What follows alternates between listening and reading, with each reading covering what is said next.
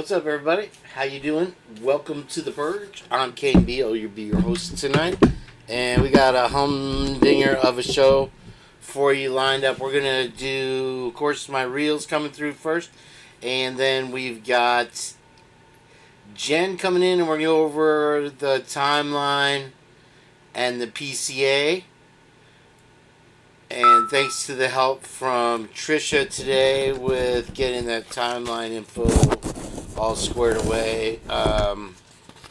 So if you're this first time to the Purge, hit that subscribe button and join us in the chat there. I'm Mooney Vale.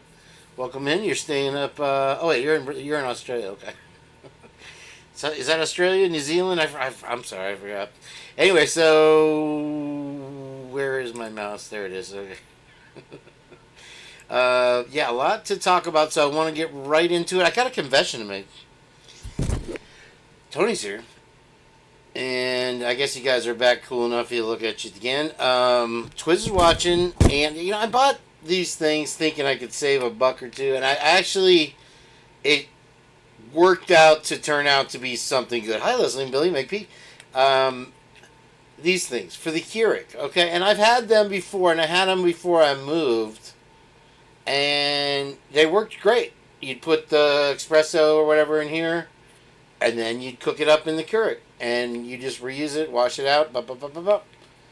These ones I put in there, and I was getting coffee grounds in my drink. And I drank them, and apparently your body doesn't digest coffee grounds, so it really hurt. It was going through. And so I'm going to try to return it. I don't know. Hopefully, I hate to waste $5 on something that doesn't, but the old ones used to work, so I don't know what happened. Wally World is in, they got them everywhere, but they don't work. Okay, so I told somebody, Mary Holt, I don't know if she's here, that I'd play a tune, and I'm still in. Let's see.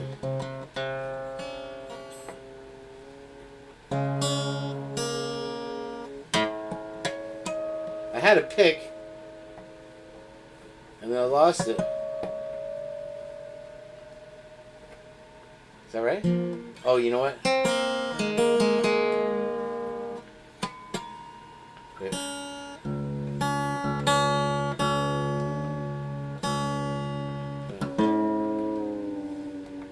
I was in a wacky tuning there. Thanks to Chelsea Whitaker for that one. Trying to get me a cello tuning. Wow.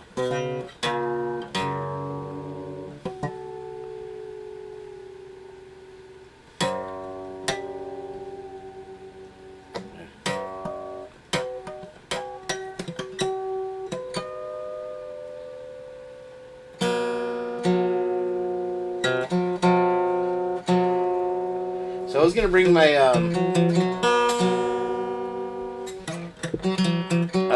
fancy Idaho4 keyboard out for this.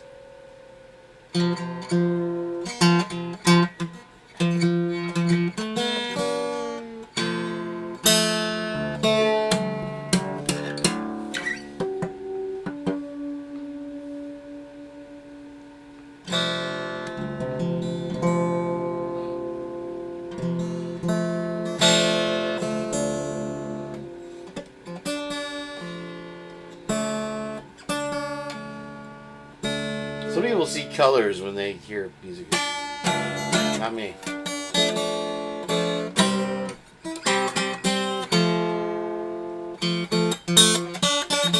Some people also use guitar tuners. So the Jackson, it's still there. I didn't take it today. I couldn't find the jack that the guy's got to put in there for it. But that's coming up. It will be tomorrow. I know where it is. It's over behind that cabinet. It's a G-string. He's always getting in the way.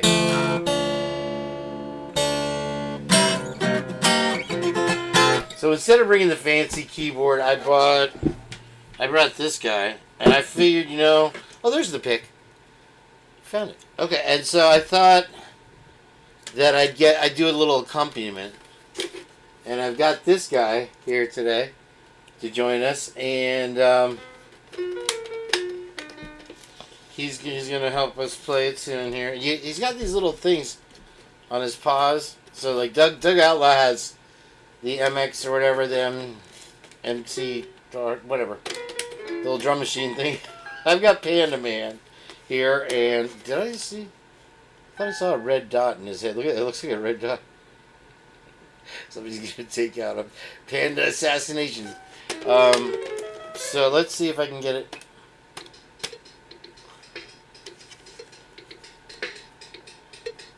I will leave it right here.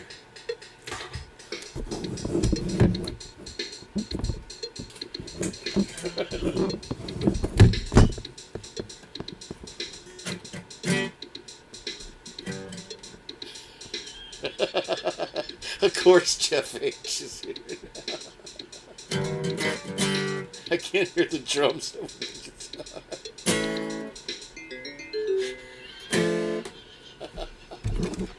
Alright, that's my... I had a song I wrote for Mary Holt, and it was good. It was something about don't do something, don't do this, don't do that. It was funny, and I forgot what it was. I gotta start writing stuff down. Like, it didn't matter, you know. I've been waiting all day for this, and it's frozen. I think it's frozen. I'm pretty sure. I could start busking during the thing. Whew, it is warm here in Florida. I saw that it was 34 in Moscow the other day, and then today they're warning you got to drink water that it's 100 degrees. So, well, you know, pretty wild range of weather we've had this year. Let me bring this back down to a normal size. Am I the right one? Yeah. I don't know what normal is anymore. Let me see. Okay. Alright, well, thank you for being here, everybody. Like I said, I'm Kane B. If you hit that subscribe button, I really appreciate it. Tony Stevenson is here.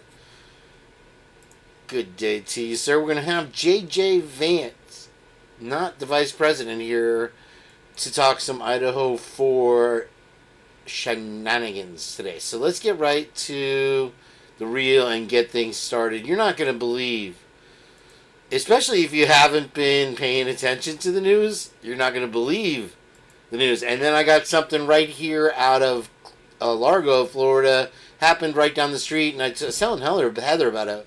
Lucy Morningstar, the Evil Dark One. And I drove by the house, and at that time, I did not know where the house was. But I did see the house where this murder occurred.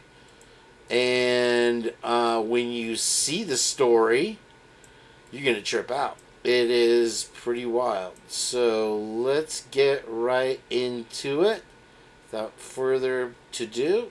And away we go. What? You need your treats in there?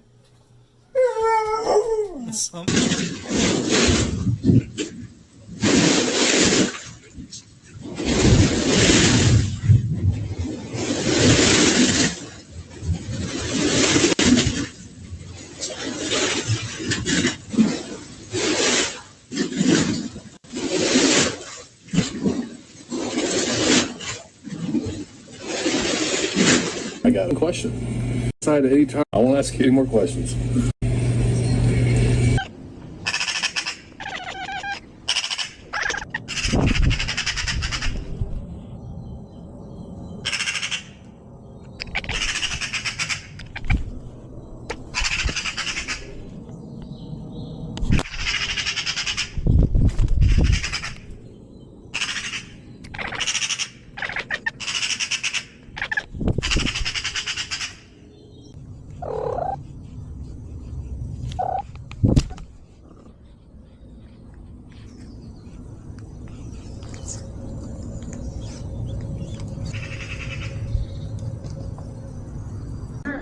I'm a Purge, you can't sing the top of it. Couldn't then, even she said, couldn't sing at all. They used to turn the mic off so that it wouldn't come through.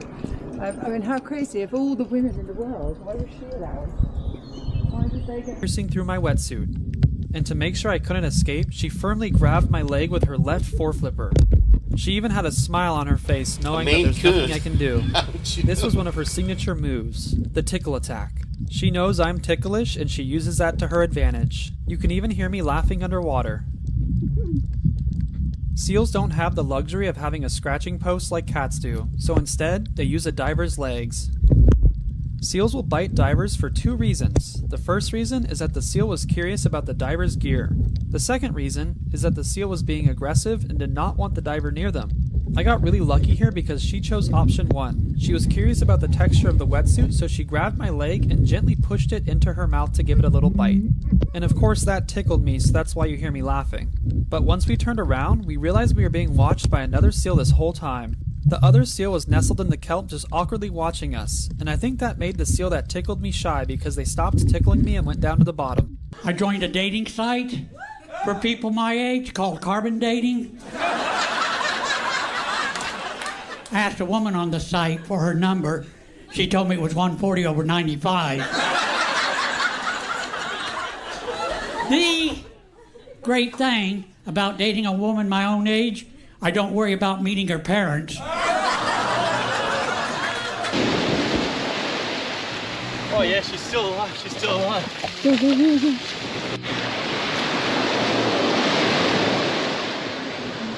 What? Just go ahead. Oh yeah! Good job. Go! Yes! Woo! Go!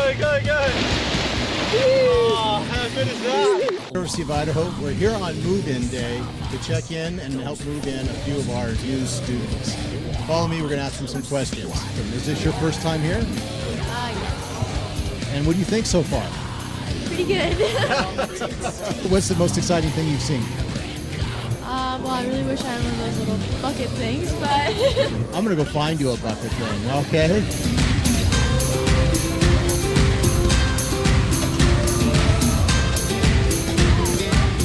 What has excited you about move-in day? Just how it seems like everybody here is in a family and it's a real like community thing, and how helpful and organized it is. So I really appreciate that. So it is truly a great community here. Why did you choose the University of Idaho? I liked the campus when I came to visit a lot. Because it's only 3 hours from home.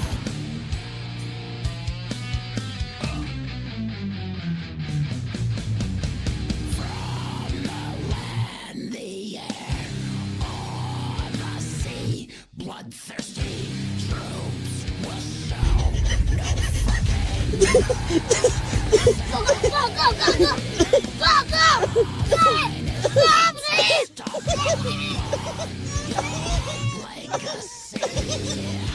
So have you been drinking? Yes, I have. I've had 5 or 6 small batch bourbons. That's a lot. I'm going to have to ask you to take a breathalyzer test. Go, runner! Stop running! Try to catch me! Ranger Rick, stop! Oh, okay. Oh, yeah. Oh, woo! Yeah, look what I'm doing. Look what I'm doing. I handled this perfectly. This car's so powerful. Oh, yeah. Oh, wait, this is not my car. This is not my car. I don't have a gun on my car. Hey, Corbin. Hey, play it cool. Play it cool. He's not going to know this. He's not going to know this. Control my breathing. I got to control my breathing. Oh, no. He's slow. Stop the vehicle! Officer, are you in need of assistance? I'm back up. Stop the vehicle. I'm back up. Stop the vehicle now. I see you. Stop the vehicle. I see you. Get out of the vehicle. Hey, here's the good news. I came back. Let's just talk about this. How did this happen? We're living in a nightmare, Danley. Well, what are people saying? One man was saying, help, help, help, I'm burning. You there with the microphone, help me, I'm in the car burning, help. Fascinating. Keep us posted, Ryan Lee. I'm going to go to lunch. If you're just joining us, nothing matters anymore. We sent Megan Lee Fox to investigate. Megan Lee. You're live, Megan Lee. What? Never mind. We're going to go now to a parentless bird. This bird has no parents that we've seen. Its life is in shambles. When asked, the bird had this to say. Speaking of birds, let's check in with our eye in the sky, Timothy Chalamet. Timothy, how's the traffic looking? There's zero traffic up here, Danley. That must be nice. I'd love to get my Dodge Camry up there. The heavens are empty. The war in everywhere continues to rage on. We go now to our war correspondent, Pedro Lee Pascal. Pedro Lee, what can you tell us? The Applebee's is closed. Like? It's not open. You can't get in no matter how hard you scream. Where are people getting their food from? Seems like they're dealing with a quick, life-ending explosion. Let's take this moment to go to a commercial break. Are you old? I'm old and ashamed. You should be, and for $1,500 a day, you can be the parent to this bird. You'll receive this commemorative Iran-Contra affair tote bag. Call 555-BIRD-DADDY.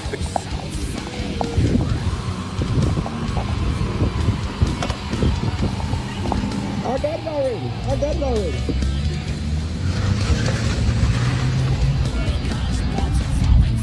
Go ahead. Just go ahead and leave it. Playing out a lot like a Taylor Swift song. While the world is focused on the Elon Trump tweets, Florida sheriffs are getting arrested. Osceola County Sheriff Marcos Lopez was arrested for racketeering. Evidently, he was a part of a $20 million illegal gambling operation that spans Central Florida.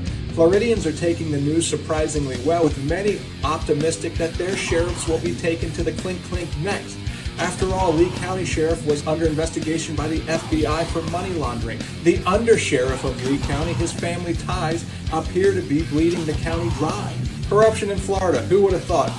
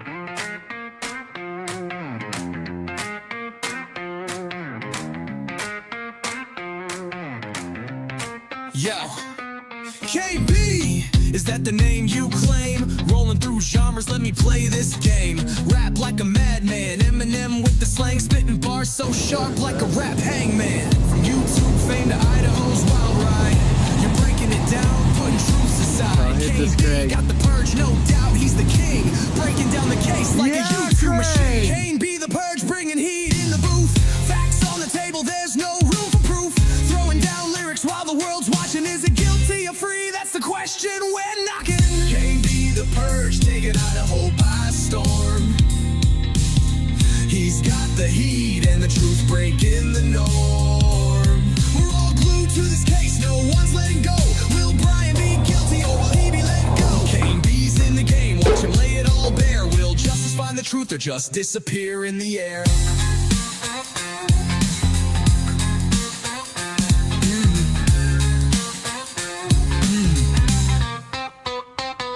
Here's my bubblegum pop, you ready or not? Kane B's in the mix with the case so hot.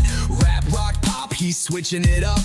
Dancing through the genres like a youth World Cup. Got Kane B. This animal doesn't fear anything because the capybara might just be the final boss of the animal kingdom. We're talking about a 140-pound walking potato surrounded by over 100 crocodiles, and it just wades in like it's clocking in for work.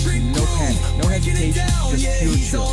Somehow, no one touches it, not even the crocs. Literal prehistoric death lizards who'd snap a bird out of the sky for looking at them wrong. But the capybara, they give it space. They treat it like it's got plot armor. This isn't bravery, this is something else. It's like the Morgan Freeman of the jungle, or the Keanu Reeves of swamps. Everyone loves it, no one messes with it. This thing has mastered the rarest power of all, universal friendship. It vibes with monkeys, ducks, turtles, cats, caimans, even predators that could end it in 2 bites. Now here I am, R&B vibes on deck. Let's get a little smooth, but don't forget I'm bringing humor, I'm bringing the sound, but this case got us all spinning round. KB with the truth, it's hard to ignore, like waiting for that next chapter in the lore.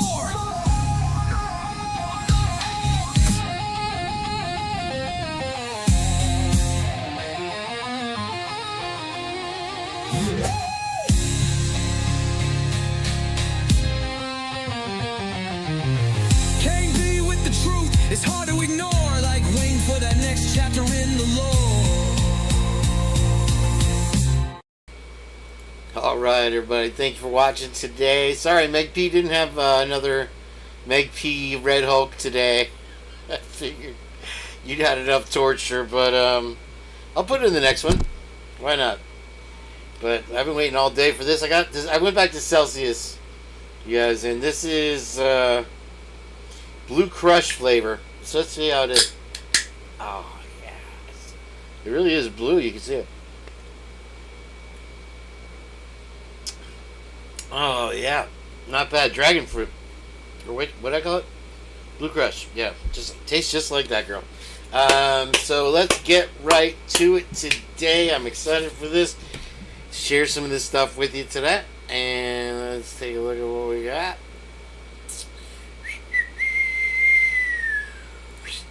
Mom is watching today. Let's get rid of this. And I'm going to try to run straight through without giving JJ a break today.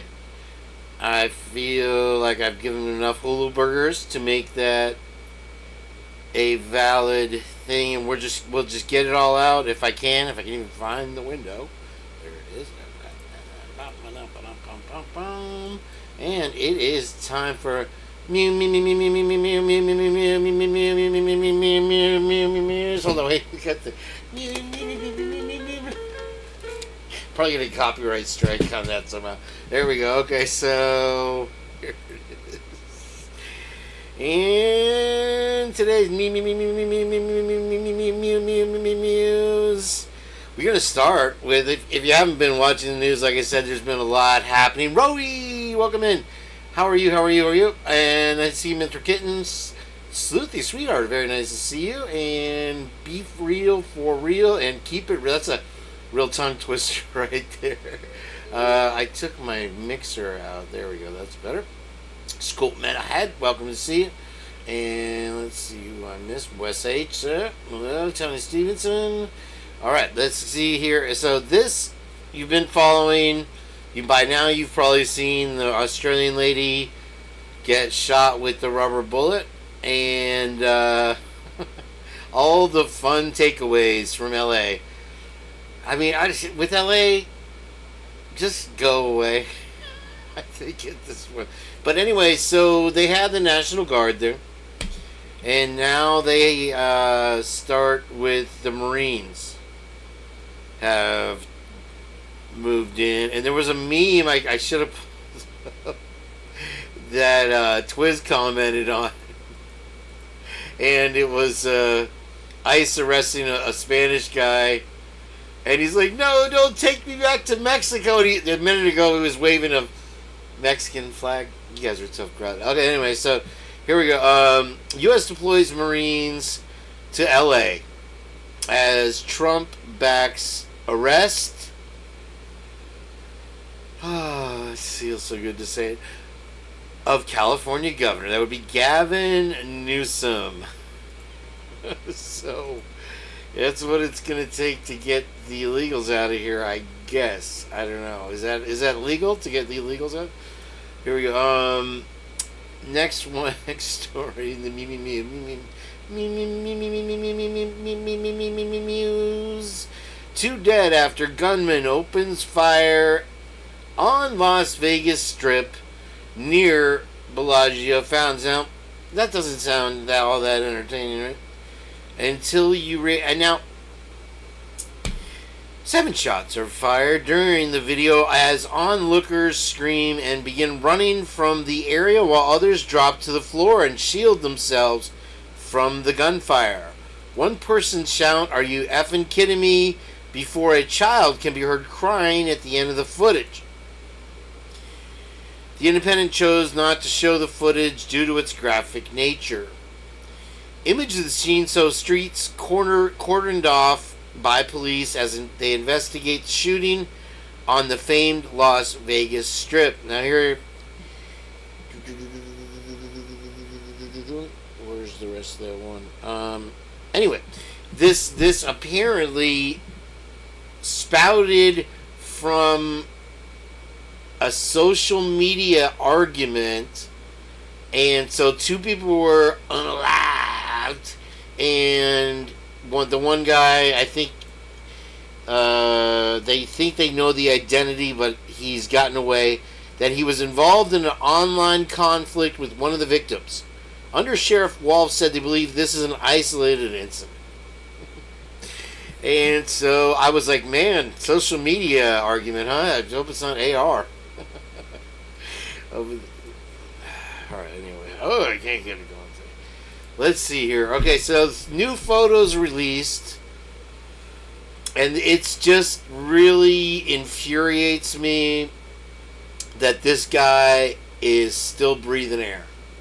Okay, and then this is the SOB that unalived his own daughters, 3 daughters. And now we've got surveillance footage of him still walking this earth. Man, if there's anybody that ever deserved to be taken off it, it's him. Moving on. Okay, there's the Las Vegas Strip shooting thing. Alright.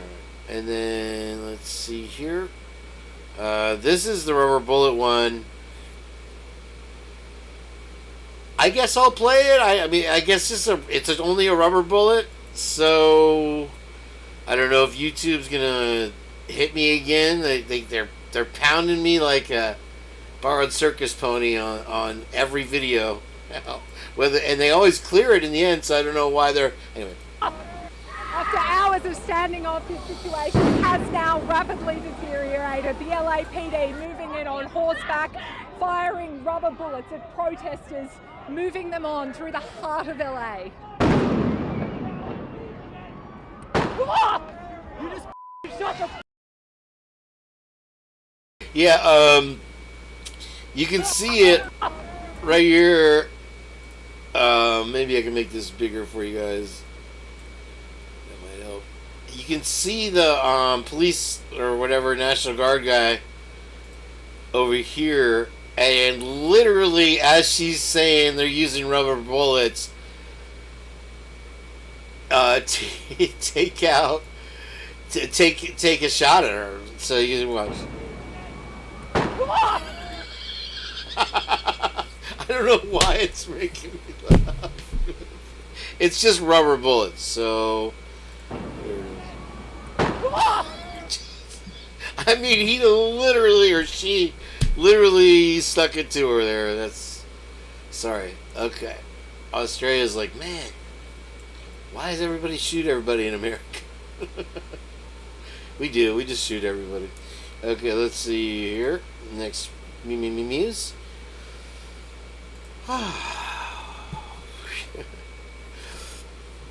She always said, I'm going to be famous, Dad. Teen loses her life after viral TikTok dusting challenge. Did I already? I did that one already. Okay, that was left over from last week. So. Okay. There's this. Yeah, I read the article, and it was a bunch of science yabba yabba. But anyway, they isolated him. Let me get it. Okay. Moscow forensic detectives recognized for excellence by Secret Service. Isn't that weird?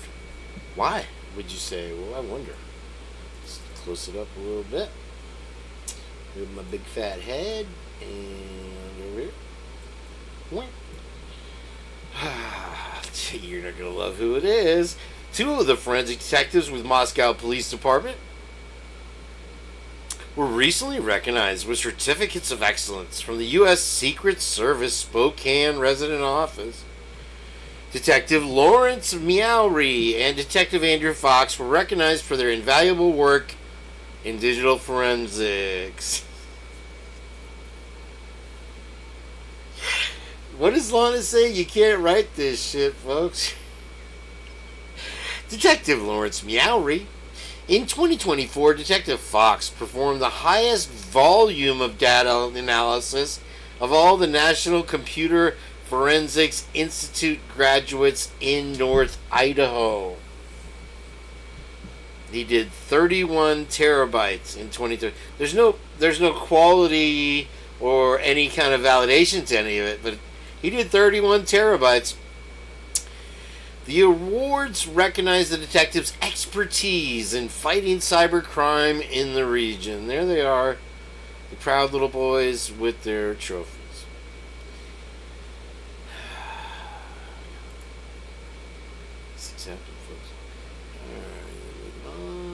Sorry about the AC. I got it full blast because I am not going to sweat my way through this. FBI discovers cash, and this is from, obviously, Miss Potts and Miss Lucy Morningstar there. And they were raiding a home in Washington, and they found stuff in there. Not good. Not looking good. And these are the two that were arrested there. They look like a couple stand-up guys. Here it is. Largo. Mew. What sound does a panda make? Does anybody know?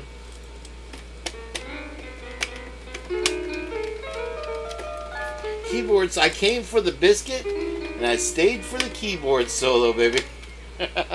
Hey, Cummers. Alright, let's see where we got here.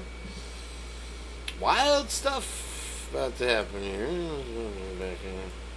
So this was, like I said, down the street from my house, and it's a trailer there in Largo, Florida. And I drove the street, and at that time I was going to ask the neighbor walking the dog. I asked her if it was Saunders Street, and she said yes. But fan is talking back.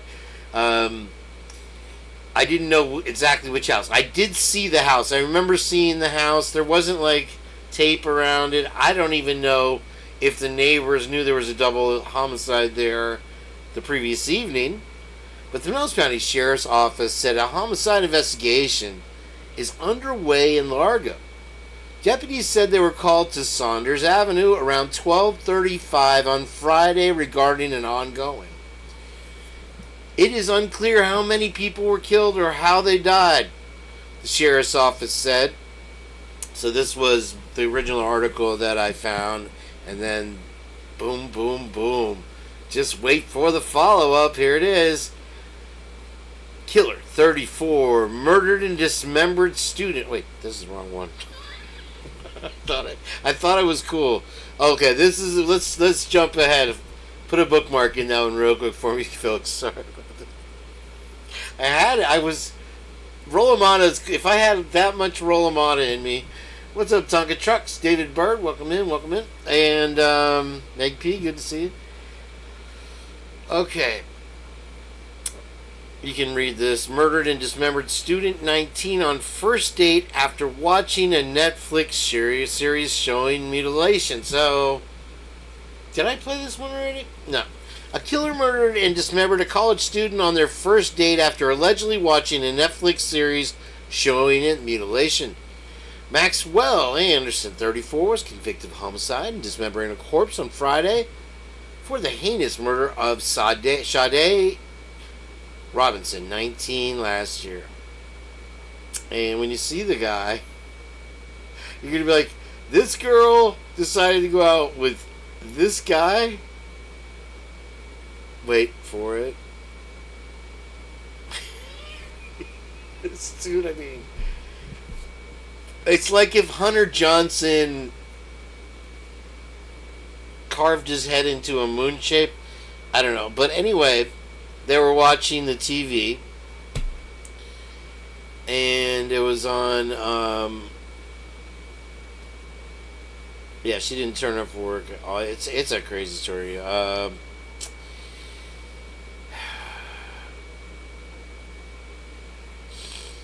The Netflix series, one episode of the series called The Drowned Giant, portrays the horrific mutilation of a human body on the beach. In a chilling similarity, prosecutors have claimed that Monster Anderson dismembered Sade's body on a beach in Wisconsin overlooking Lake Michigan. Juror Melissa Blasco told Milwaukee Journal, I was like, blank, that's disgusting, because that could have been where he got some of his ideas or fantasies. Interesting. There it is. This is Saunders. We'll take a look at the house here. We got it pinned real quick. This is it. And let's do the street view if I can.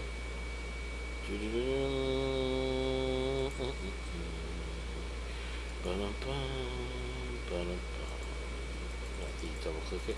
Sometimes I can do street view, sometimes I can't.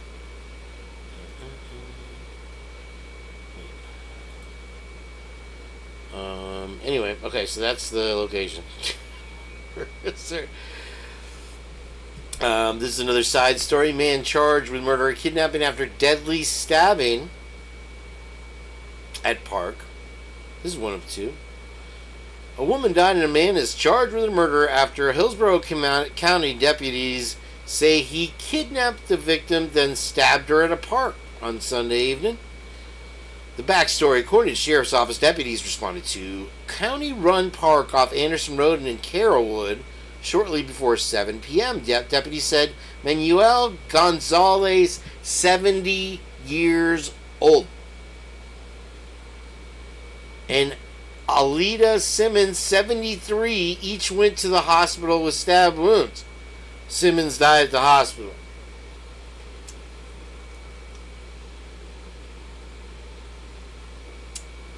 They got him on first degree premeditated.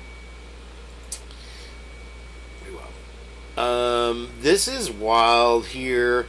Tampa resident charged for sending threatening message to kill on social media, and the maximum thing was 5 years. I thought it was a little related to that Vegas thing, so I put it in here. Let me move my high resolution monitor here.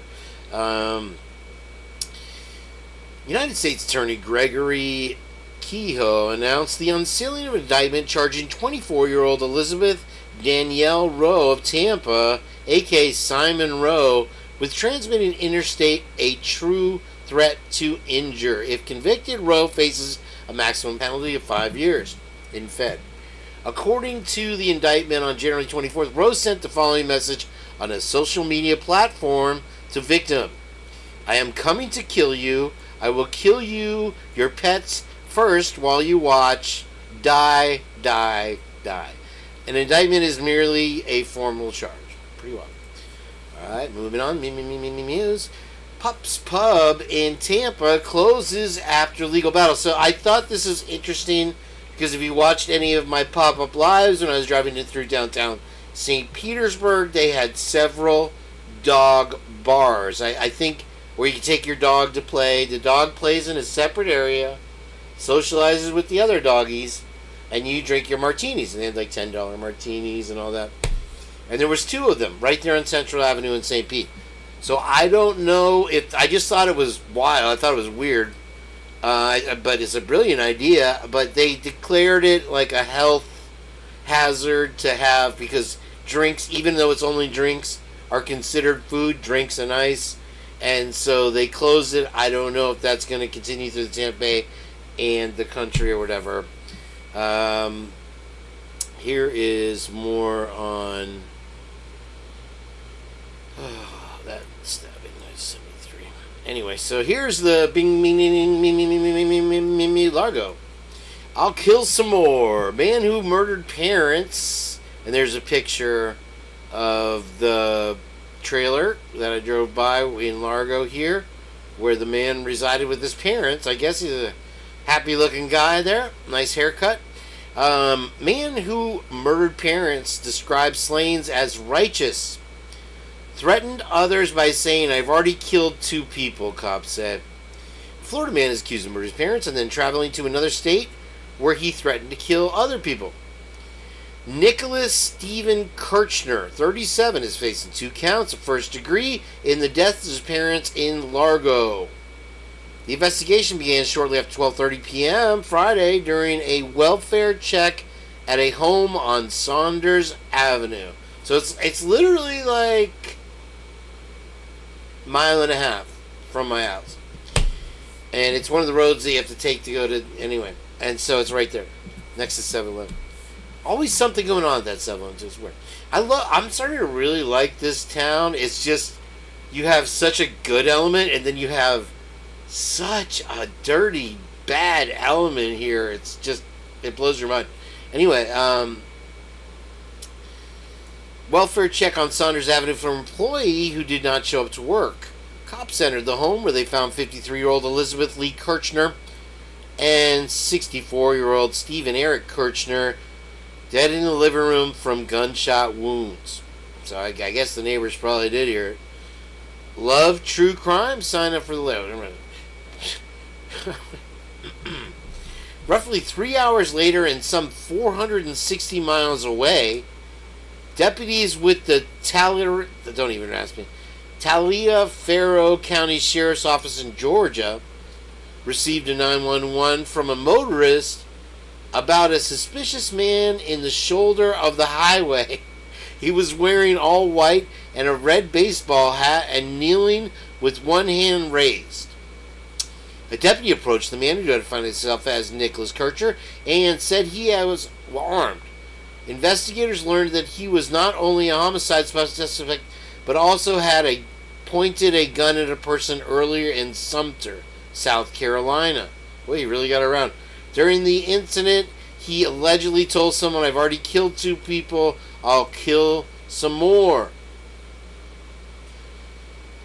South Carolina. Fox affiliate reported the suspect threatened several people at gunpoint and ordered of them to enter a home to retrieve an item. He said he would shoot the person if this demands were not shoot the person. After he was taken into custody in Georgia, he admitted multiple times to killing his parents.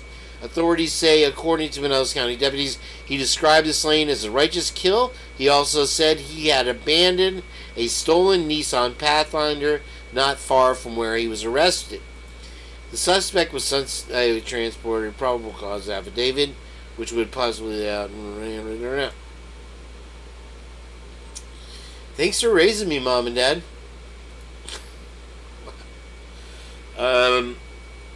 So I don't know okay. Largo Commissioner apologized for online posts targeting city police. A City Commissioner, Michael Smith, issued a public apology for a May 18th social media post that disparaged the Largo Police Department, following what he described as a horrible incident fueled by alcohol, Ambien, and an argument with his partner.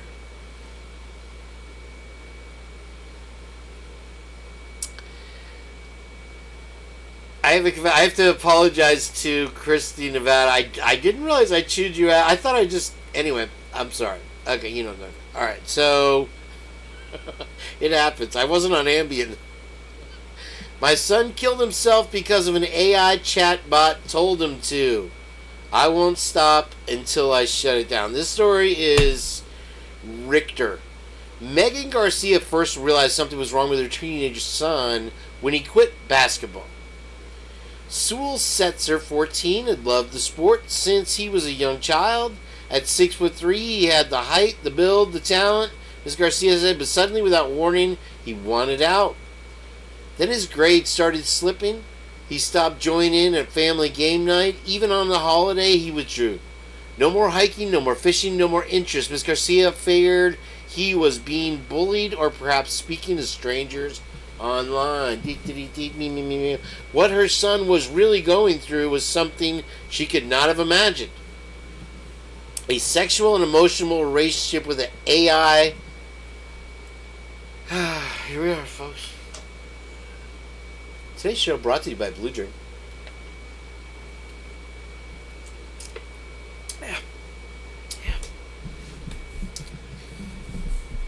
going to read it again, just in case you weren't paying attention. Dan the man. What's up, Big Dan? Alright, so what her son was really going through was something she, or any of us, I don't think, could not have imagined. A sexual and emotional relationship with an AI chatbot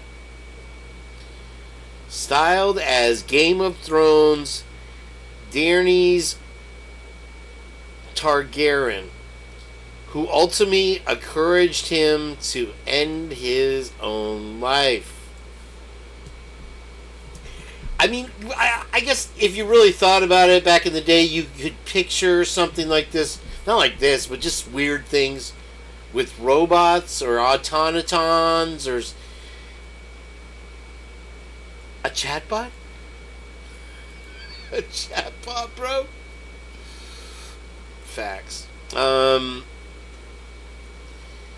In February 2024, Sewell asked the chatbot, "What if I come home right now?" The chatbot replied, "Please do, my sweet king."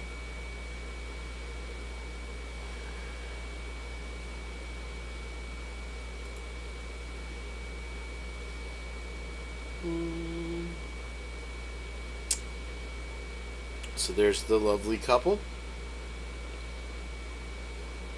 Some of the chats became sexually explicit.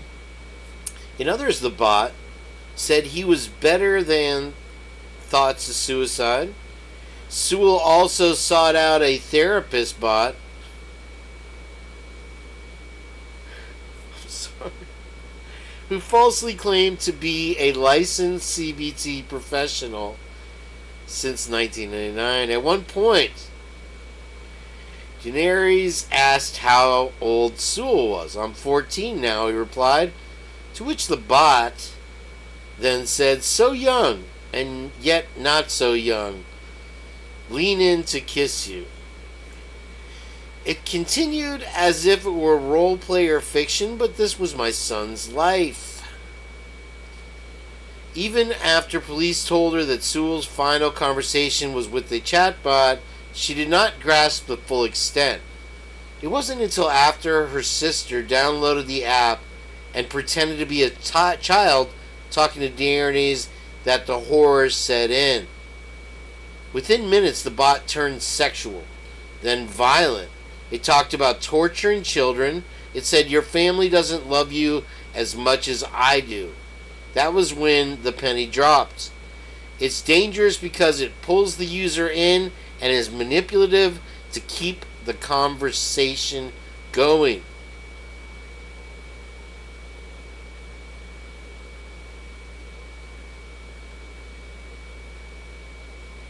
So we'll see where that winds up. Whew. Public lands sell-off is back. Idaho's delegation must fight it.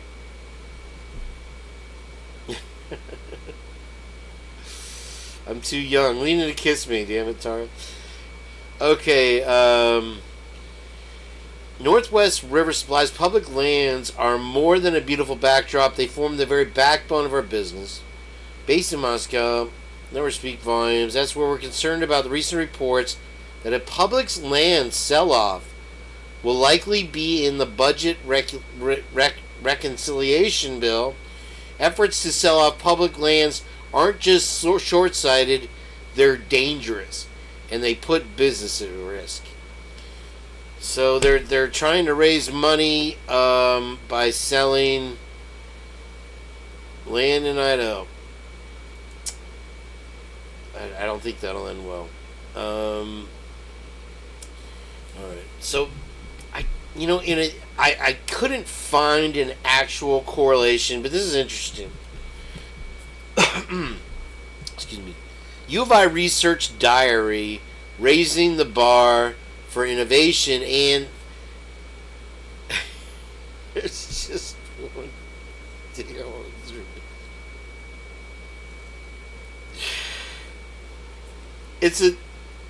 It's a diary about milking cows. At first I thought it was something new with the new Hadron Collider over there. Cafe located near Rupert is scheduled to commence milking operations by early 2025, starting with about 400 cows in the first year and gradually ramping up to about 2,000 cows to reflect the size of an Idaho. I'm sorry. I should have taken that one out. Here's another one. I love this town. I'm starting to really like this town, but they make it hard to live here. Largo man arrested in Riverview after fleeing traffic stop, hiding in the woods. You would think this guy's old enough to know better.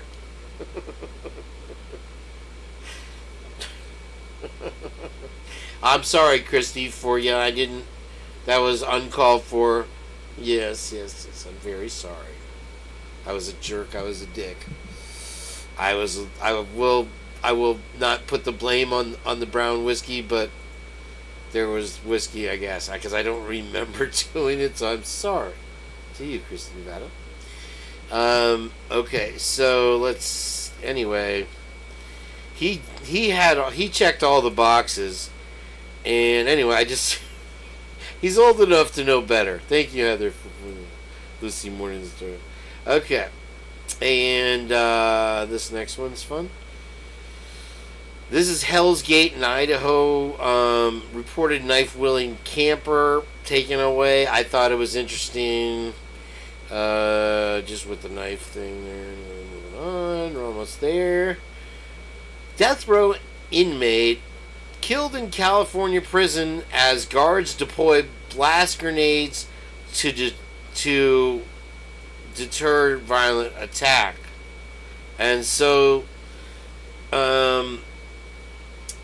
it's just oops, another prisoner died. There's no investigation. And so whether you're important or not, I'm just kidding. It could happen, and it could happen just like that. And so, anyway, all right. Moving on. I think we're there. Oh, we got that. Okay. And what is this? We've got passion. We've got determination. Oh, this is that. No, he's gonna probably copyright strike me. Okay. I asked for permission to play this. Oh, no, this is something different. I did ask the guy for permission to play his video, and he told me he wasn't comfortable. License it to a... there's a better shot of the house in scary Largo. There it is. And he's taken 2. He's going to take 2 more. What a winner. And finally, in Mewmamamewmamewsmews, 6 killed in small plane crash off the San Diego coast. And what it looks like is, this is Point Loma, where there's a large, this is the Ocean Beach Pier, and on the other side of it is, on this side, is Point Loma, which is the Naval Air Force Base, and also Coronado Island, where a lot of top brass retired to, and there's a large memorial graveyard. And it looks like what happened was you have, it was a 2-engine Cessna with 6 aboard. It looks like they took off, and I don't know, somehow got lost out at sea, like Bermuda Triangle style.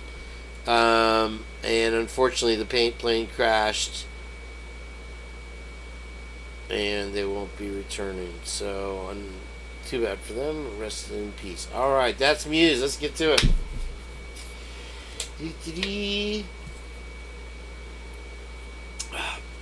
What's up, nothing? How you doing?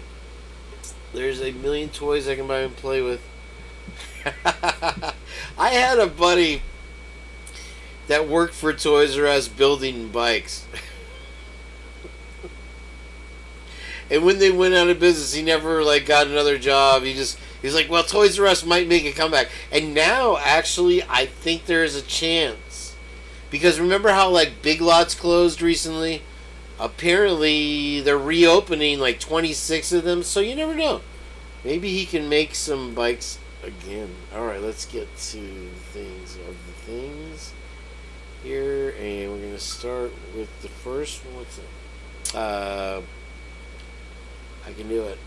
Brain work. Here we go.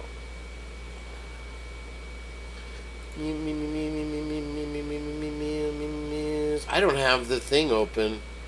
Sorry if you were trying to get in here, JJ. I wanted to get through all that. Pretty wild news today, especially locally here for me. Let me open the window. Sorry, JJ, if you were trying.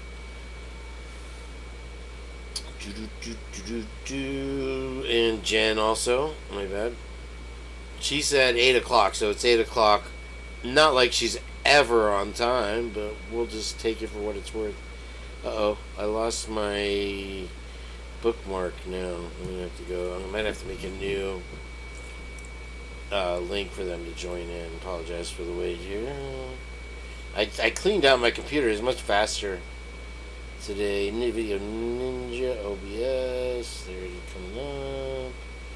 Let me see if I remember. What's the name of the room? Black 333. That's right. I don't know if it was capital 333. Come up.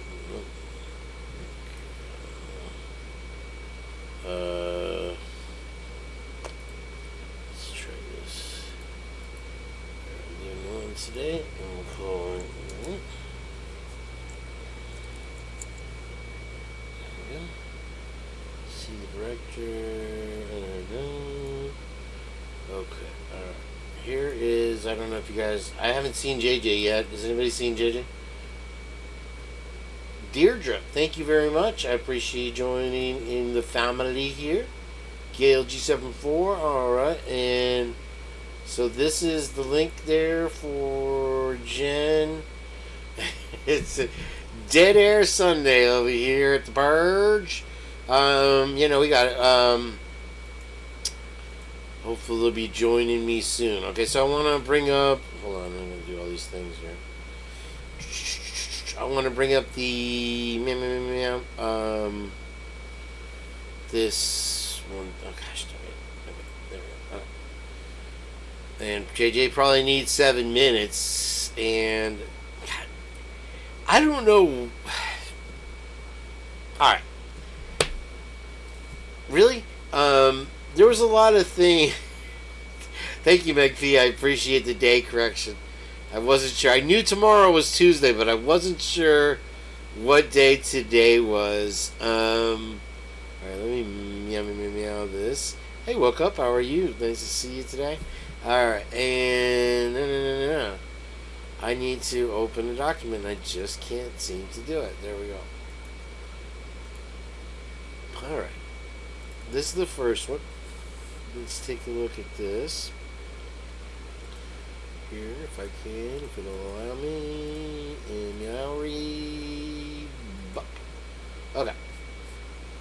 So thank you to Echoes of Clarity for they live. You always cracking me up, dude. I was watching a clip from that movie the other day. I tell you, Randy Roddy Piper really did some great acting. It was Randy Piper in there, right?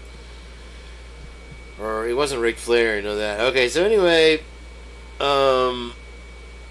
this is a look at a lot of the timeline stuff here, and then what Jenn wanted to do.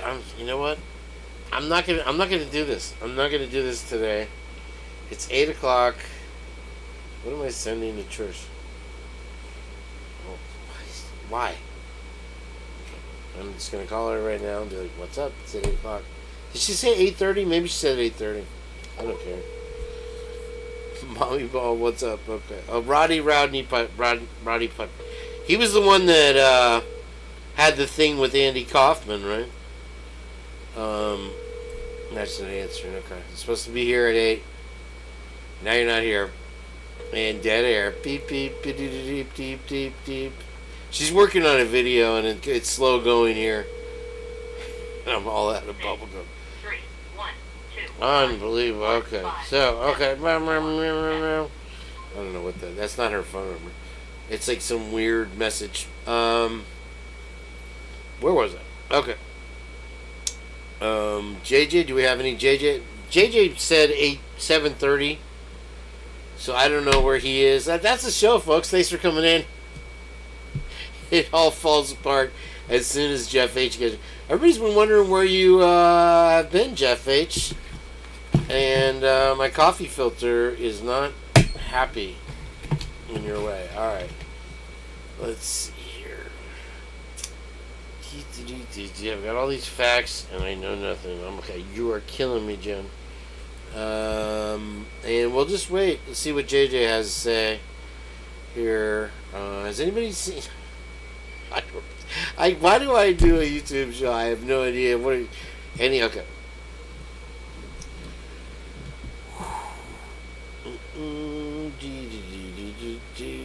So, okay. Damn, I forgot. Hold on. I've got something new. I forgot about it. From the dark one here. She says she's going to copyright strike me. This has been...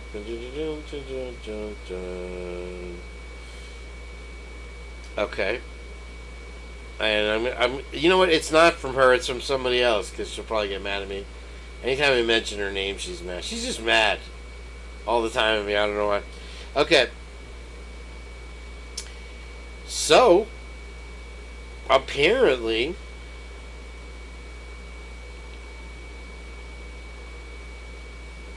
and you may or may not have heard, I had not heard this, but it's pretty wild. First fact of the day. The defense is calling the VP of Sigma Chi as, I guess, a witness. So let that sink in for a minute. First question. Yes, Mr. VP, why did you delete the social media posts for the last 2 years on your website right after the crime? Well, Lana did the walkthrough. Never mind. Alright, so next thing. We were looking at the timeline, and I thought, you gotta be careful out there what you listen to and what you read. There's been a lot of wild stuff lately. One of them I heard, and I think I just read the title because I don't think I watched this person's content, that Bethany's car was seen speeding away from the crime. And I'm like, Lucy, is that real, Josie? And I'm like, you got some explaining to do. And she's like, no, her car was totaled in 2021 or whatever. So, like I said, you got to be careful what you watch out there. And then there's another video I saw on Tommy Jude with allegedly now the cleaned up of what did you tell Adam, and there's all these additional excerpts from that. I've yet to let's see if this is Jen. Better be Jen. I'm telling you right now. Give me a few. Okay, alright. I'm dying here. Hello, Chief. Welcome in. Long time no see. Very nice to see you. Alright, so let's keep it.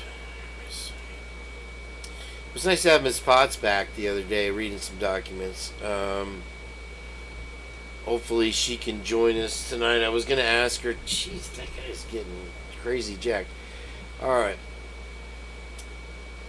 So wait, somebody was supposed to send me the probable cause affidavit. Let me hide this so Trish doesn't have a heart attack here. Let's see here. It should be there, and there. Nope, it's not. Okay. One more time. Dead air. People leaving in droves. So I think Tommy's on. Let's go over there. It's a better chat anyway. Let's see. What am I gonna do? I can't stop. Oh, I got a new message from LinkedIn. Isn't that interesting? Let's check that out. Is it 4:30 in the morning? Because I need to look at my new message.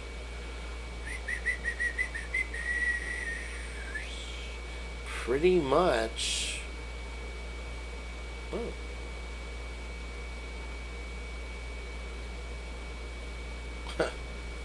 Let's see what else. It was from a graphic design offering me to learn with them. Yay. Okay. Alright. I'm going to call my dad now. Oh, my dad said can't do it. Okay. Yeah, here it is. JJ, I will be there at 7:30. Slight delay on way back to HQ. And that was at 6:15. So I'll be online at 7:30. Oh, 8:30. He's in Central Time. Got it. He didn't put that, but I figured it out all on my own. Let's see if I can find the PCA. Here we go. Wait. What the hell?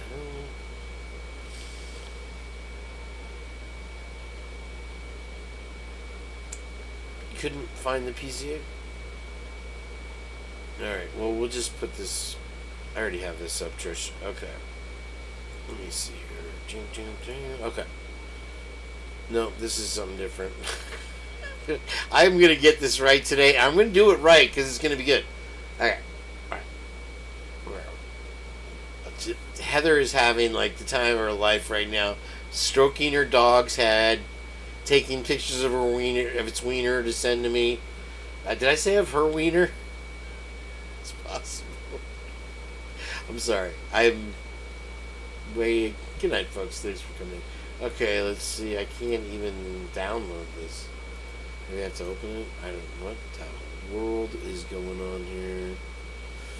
Okay. It's just the email, so if I dox your email, it's your fault. Sorry, jerk. No, look at all this work. I won't. There we go. So window capture over to this one. And I'll make it bigger so you can't see my email information, I guess, whatever. Okay. Overview of the PCA structure. The PCA was written by Brett Payne in Moscow. Shut up, Heather. I knew you were going to love that. Oh, by the way, Love Tina's here. Okay. So I wanted to know her to know that I was thinking about her. And that's why I brought this to the table today. I didn't have any payday bars. So I thought I would eat her pie live on stream. And it's a blueberry. So I got this. And since JJ's a little bit late, I guess we'll have to go ahead and get right into food. That guy, he goes by... You see it? You see it, right? He's like 90 years old. And he looks like Rocky 3. Alright, look at the pot. Yep. I brushed my teeth, so I'll probably wait on that, but I will eat the ever-loving out of your pie, Love Tina. Okay, so let's see here. Sorry. This isn't a format we can all understand here, so watch this. I need to make this bigger. I can't see anything on my high-resolution monitor. Hopefully, you guys... Let me see if I move this, if it matters. Yeah, it does. Hold on.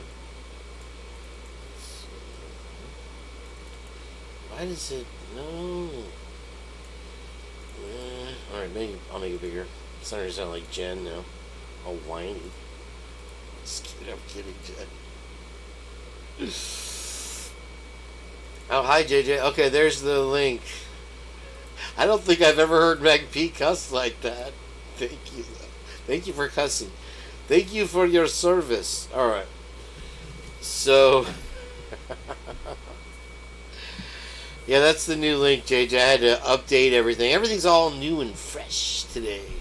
Overview of the PCA structure written by Payne. Victim info and scene details. Surviving roommate's account. Let me make this bigger so we can see it. And now you can't see it at all. No, it won't go over there. Oh my god. That's this word. Stop laughing, Heather. I swear. Alright. Timeline. Via digital surveillance. That one always throws me off guard. But it's obviously the CCTV cams, like a 1112 and whatever. Forensic and phone evidence, Koberger's car tracking, DNA match on the knife sheath, justification for arrest. Crime scene summary. On November 13th, 2022, at 11:58, a 911 call reported an unconscious person. 4 people found unalived. Each victim was stabbed. A leather knife sheath supposedly found. Alright. Surviving roommate account. Dylan was asleep on the... Hello? Oh my gosh. Well, I got somebody to support me today. Welcome, welcome. Who is this?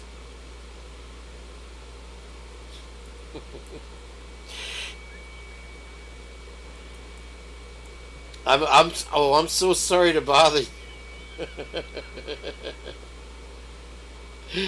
It's like I tell Heather, this is my TV time. Leave me alone. Here, hold on. Let me see. Oh, that's what she said.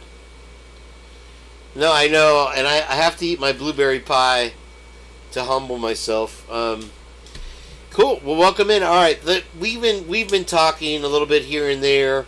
Can I take a little 5-minute breather, because I've been on the hot plate for the last 20 minutes with my coffee filter here. And can you do a little intro on whatever you want to talk about?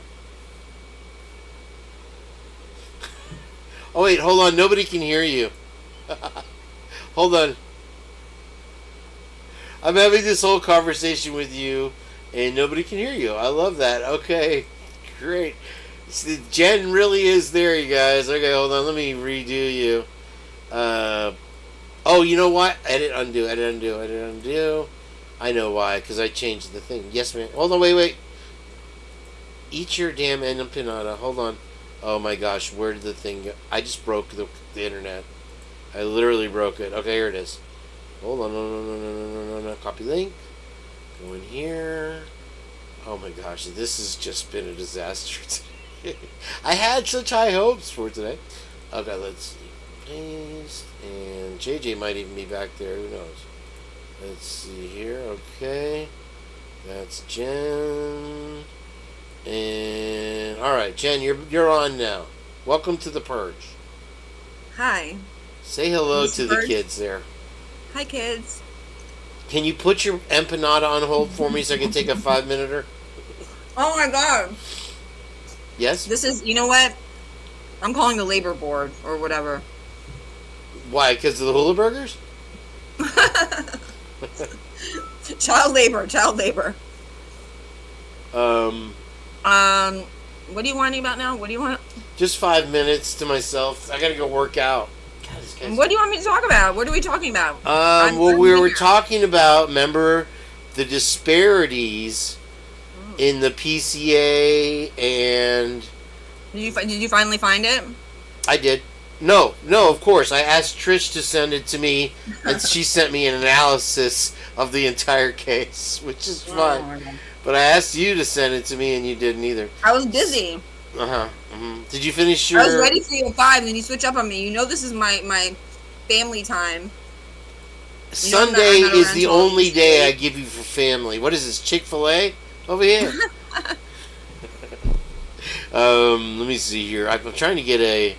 But I was trying to tell you, I might have to, run outside for a second, because... Somebody's digging in your yard? No, because I have to bring out, my friend's charger. Your hot friend that argues with you about the show?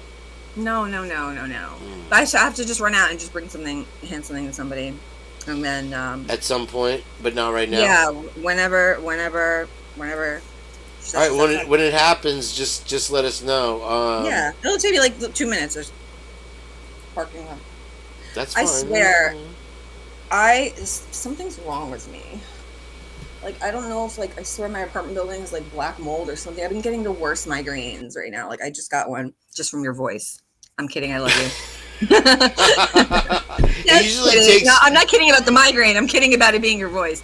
But no, seriously, like, I haven't been myself lately. I've been, like, having headaches, and I don't know, like, something's wrong. That was the best slam I think I've ever gotten. That was... All right, I'm going to leave you on your own for 5 minutes. 2 minutes. Just give me 2 minutes. So, where's the PCA? I don't know. Don't you have a copy of it? Yeah, but how can I put it on the screen? You can send it to me in my email like I asked you to. This is not my job description.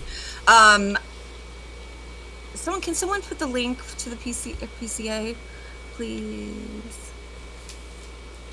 I'm just gonna eat my pie. Which PCA do you want? 'Cause there's you want the real one or the real one? Or the fake one or the fake one? The fake one or the fake one, I mean. That was my point. I want to go line by line through this PCA and just change everything we know that's not correct, and then see what the end product is. You want to do that? That's exactly what I want to do. All right, well, you need the PCA first. All right. Well, of course, Miss Lucy Morningstar comes through in the clutch. So, let's put... Oh, Meg P, you got right in the way there, Meg P. Hold on. Okay. Can you hear me? I just muted myself by accident. I can, and it's giving me a headache. Oh, gosh. There he is. My man.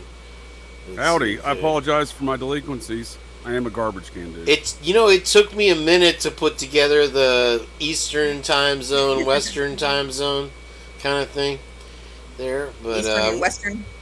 I was tuning in. You're doing a fine job, sir. Is there a Western time zone? Jen, if you're gonna nitpick, I'm really asking. I didn't know if I was like absent that day in school. I wasn't being facetious. Now I am, but I really wasn't. How many days did you miss? I don't even know all the time zones. What do you have, like Pacific and Eastern, right? And like Mountain? Right? Is it 3? How many time zones are there? I'm the dumbest smart person I know, like honestly. That's how Lucy describes herself also. What are we talking about tonight? I heard you talking about Toys R Us, Kane. What's that about? My friend used to build bicycles there, and it was his career. He did very well because he got like $100 or $50 a bicycle, but once they closed, he never got another job. So that was interesting. It was so much fun to bring kids to Toys R Us, like, and see them like all excited. What do you mean? That was fun. It was fun for me to go to Toys R Us. Yeah, same. They had like Darth Vader toys and you name it. Like as a woman, when you're pregnant, like going to Babies R Us and scanning all the shit with your fucking little gun. I want this. On my registry. It's so much fun. You can't do that anymore. It sucks. Well, I hear you. I used to get drunk at the original Toys R Us. Is there an OG Toys R Us? I didn't know there was more than one.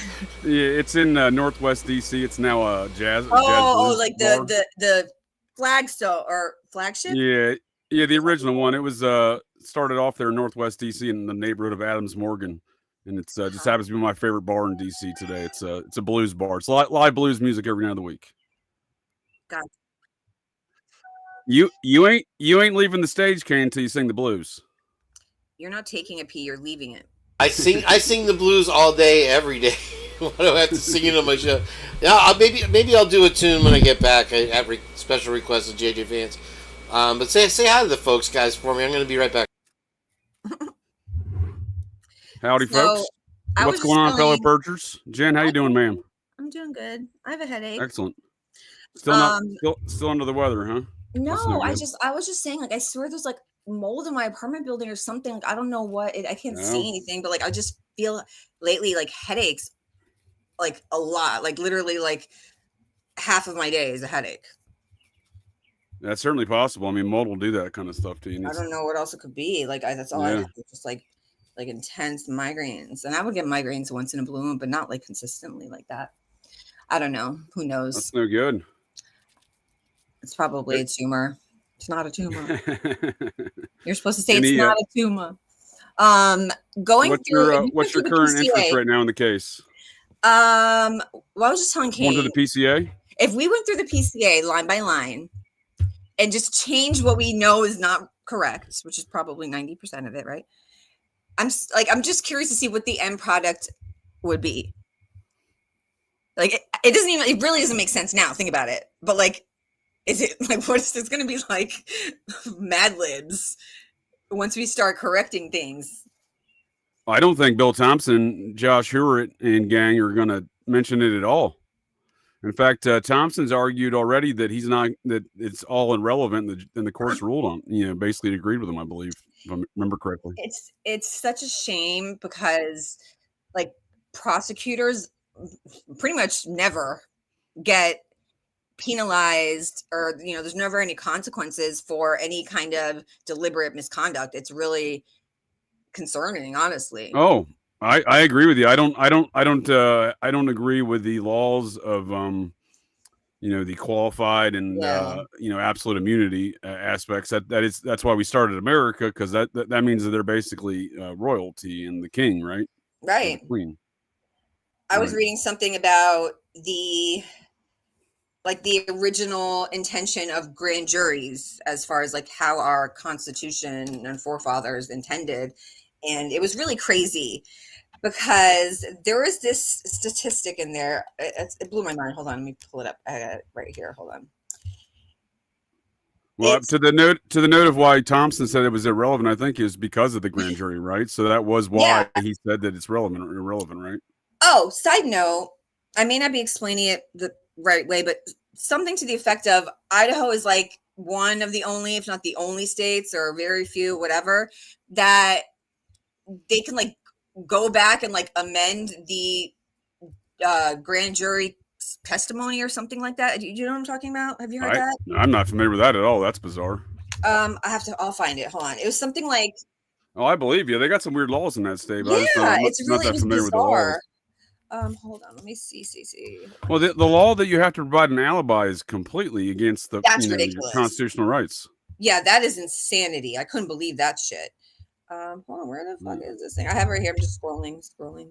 No.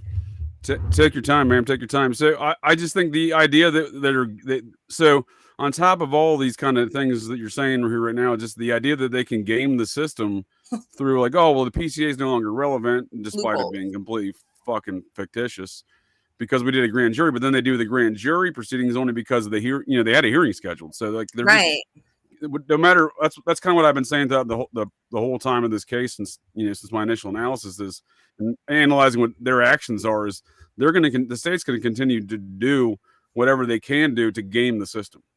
Exactly. They're going to take whatever advantages they have. So I was reading this thing about these are a little bit past advantages, though, right? I mean, they're really bending what is and is not legal, in my opinion. But yeah, 100%. Go ahead, please. So in this, I don't know what year this was written, but basically, out of 162,000 cases, 161,989 ruled in favor of indicted. So it's like, that saying you can indict a ham sandwich. Like, they really ain't kidding. I could not believe that. It's like pointless to even have it. I don't understand why it's still even a thing. I totally agree with you. There's very few things in our current judicial system that I agree with.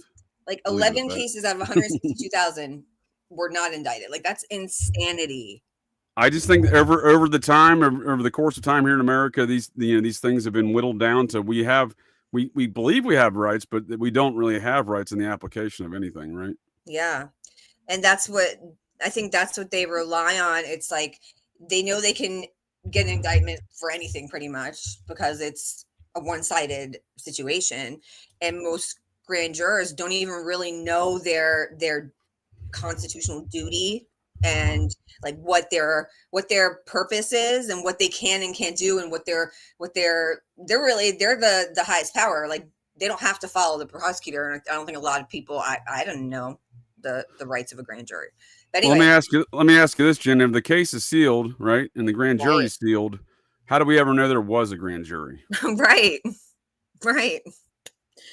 And people end up taking plea deals 90 whatever percent of the time. I don't know what the percentage is, but I know most times people will just get scared because it's like, okay, wait, shit, if I don't take this plea deal, then I'm gonna get all this extra time. It shouldn't be like that. Like, it's not. That's just bullshit. It's like a lazy way out. Like, why can't just evidence, guilty or not? Like, period. I totally agree with you, and it's just the criminality of, again, there's just some, like, if you get charged, I mean, like, the whole idea of the judicial system being an objective process in which to prosecute criminals in this country is, as you just replied, laughable. Yeah, it definitely is not. It's not what it was, the way it was intended, and that's what people can't always grasp. Like, people can't separate the action from the person, or like the process from the crime. You know what I'm saying? Like, you may not like this person, but you still there still can be corruption and a shitty person that's guilty at the same time. Like, people have a hard time separating, especially when you have really, really like horrible crimes. Those people just get it. It's so easy to bias someone just within a week of the media reporting on it. I feel like it's like people just make their decisions like quick. Well, that's because of the system that we're seeing play out is not a system of justice or objective, investigation. It's a system of propaganda, and this guy did it. I mean, think about the money that they would save the citizens of every state if they would just make it illegal, or put some laws in place to where you cannot say certain things before the person has been found guilty, or at the very least before the trial started. I mean, it's like a simple solution. You don't have to move now. You won't have to move so many cases to other counties. You won't have to worry about costs and et cetera, et cetera. Like, hello, there's your solution. I understand what you're saying. It's very reasonable, Jen, but the long and the short of it is we don't see this kind of activity in most cases, and the cases we do see it in, I don't know if laws are going to stop the people that are already breaking laws, and just generally speaking, I'm against new laws. Well, with media, like, for instance, the perp walk, just simple things like that. There are, I don't know what countries, but I know there are countries that do prohibit, basically, in my opinion, slander and gossip, which they call reporting. And you can't say certain things about a defendant who is by definition innocent until proven guilty. And I think that's the way to do it, because it does so much harm. It doesn't really affect things the other way around. Saying someone is innocent until proven guilty really doesn't, okay. But these reporters that call themselves, these gossipers that call themselves reporters are just despicable, honestly. Mm-hmm. You guys are doing great. Fantastic job. Thank you for covering for me there for a second. Now you know how it feels to be left on your own, right? Always great to join you here at the Purge. What are we sponsored by today? Type 2 diabetes? I've got, I switched over to Blue Drink, Celsius, and I enjoyed it. It's a dragon fruit flavor, a cosmic peach. I've switched over blue. to water. I love the dragon fruit vitamin waters. Those are good. Yeah, that's definitely good. So, all right. So the intention here today is to put Kohberger into the situation that they presented us with. Okay, and so this is the PCA here. You ate my hula burgers? Kohberger? He ate my hula burgers? Is that what you're telling me? He's going to open a restaurant called Hula Burgers. Actually, it's a bar. He's going to call it the Kabar, and they will serve exclusively hula burgers, and it'll be funded by the city of Moscow. Believe it or not. I think that's obvious at this point. So what are you asking me to do? Are you cloning me? I cloned you on the thumbnail. That's all you get today. So, at approximately 5:25 a.m., a white sedan, which was consistent with the description of the suspect vehicle, was observed on 5 cameras in Pullman.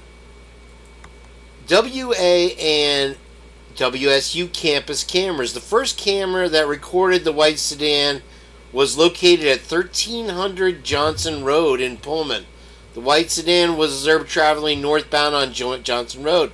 Johnson Road leads directly back to West Palouse Drive in Moscow, which enters with Conestoga Drive. The white sedan was then observed turning on Bishop Boulevard and northwest on 270 at approximately 5:27 a.m.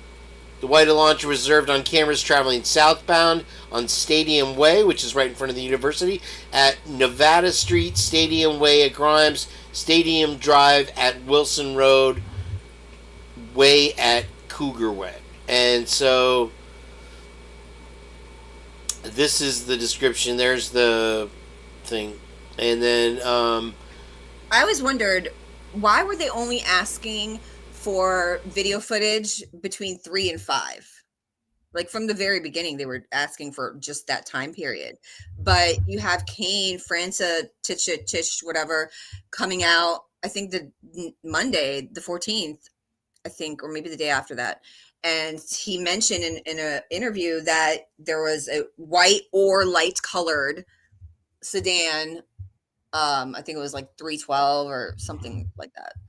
So it's like, I feel like they just wanted as much footage as possible to kind of like stitch together their story and change it's like, let's see what we have. It's like a puzzle. It's like a puzzle. They dumped out all the puzzle pieces and then they kind of took whatever pieces they could put together. Yeah, and you're missing all the corners for the puzzle. Right. And all the pieces. I think that's a good analysis of their magic show, Jen, because we can see that they didn't do it. They didn't do any investigation in the cameras. We see that 801 Taylor Road on the way out of town was never recovered, and that gas station night manager called it in, and she got repercussions for doing so. You know, they were looking for footage, or they actually went and retrieved footage from a gas station in Troy, or maybe it was a liquor store. Yeah, I know. That's what exactly. That's. So earlier on in the investigation, they claimed they're going 20 miles east of town to the neighboring towns to recover footage, but they didn't recover footage on the state highway entering and out of Moscow on that route. Right. So you tell me if there was any investigation. You know what I mean? And you know what? I said this before, but I'm going to say it again. It boggles my mind how people don't laugh at these leaked, quote unquote, photos and selfies and footage of the car in front of 1112 that are so pixelated. Like, I don't even think photos looked that bad when the camera phones first came out. Like, I don't even think they look that bad. Like, no one in 2025 has a phone that takes that shitty pictures or has a doorbell cam. Like, no, stop. Just stop. I'm glad you remember they went out east of town, though, because they made a big deal of that at first, and now they want everyone to forget about that. In Troy or something like that. Yeah, no, it was, yeah. Yeah. Yep. So I found that interesting. They don't want us to remember that, though, now, do they? Nope, they do not. They do not. And I mean, it just bothers me that there could be in my opinion,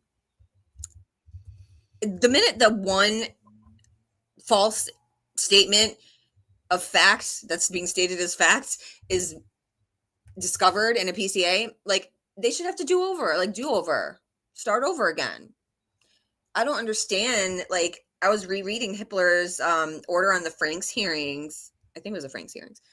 And I was getting so pissed off because he wants to talk about like the totality, and then this didn't affect probable cause, even if it was what you're saying. But like, if you look at the totality of all the shit they didn't do, like, it does. So basically, like, what he's saying, I mean, hello, take your own advice, buddy. I think that everything as far as evidence goes And as far as testimony goes in this case, it's very selective. And it's like they've tried to cherry pick anything that looks like his car, where there's 22,000 of them driving around the area, and they're not taking that into account whatsoever. Bingo. And listen, let's not be fooled. They were very intentional with every word in that PCA. Even when the multiple times that Officer Payne wants to remind us of how I'm only saying this based on my training and who I talked to, basically, like what they told me. It's being said like that for a reason. It's like giving them an out, like, oh, well, it wasn't intentional and reckless, because you see, it was based on his experience and training, and he consulted with these other officers. He didn't do it, it wasn't malicious. That's what it's intentional. That's why it's repeated so many times. Right. Like, it's called plausible deniability. Right. I feel like it's common, maybe not common practice, but it common sense to me. It's common practice. If you're a corrupted department, it would make sense to assign a rookie or inexperienced detective versus a seasoned veteran, because for one, the veteran's probably going to find out the truth and not be so willing to throw his whole career away. And two, it's easy to blame mistakes on inexperience versus intent. Those are reasonable points, but what in this instance, since Blaker, who's now the chief and was the captain and lead detective, was on the scene with Payne, what would Blaker not know that Payne knows? You see what I'm saying? No. Well, what is you make some reasonable points, but like they're all going to know. I mean, there may be officers in the department that don't know. But Blaker's going to still know what Payne knows. Of course. No, I'm not saying that they don't, but the things that were misstated in the PCA, for instance, I don't remember what document it was, but the emails that were going back and forth with Balance and Payne discussing like the verbiage of what to put in the PCA. I guarantee it was the certain words, fluff words, basically, to make him seem like it was ignorant, and like it wasn't me. I was just putting the PCA based on right. Well, you're spot on. That's what I'm saying. It's plausible deniability. So that way, right? That's an easier way to explain it. Yeah. That's a word. That's all the PCA is plausible deniability, down to the fact, well, oops, we forgot to notarize it. I'm sorry. Yeah. Oh, I forgot about that. It's not notarized. Yeah. Blaker's is notarized over in Washington State for the search, the affidavit, the Exhibit A PCA affidavit, Exhibit A, not the whole motion. The whole motion is available in Washington, in Whitman counties. They didn't seal theirs over there. And on Blaker's affidavit on that one, not Payne's. Blaker wrote that affidavit. It's almost identical to Payne's. There's a little bit more added to it than Payne's is, but there's nothing less than Payne's. And it's the same verbiage you see in Payne's. They just added some other stuff to it. He signs it and gets it notarized in Idaho and files it in Washington for the search warrant of Brian Koberger's apartment. However, on the same date, Payne signs his in Idaho and never gets it notarized. It gets filed with the court. We see Exhibit A, though. That's all that's been released. We don't see the whole motion. And then again, there's no notary on it. Let me ask you this. What do you think about Dawn Daniels, I think it was, who she did the supplemental disclosure in the search warrant for his apartment, for Brian's apartment. And she specifically mentions the IDG and not to consider it to find probable cause. And then also, what do you think about the fact that it was requested to be sealed because of a threat to public or safety of law enforcement, something to that effect? Oh, for sure. Well, the ITG thing is plausible deniability. They knew it was bullshit, and they didn't want to. They wanted to make sure that they could still maintain that search warrant for the apartment in the event that it later is declared bullshit. And or there's probably folks within internally that were like, "This is not going to fly." So we're gonna we want none of that. We're gonna take this side. Yeah. So you have that, and then you have the whole sealing of it. Well, they don't want anyone to know anything about any of this stuff. But they only did it to March 1st. That's what I always found odd. But if the authorities had their way, they would have just sealed everything, right? Right. But like, it was like, why only till March 1st? Why is there only a threat to law enforcement until March 1st of 2023? I was thinking maybe like I did a video about the whole buyout, like this company Quagen, I don't know how to say it. It's an Asian word. They bought out Verigen, which owns Family Tree DNA, I think, and GEDmatch and all those. And it was closed like end of February. And it was like, I don't know, billions or millions of dollars cash. I don't remember the number. I was thinking maybe it was that because they also, the FBI put in a request, in their budget, and it was like an increase for like the DNA, IgG, CODIS, whatever department. It was like there definitely could be more stuff to the DNA stuff, and I'll have to look at your video you did in that company stuff. I know there's companies, and I'm not sure the transactions you're referring to. Yeah, it was like it was something like 70 million. I could be wrong. I'm probably wrong with the number, but it was as far as sealing it for the law enforcement's sake. Well, I think that was just buying them time. So you can't. They knew they weren't going to get away with sealing it for the entire time. However, if they seal it for 60 days and then the suspect pleads guilty and the entire thing is sealed, it doesn't matter anymore. You know what I also wondered? Okay, those 3 or 4 brothers, right, that they had just identified through IgG, and they asked one of them if he would contribute his DNA, and he was like, F off. Like, why would they just go get his garbage? Like, you know what I'm saying? Like, well, you go and ask him, but you can't ask Brian? Like, come on. I can tell you my opinion. Those brothers don't exist. That never happened. That's all fictional. Really? But why did you say it then? That's what I'm saying. Tell the defense to prove it. That's what I'm saying. The state will be like, prove it. And we don't have those files anymore. See what I'm saying? Like, they don't have to, nothing in that PCA they can substantiate, nor do they ever intend to substantiate. And I don't think any of those things ever happened. I don't think there's 4 brothers contacted. You know, like, why not 1 brother or 2? Yeah, that's what stood out to me. It was just weird. I'm so I think the state took the position of prove it. You know, that's their position. Yeah, for sure. I mean, my understanding is that when they couldn't even do a YSTR, if I'm remembering correctly, when they interviewed whatever his name is, the guy from what was it? Sorensen, the guy who used to work for Sorensen Forensic. Remember that guy? Jen, I think if I may offer a little bit of insight here, I think we get lost in these details because let's just look at the trash can situation with this DNA, right? Yeah. Why would they need? You were saying why wouldn't they go get the brother's trash? One of those brothers. Well, why would they get his father's trash if they watched him put trash in the neighbor's trash cans with plastic bags? Why wouldn't you just get the plastic bag neighbor's trash can? Yes. Right. But see, you insert these details because it's a further distraction, and folks get lost in the magic. I feel like there's got to be a reason, and I know, like the transcript that they ended up unredacting, the guy that Anne was questioning, whatever you call it, said that basically it was impossible that Othram had said that it was not possible to do a YSTR profile, which the Y chromosome is through the male lineage. Yeah. So my understanding is that basically you can't compare an SMP to STR, and if they're doing a YSTR test for paternal links between, to see if that's the father of the suspect DNA on the sheath, all it tells you is that a male, it could be an uncle, a brother, a father, a son, because all the men in that male line in that family are going to have you can't tell. You can tell that it's a male and it's in that lineage. You can't tell like that it's the father unless you're doing a autosomal. I could be wrong. I'm not a DNA person. This is just my comprehension. So I feel like there's a loophole with the trash, because I mean, like, come on, they could have just got it when he said he's going to Thai food in Indiana, right? I fully believe that was a intentional stop. I don't believe it was just coincidental. They could have just fought things.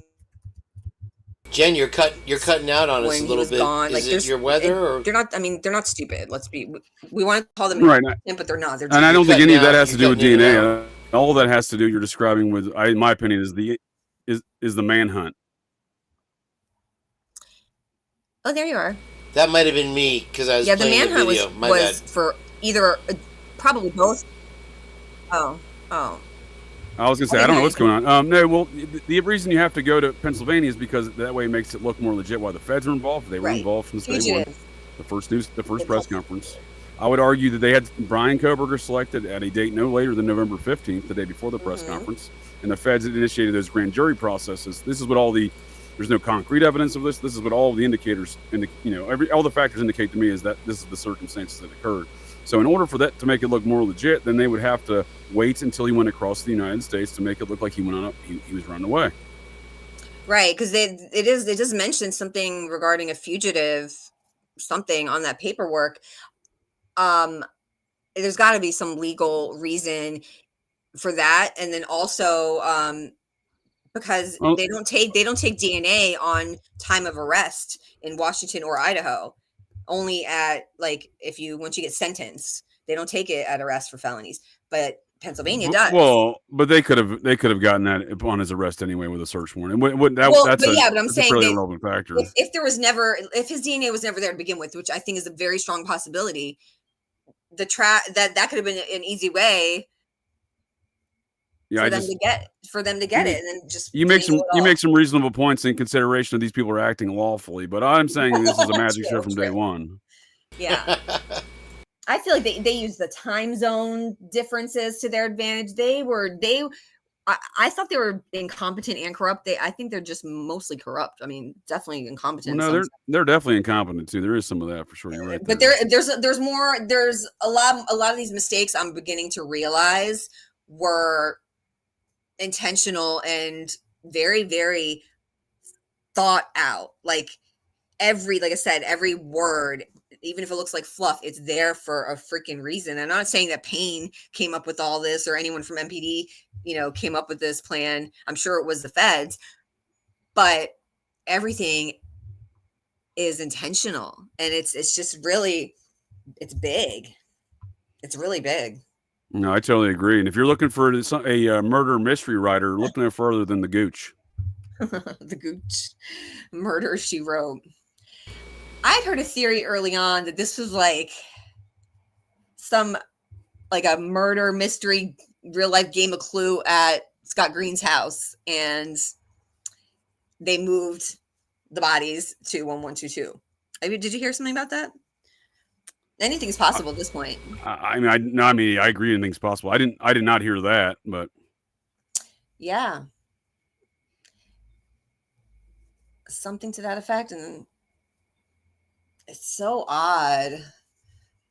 I mean, again, I don't want to besmirch the victims or families or anything else like that, but at this juncture, I'm gonna need to see some evidence before I make evidence of everything. Any assumptions that they're dead. That's where I'm at with it. I mean, it would explain a lot. It really would. I agree. I don't understand a lot of this, majority of this, the uninvolvement in the families, the blatant, lack of questioning anything. In regard to these DNA mysteries you're trying to piece together, and again, you're making some reasonable points, Jen. If I can offer you a relative comparison, the case of Orenthal James Simpson, and the murders of Nicole Brown and Ron Goldman. So, on June 13th at 10:30, let's see here. Murders occurred on June 13th at 10:32 p.m. June 12th at 10:32 p.m. Officers respond at 12:17 on the 13th. Right, first response. Right. So that's the very first time you could even collect evidence, just after midnight on the 13th. They had results. They claimed they collected the blood and evidence and everything else there at the scene, and they had results less than 72 hours later confirming that was O.J. Simpson's blood at the scene. DNA evidence. I hear people say, oh, if they were framing him, they would have just put his blood, they would have put more, his actual blood instead of touch. Yeah, they don't need to, though. So the reason they did touch is because then they wouldn't have more sample to retest. And they probably doesn't even have to, they can fabricate DNA now. People don't even realize that. You don't need to actually physically get somebody's DNA to create a profile. Right. Well, I would argue the reason they use touch is because of the ambiguous nature of the entire situation. That way they can mold it and bend it wherever the narrative, however they choose. But Exactly. As far as the Orenthal J. Simpson case, Philip Van Adder, the lead detective, Mark Furman's buddy and co-worker. Because Furman was on the scene too, but he was not the lead detective. I don't really know much about those. I mean, I know like the gist of the case, but I don't remember much. Well, Philip Van Adder writes a probable cause affidavit for arrest on June 17th, the morning of, and that's the day they go on the white Bronco chase that we see depicted in Kane's cover art tonight. And they on that PCA, they claimed they had less than 72 hours after the first officer responded on a murder scene. They had conducted a DNA test to confirm that was O.J. Simpson's blood. These details obviously got removed later by the time it came to trial because that's fucking preposterous. Did they even have that technology back then? No, right? No, and the test they were using was the newly developed PCR tests, right? Which is the same shit we're seeing here to amplify the DNA samples. And the man that invented that, Kerry Mullis, volunteered for the defense, saying the state of California was improperly using his test to wrongly convict an innocent man by bastardizing this DNA science. Well, that is the same thing with this company, this foreign company that precise same thing we're seeing now, right? Yeah, they are they were approved by the FBI for their rapid whatever the hell forensic something, I forget what it's called, but that happened in 2023. I believe early 2023 or maybe summer of 2022. I can't remember, but there's a connection between them and they own GEDmatch, and GEDmatch is the one that was hacked, quote unquote, twice in one day. And the only things that were changed is the access to either opt in for law enforcement or to make everybody visible. Those are the only two things that the quote unquote hackers did. I mean, come on, obviously it was a fact. I mean, you're not wrong with all this DNA database stuff. And what my perspective of it is we've seen this with the whole 23andMe board quit in one day, and that whole company, basically fucking, devolve. So the reason I think we're seeing that is because a lot of this stuff has been improperly used in the past. And if the Koberger, if the walls break here in the Koberger case, the floods are just going to let out. That goes for the DNA stuff. That goes for the drug trafficking stuff. That goes for the spook stuff. Right. If this, they got to keep the walls from breaking. They have to keep the cracks have happened in this case. Oblivious. They have to keep this. They're building. I mean, or it's already built probably a basically DNA database of everybody. Like they're gonna have everybody at this point because I think it was like they can identify like for Caucasian European lineage, like they can basically identify anybody based on what they have now. And with 23andMe gone, and now this foreign company buying Virgin, and that's it. Like, and it's crazy the things that they can do, like create targeted bioweapons. Like the DNA thing is like mind-boggling. Kane, you gotta I gotta run outside for a second. I'll be back in a few minutes. Okay. Wow, this is great. I gotta keep you guys locked up in my basement a little bit longer.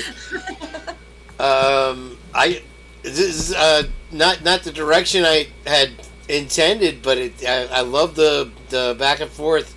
So I know that you guys are just like me, that you don't have a whole lot of people that'll actually listen to you talk, and now you have a couple thousand that'll see this, hopefully listening to you. So this is some great stuff. Let me go back real quick to this one here. How you doing, JJ? It's good to see you, man.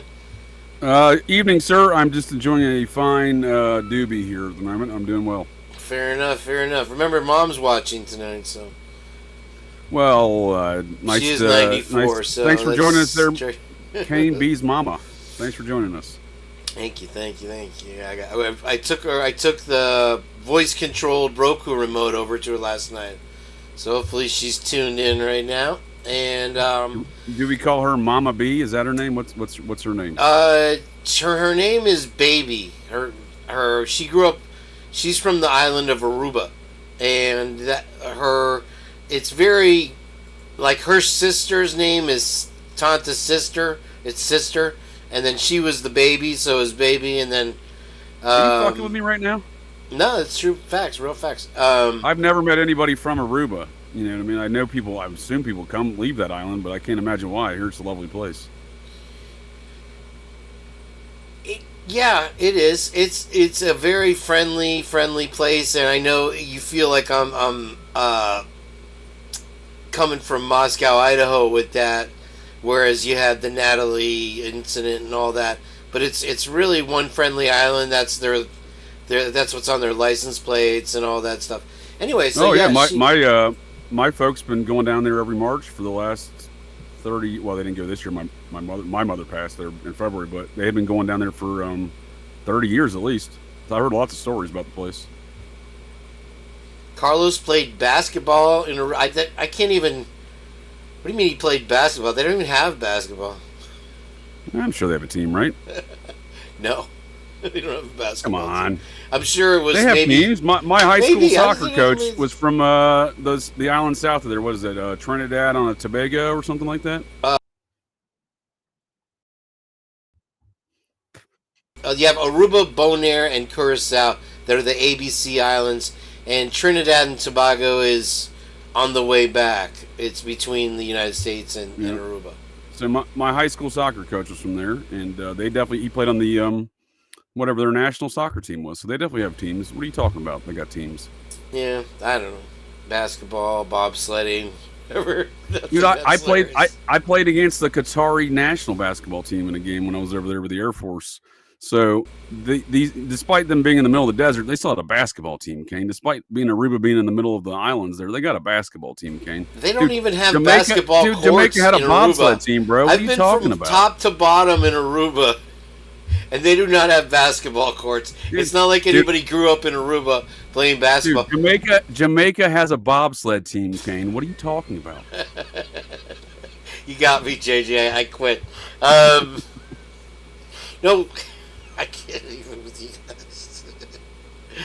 All right, so the point of this broadcast here today, JJ, if you allow me a moment, was looking back now at this PCA, and it's like I did with the Bible. Sometimes I'll open the book, point to a verse, and read it, and it's always like something amazingly relevant in my life, and when I do that with the PCA, it's almost like I'm reading a punchline. Now, with what we know now, looking back. Right, so... Hit me with the detail. What do you got? Here's the setup Give me for a you. punchline. Here, I'll give you the setup right here. The below information is provided by Brett Payne. Hold on, let me get the panda.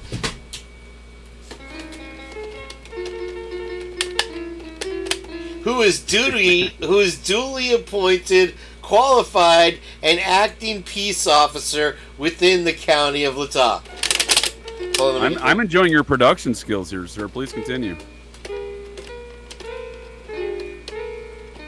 Brett Payne is employed by the Moscow Police Department in the official capacity of corporal and has been a trained and qualified peace officer for approximately 4 years. On November 13th at approximately 4 p.m., Moscow Police Department, Sergeant Blaker and I responded to 112 King Road, Idaho. Hereafter, the King Road residence. I know, I'm just going to leave that alone. Okay, upon arrival, the ISP forensic team was on scene. Sorry, what? I was going to say, I'm glad you're reading that, because again, I said Blaker was the chief, and he was the head detective at the time, right? Now he's the captain, right? I always get him and Dollinger mixed up. Please continue. But let's just stop there. Why would the lead detective for the whole force not be the lead detective in the state's largest case? He's on scene with the guy that's the lead detective, right? Why would he not be a lead detective? Is it because he doesn't have a top secret clearance with the United States Army? Is that why he's not the lead detective? And Brett Payne does? Probably. So, what was it? There's another Fort Bragg connection, and this is why I was trying to get you to join me on Annie Potts' show. When did that go down? It was the other day when I maybe I'll play the live. I'll play the live, and we'll look at it. You sent me an Hand it email down. that said bots. I just replied it in a smart ass manner. I didn't read it, to be quite honest with you. That's basically what I do. I could lie to you, Kane. I'm just telling you the truth, bud. It hurts. It hurts. Oh, I love Kane. I'm pretty sure you got a Muppet in response, if I remember correctly, right? You got a Muppet in response to that? I want to be. Do I want to be Muppetized? I don't know if I do. Should I? If you want, send me a picture. I'll give you a Muppet if you'd like. Yeah, I don't know. This What is what is that noise? It's the panda talking back. That's my Muppet right there, Jen. I'm Muppetized myself. It's so funny. Like kids nowadays don't even know what a Muppet is. My kid's like, "What's a Muppet?" I had a video, JJ, of a guy who built. You know how you have like a tall ceiling in Schindler's List of your house. You know, this kind of the wasted space. He built the balcony for the two Muppets that are always like, "Hey, you suck," or whatever. You know? and it's animatronic. So when they built a little stage for the kids, that would freak me out. And anytime they're on stage and they do say, "Boo, get off the stage!" Like Chuck E. Cheese animatronic. Yeah, it's really good, and they have voices. It's great. I see what happened. I was on a show on Sunday with the Occult Rejects, I think, when you contacted me, Kane. So I apologize I couldn't make it, but and then I had my show yesterday, so I had busy day. But I do apologize. I did see the message. I'm glad you're here because I completely it slipped my mind, and I'm going to go over to Annie Potts right now and take a. If you recall, I sent you a reply to that email with a Gooch. Yes, you did. Okay, wait, hold on. My new follower on Twitter, one Richard Gooch of Provo, Utah. Oh yeah. Another good. We have a lot today, and you guys with your he's not just any shenanigans. Gooch, friend. He's not any Gooch. Is he the Gooch? Well, no, he's not. No one competes with the Gooch. No, I'm just saying, like he's got an interesting. He's obviously of the Gooches, right? But I'm saying he's got an interesting background there. He used to work for Mittens Romney, and then he used to work for the Operation Underground Railroad, that nonsensical nonsense of Tim Ballard.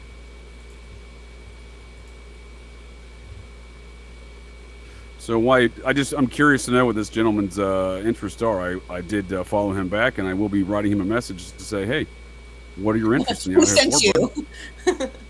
Yeah. I just want to. No, I'm not going to harass the guy. I just want to know what his interests are.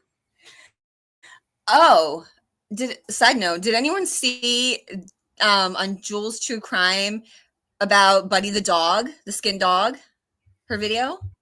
No. I think I saw parts of it. Yeah. What was your takeaway there? For sure. What was your takeaway on that? Well, I couldn't believe there were I mean we knew that it was not by an animal, but like I didn't realize that it was that precise, and I didn't realize that the collar was 15 feet away, and I didn't realize there was also a rabbit who was basically like, was it Dom or who did like cut the brain but kept him like half the brain of like expose the top half of the brain, this rabbit. But nothing to see here. I think that Jules she had the police report about Buddy the dog, yeah, right? Something like that. And so I was like, a lot of it was actually, Jen, a lot of it was actually redacted because it was so gross. Right. So imagine what we don't know. Crazy. Wait a second. So if I'm tracking here, Jules from True Crime got the copy of the Buddy the dog police report. Bingo. Yep. Yes, sir. And they redacted it? It was redacted as far as what they did to the dog and a couple other things, yeah. No, it said some stuff of what was done, but it was definitely there any records of organs removed? It was not done by a predator. That's stated. I believe it was skinned.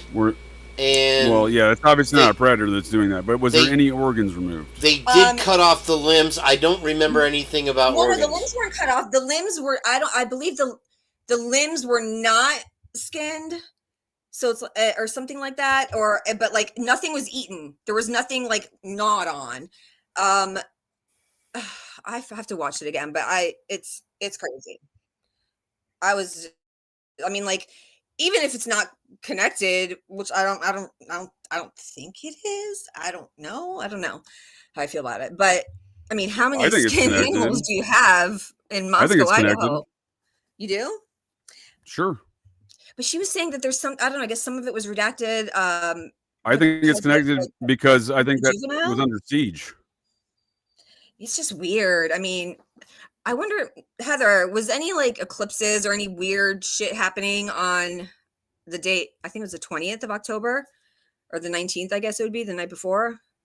Because it just seems so like ritual. I don't know. Like, it's just creepy. You know, I read that the 4-Pi offshoot of Process Church was known for skinning dogs. Did you ever hear about that? Well, about the organs being removed. Yeah, I don't know if it said it might have been redacted. I have to look at it again. I just watched it. Oh, I'll definitely look at it. I'm assuming that's why it was redacted, because it's telling us what organs were being removed, and that would be a strong indicator of exactly what you're talking about with ritual sacrifice. What I'm inferring was this town was under siege. Oh, by whom? The Process Church of the Final Judgment. It may appear. I don't know if this is a thing, but Hunter Johnson and friends and a lot of the people in the victims' inner circles, there's so many photos of them holding up 4 fingers. Is that anything? I mean, it could be. I mean, I don't know what they're, they could be adapting that within a, because these things get set up in different cities via cells, right? Like like a terrorist cell. They make it their own. Have you seen the film Fight Club? Not really. I mean, like I have, but like I didn't. So Edward Norton's character, who's also Brad Pitt, but he's a schizo. Spoiler alert. He goes around setting up these domestic terror cells in his quote unquote Operation Chaos, Project Mayhem, and then later Operation Chaos operations, and they're doing these domestic terror events, sieging cities, and doing these other crimes. They have co-opted some authorities in which to accomplish their goals, right? So it's not everybody, right? But they do have co-opted. This is depicted in the film. So what I'm saying here is I find it very strange that the author of that story, I've already picked all that story to be Process Church stuff. They use the smiley face throughout. There's a chaos symbol. This is all part of this neo-process movement, which is strangely enough largely headquartered out of Portland, Oregon, which is really concerning to me, all of the Portland, Oregon connections to this case. And then you see Chuck Palahniuk, the author of that book, his father, that I'll be doing a show on that in a couple of weeks, his father's murder and the bullshit around that. Because he got the Koberger treatment, the victim, in my opinion, the guy in that case, but he's not an easy guy to defend.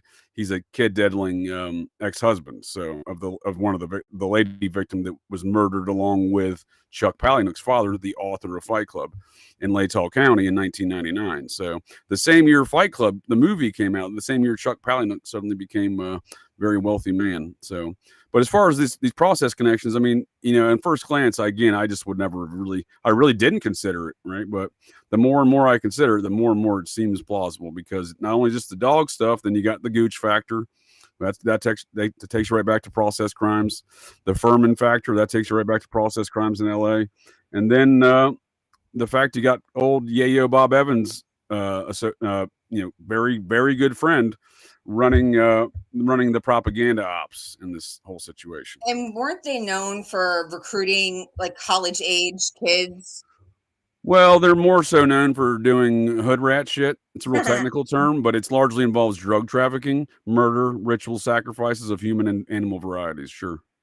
I had saved a screenshot, and it said the group's leader, known as the Grand Chignon, or head devil, was a wealthy California businessman who compelled younger members of the cult to act as slaves and murder random targets on command. The central object of the cult was to promote the total worship of evil. Is that correct? So yeah, that's one offshoot. So when I say they have cells, they also have offshoots as well, and then the offshoots have cells. So it gets kind of murky than trying to describe that. But yeah, that is correct. Well, in a sense, yeah, it's very ego. Yeah, it's very ego driven. So yeah. I mean, the Crowleyism, and all Crowleyism is do as thou will is the will of the law. That's going to be very egotistical, ego driven. But the guy you're referring to is the Grand Chingon. I agree with author Ed Sanders, the author of the seminal book on Charles Manson, and that is the Grand Chingon was a man by the name of Manly P. Hall. Now, again, I didn't know that. I thought it was just like a title for whoever just happened to be in charge at that time. Right. Well, no, it is. That's what I'm saying. Who or what that's evolved to today, I couldn't tell you. Could an individual such as Scott Green be in such a position? Sure, sure. I had heard. Okay, so I love to read comments on these articles, like on like New York Post and whatever, all these articles about the Brian Koberger case. Sometimes you find little gems in there, and I first heard about 4Pi from someone that commented about it, right? They had said something. They were connecting Kopaka and Brian and the Muir Woods. Does that sound? It was saying something about like the knife was hidden in the Muir Woods, and a blade made by Japanese company, aka Blue Knives, that are made for slicing and dicing, but not stabbing. It was like very specific, and it was. I would argue that stuff like that's put out there to have these conversations and distract folks. True, the individuals who committed this crime were not in Moscow when that phone call was made. They were not. They had long left. They were not operating a white car. That's what I'm saying. Any detail we think we know about the suspects, I assure you, think the opposite.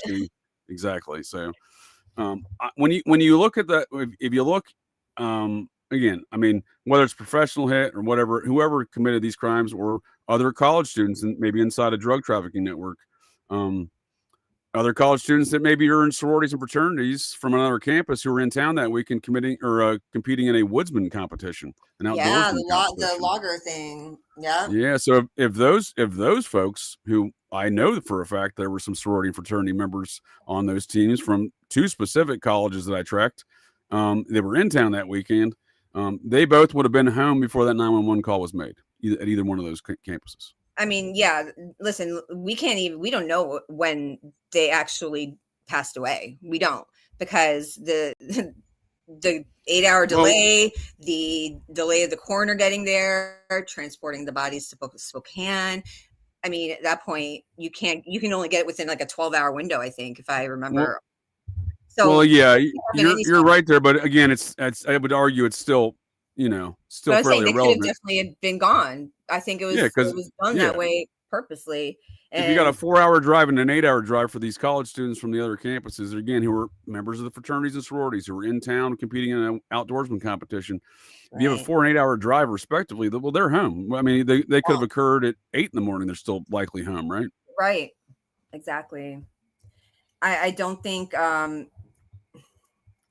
I don't know. This case is insane because when you think everything fits, there's always that one thing that doesn't. Here's a 4Pi element that I believe you might have some insight in or understanding, or at least context for, and that is how they operate with the outlaw motorcycle gangs, right? I didn't know there was a connection. You know, the TMG has a connection to the Angels. Exactly. So let me give you an example of how the 4Pi and the process operates in that capacity. Please do. And then you can let me know if that makes sense to you, but given your knowledge of, like you just said, Steve G and the Hell's Angel stuff. So, one of the seminal characters, he's still alive. He's a very rich man, very powerful man. He was the head of a biker gang in Los Angeles in 1968 called the Straight Satans. His name was Victor Wilde. Well documented to be involved in all of these process, and specifically, as you're describing, the 4Pi offshoot, along with Charles Manson, who was known as one of those Shingons. And it's actually Shingon, not Shingon. It's Japanese Buddhist. Yeah, I know I was pronouncing it wrong. Yeah, well, no, everyone pronounces it wrong. Everyone thinks it's based on some Mexican slang, and it's not. I thought it was French or something, like Shingon. No, everyone thinks it means cool. It's like some sort of Mexican slang, but it's really just it's Japanese Buddhism. It's called Shingon Buddhism. So it can be a woman, right? Can't the head devil person be also a woman? Or well, that's a different story altogether, ma'am. So let's stay focused on the outlaw bikers. Yes, you are correct, but it is not could be a woman. It is a woman. The head of their organization is a woman. So, no shit. But the Shingon's more of a regional director. So got it. See, it's so organized. Gotta love it. Gotta love these organized criminals. They're organized, all right. It's a spook operation. Yeah. Ultimately speaking, it's a spook operation. The process was founded out of the Tavistock Institute in 1963. Technically, it's an offshoot of Scientology, but Scientology itself is a spook operation. So it seemed to be initially an agreement between the Office of Naval Intelligence, Central Intelligence Agency here in America, and MI6, the Foreign Intelligence Service in the UK. And I imagine they had some disagreements pretty quickly thereafter. Nonetheless, it is a spook operation. It is largely CIA MI6 in my assertion today. Yeah, I had no idea that they were involved with that, with outlaw bikers. I didn't realize that there was. I mean, I think 81. You may be thinking outlaw bikers aren't very organized, but I assure you, the people. No. Listen, I know from firsthand experience. Like my ex is president of a charter. Like they're definitely organized. It's like a world within a world. But when I say organized, I mean like their operations are very corporate, no different than you'll find within an intelligence agency. I mean, I mean, look, the Death Head is freaking trademarked or copyrighted, whatever you call it. Right. So there's this guy Victor Wilde, and you can look at his trajectory as the Straight Satan's leader there, working within this 4-Pi stuff in Los Angeles. Yeah, I've heard of Straight Satans. And you can see his trajectory in life and understand the powerful nature of this cult.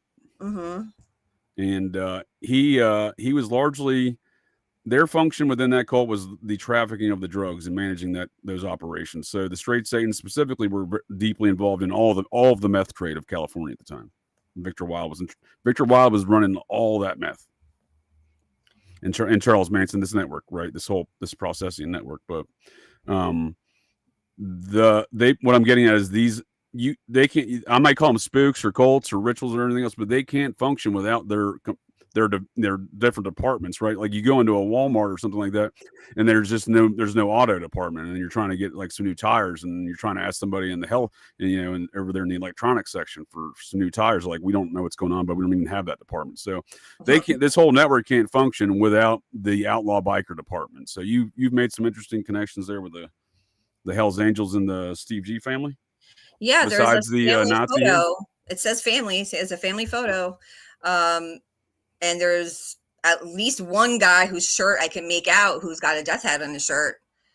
So it's some family member. And he's just, right. I just know that you can't wear, I mean, I guess you can buy it on eBay, but you're not supposed to wear a death head unless you're actually a member. For sure. And I'm sure there's repercussions if someone were to find you doing that. Even if you're kicked out of the club and you have a death head tattoo, that tattoo's going. Oh, I'm just saying, if you're faking it, people are going to see that. They're going to get very butthurt. But yeah, there's going to be problems. Wouldn't you agree with me that within these outlaw biker gangs, it's almost, if not exclusively, almost exclusively white nationalist Nazi, philosophies, right?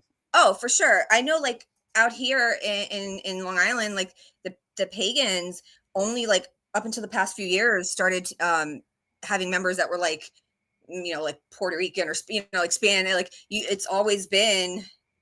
I mean, well, you can be a Nazi and be any ethnicity. You can, right? But I'm just saying, there was Jewish Nazis. You know that, right? The Jewish Nazis in the war. Yeah, but I'm just saying, like whether it was. Yeah. So, but what I'm getting at is the philosophies of these organizations are very Nazi. Like that's.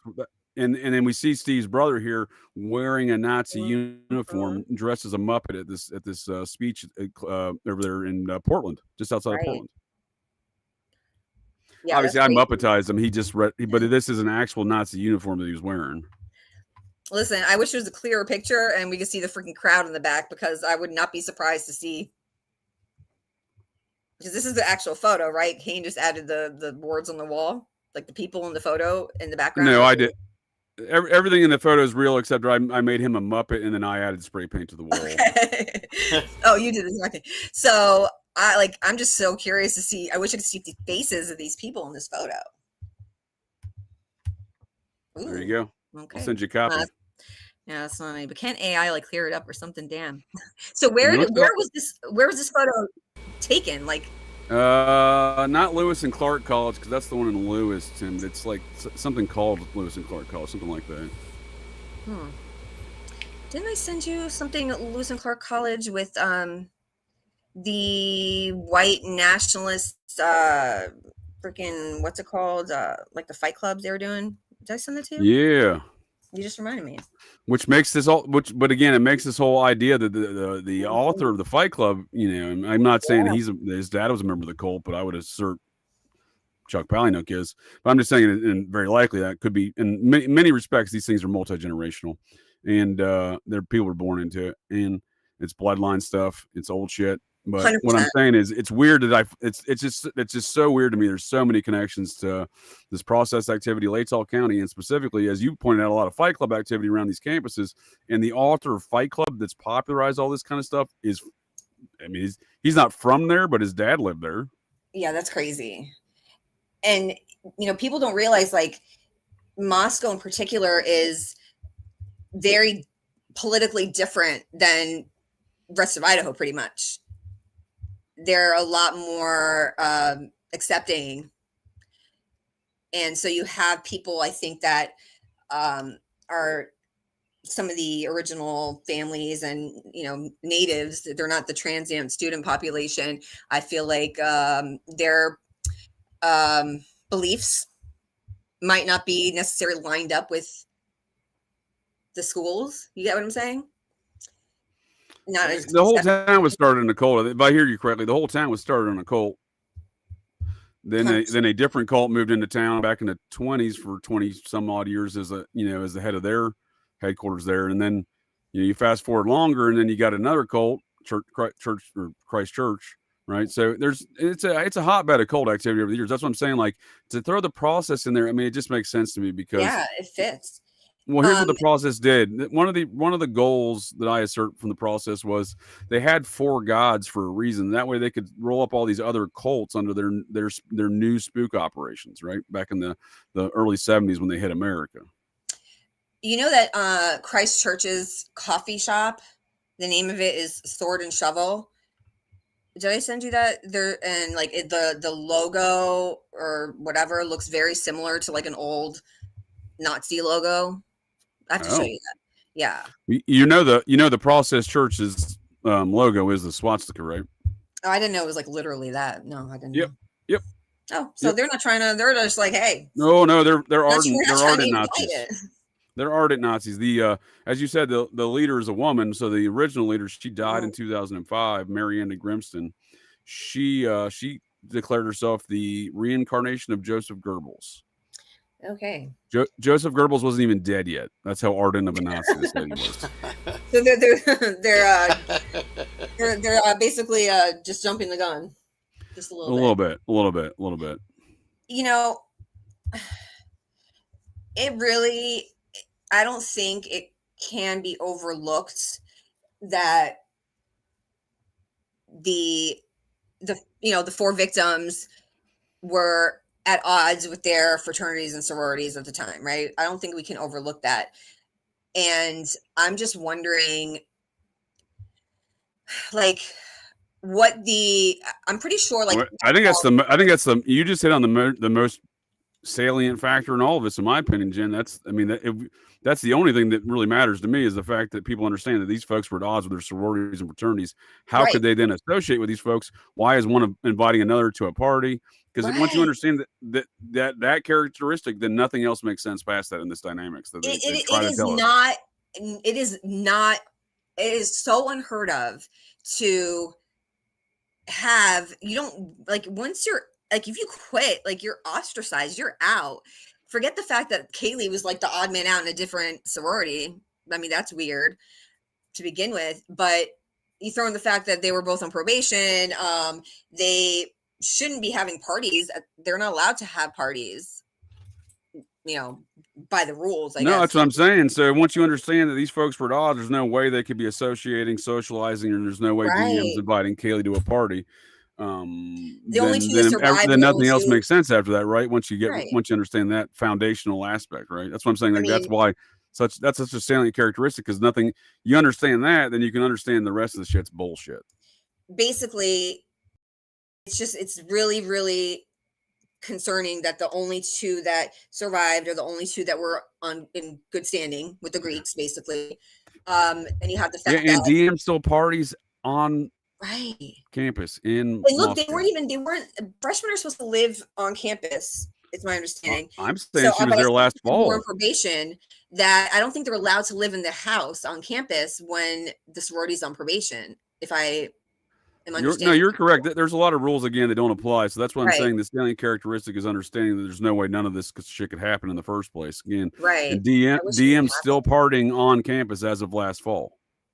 Yeah, and I just it's so important, I feel like, because I think the reason that these girls, and we're all over the place, I love it. I think the reason that these girls quit their sororities is key. Honestly, it's key. I agree. I think it's also important to note. Let me jump into your guys. Tornado bed for sale, right? And I believe it was late August, early September, the same time she quit the sorority. So besides the skin dog, what do you think could connect that to Idaho, Moscow? I think Kane wanted to say something. What'd you have for us, Kane? Sorry. Oh, you want to speak on your show? Go ahead. Hi, folks. Welcome to the JJ and Jen you wanted show. A break, Kane. It's nice to have you here. You listen to this guy, Jen. He's begging us to come in here and talk. And we start talking. He's like, "Oh no, I don't want you to." No, this is great. I never anticipated so much enthusiasm from you guys today. I'm glad you got your energy drinks on. Come back. I just wanted to interject while we're on the topic there. What topic? We're only 10 of them. I'm going to pick one at random. Hold on. That Trish brought to my attention, I think, is either or that or Lucy, is that the fight between Maddie and Kaylee the summer before was on, I guess, July 4th, was a much bigger to-do than has been made light of. I believe that. And I believe that. And I know that Olivia did an interview and she was saying something about like, oh, how, Maddie's mom always said you only need one good friend. And, they were each other's one good friend. They would fight sometimes, but it was mostly Kaylee's fault. Like, it was just like they talk so much shit about her. But if I'm going to be real, let's just say their painting of Kaylee's attitude, I guess, I don't know, is correct, right? Because they kind of portray her as being kind of bratty. They call her ornery like 18 different times. She could have created some enemies, And I just wonder who's telling the truth. Like, what is it really? Was Kaylee running away from them because they're crazy, or was there beef? There was definitely beef. It's starting to feel like something nefarious went down with Kaylee. And yeah. I'm starting to feel maybe perhaps she was the target as a result of something that happened with her that she did. As far as you've got a girl with a brand new car that doesn't want to come back to the area, maybe somebody was taken advantage of, and they took their opportunity to enact revenge. Yeah, I found an article, I never saw it before, but they were interviewing one of Kaylee's coworkers at a coffee shop not in Moscow, I don't know if it was Rathdrum, but whatever, like an hour away. And this is before she went to UI. And it said that she had taken like a year off in between. I never heard that before, but they'd interviewed one of her coworkers, and this girl said that Kaylee had offered to pay for her ticket to go to Mexico. And I'm like, how does this girl have money to like not only pay for herself, but pay for her friends? Like, I don't know. There's something up. Like, there is something up. You have these other girls in the house that are waiting tables. They're college kids. They probably don't have money, like, wearing ratty sneakers in every picture. That's normal. And then if Kaylee was the type to have a Range Rover, like the nicer things, I like them too. No shade. I could see how that might ruffle some feathers. I don't know. Remember the video where they're talking about themselves, and when they were imitating Kaylee, they're like, guys, I know I talk about myself a lot, but what would you do if you were me? There seems to be like a pattern in again, every aspect. That was one of my initial analysis. We were all saying every aspect of their financial circumstances and situations make no sense. And the only thing that makes sense is they're getting paid through other mechanisms and measures. And again, as far as Kaylee's activities, Kane, I would say you're maybe looking at it a little bit too narrow, because again, these people are all at odds with their organizations previous to this date. So on November 10th, when Kaylee gets the invite from DM, you know, I will never ignore the fact that FTX situation fell out with Scott Green's law firm on November 9th, the day prior. Well, I also have heard recently that Dylan actually went to Rathdrum to convince her to join her as her plus That would be one. interesting. I know I That would heard be that people interesting. were saying that, but I think that's just a misunderstanding of semantics. I think it's more likely that Kaylee really didn't live at the house. Like, it doesn't make sense that she would leave all her stuff perfectly intact. I don't think she really lived there. I think she lived somewhere else, maybe with a boyfriend, and they got into some kind of argument or something, and that's why she was staying with Maddie. Her eyes look puffy in all these videos and TikToks that she's doing. If you listen to the lyrics in the songs that she's posting, it's like all like breakup songs, like the kind of songs you post when you want to get like your cheating boyfriend's attention or something like that. You know, like they're that type of vibe. I feel like that makes way more sense. And even if you go back to the noise complaint where Hunter comes to the door and no one's there and they call Maddie on the phone, he says, the cop's like, you know, who lives here? And he's like, oh, I think four females. 4 females. Not 5. I don't think Kaylee really officially lived there. But then that begs the question, why is it being hidden? You get what I'm saying? There's more, way more to that story. There's something. Yeah, I think so. I mean, again, we're getting lied to. They spun a very, very shitty narrative, and it's falling apart with all of these little factors. But you know what we're trying to piece together is shit that doesn't make sense because it never happened. Right. You know what I mean? And these are not like people misspeaking or right. These are intentional pushing of false information. So sure. Why?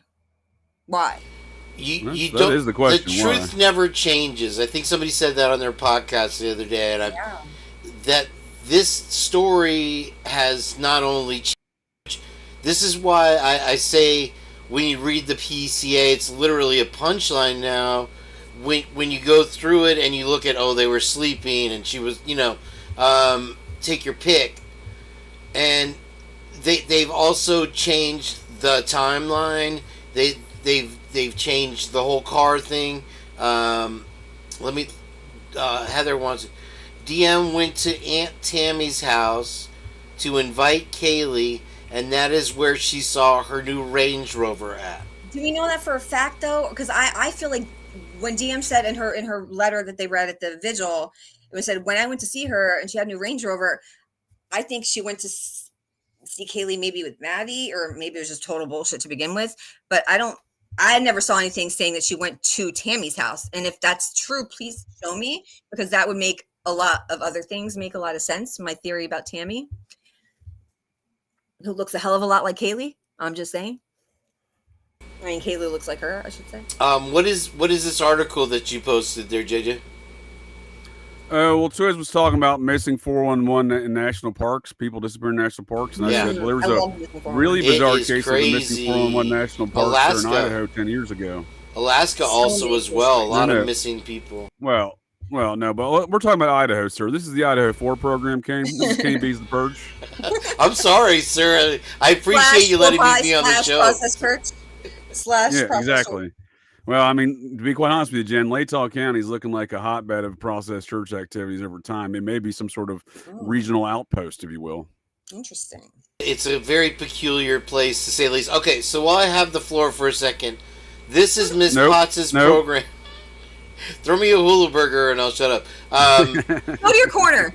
This is a witness, and she did a little research. Let me play this part for us guys here. And real quick, because she likes to hear herself on 2 times speed. You're allowed. Thank you. I appreciate the time, folks. Here, let me put it at 1.25 though, because she likes her voice fast. I think I watch everything on 1.25, to be honest. It's just my everyday life. Fast. What am I looking at here? Brandon Andriolo was 82nd Airborne. Is this before Brad connection? Who's this guy? So Who is the that? Who is he, background. Kane? What's going on here? Are you cloning me? The background, JJ, is that I believe this is one of the. Let me let Miss Potsy tell it here. We're gonna get an ad. There we go. Hold on, make sure you're not getting any music on there. I had some song pop up on here, and I have no idea where it came from. I hope I don't get the copyright thing, because the last video we did, the chat was removed, unfortunately. So, all right, check this out. Hold on, wait. I got it muted on them. My bad. Okay, we'll go back a couple clicks here. All I see is Oprah. Actually, USU. You'll see it in a second. Listen, they corrected it. They do have Michelle Bolger here. This is the woman who referred Brian for the PhD program out at WSU. However, this is not for her, and it's been amended. It's actually for this guy here, Brandon. Now, stop sharing that, because what I wanted to show you, is this Brandon the Purge? Are we is purging? interesting. Out of all the people who got a Oh, you're summons, playing in my something. Oh, my opinion, bad. Brandon's the most interesting. And I'm going to show you why.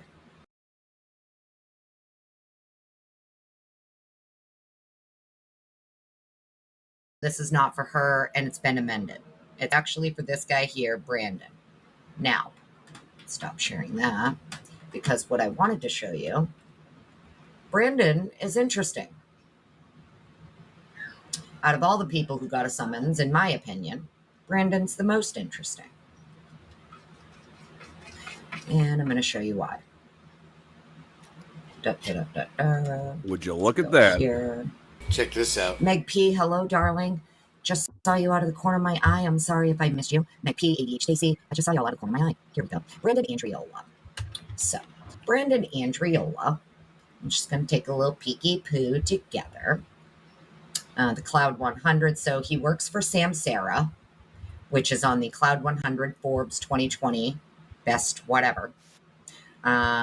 East Stroudsburg, PA, where he's from. Graduate of Arizona State University. We're going to get down here. As you can see, Samsara is where he's been working, and I know this is the same Brandon Andriola who has been summoned. But let's get down here.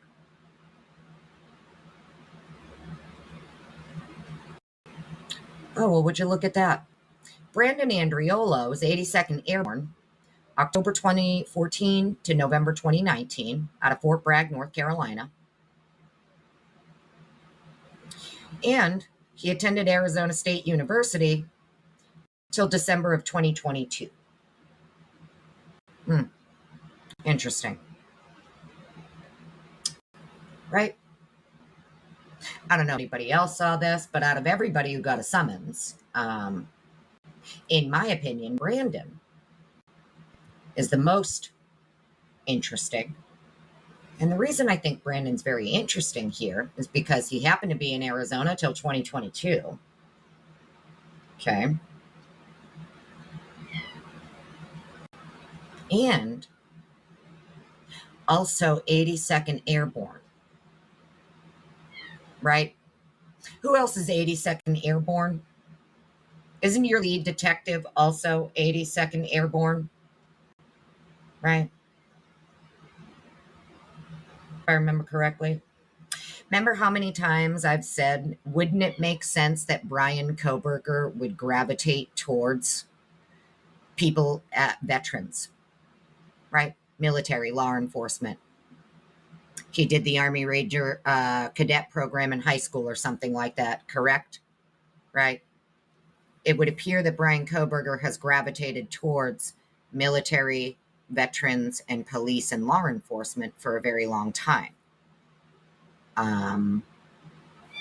Okay. So it always made sense to me that if you want to try and, talk about potential involvement or whatever. I know everybody went to the victims, no connection to victims or victims' friends or anything like that. I've always been of the opinion that's because he's not connected to any of them. in my opinion, Brian would be looking to hang out with out in Washington. He's going to gravitate towards veterans and law enforcement. Those are the people he would be wanting to hang out with because that is the job he's going for, essentially. No? Right? I feel like he's not going to want to go hang out with 21-year-old frat boys who are just spending their time drinking. He's going to want to go hang out with people who are into the things he's into. These are veterans, ex-rangers, ex-operators, lots of hiking, boxing, things like that. Yeah? Does that not make sense? I just feel like he's not hanging out with the normal student body, we'll say. I don't think he'd be hanging out with regular, like, 21-year-old college kids. I feel like he'd gravitate towards... Yeah, what do you think so far there, JJ? I think I'm commenting on stuff 15 seconds afterwards or whatever, but it's good stuff. It's good stuff.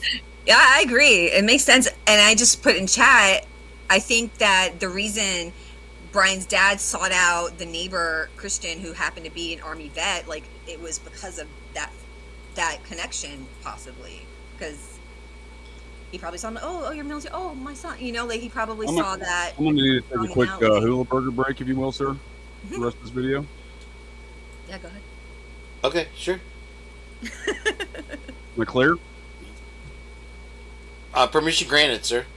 Oh, thank you. I appreciate it. Do you have your hall pass? At ease. Herr Commandant. Okay, so, all right, so JJ will be listening. I'm going to play the rest of this. Pretty wild that they're subpoenaing someone that's from the 82nd Airborne here again. Am I muted? No, we can hear you. Do you remember, didn't the search warrant say, or something said that Brian had a Glock or something in his bedroom? I remember it was like a typically a police. Was it? It was in his car. Wasn't it 9mm? I thought it was in his bedroom. I thought he said it was in his bedroom. I thought I remembered it being in the car. No, I don't believe so. I don't know. I think he told them, "Oh, I have the gun is in my bedroom" or something. When I looked up the type of gun, I think it was a Glock. It was like a common. Usually police. That's what they issue to police and law enforcement. I just always wondered if that was just like because he was into aspiring, but he seems kind of old to be an aspirer of that. I think maybe he was already involved to some extent. I mean, he moved to Washington for a reason. There's something that may never come out. Here's the thing. Yeah. Here's the thing, Jen. Why I want to go to the trial, why I want to attend the trial there with Twiz or whatever, is because there is going to be a lot of stuff talked about in the hearing and shown in the hearing that we may or may not see in the public. I know they'll have a place for one reporter that's going to be a shared press seat or whatever it's called. And so that one reporter that's from a mainstream media outlet will have to share whatever information he or she gathers during the trial, because it's going to be like a lottery system to get in. I'm going to get arrested in Moscow, Idaho. While where was it, Lucy? Lucy, Josie, I'm home. You got some explaining to do. Was saying, what were we talking about?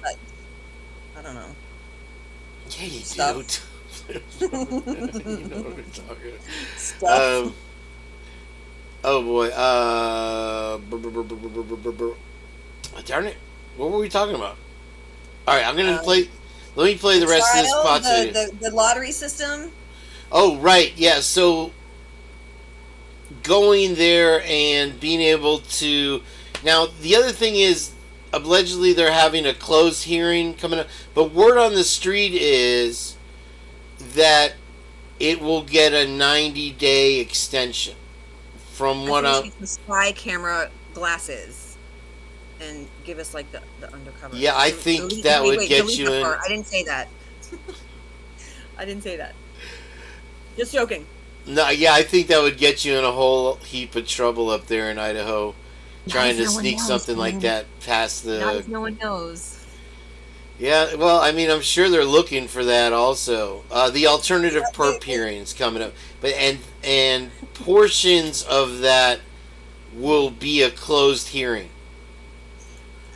I mean, it's my understanding from Ann's previous documents that there's multiple alternate perps. I wonder how many. You only got to show one, right? I mean, what I don't know what is the rules of the game for this hearing? Do you know? For the hearing? No, Yeah, I don't. I mean, what do they have to show to win their argument? she got permission to use more pages than are usually allowed in a Idaho courtroom, whatever that's worth. That was kind of him. It was so nice to let her put extra pages with all the facts. It's like, here, just leave out the important shit, Yeah, I know. I mean, listen, he's not biased at all.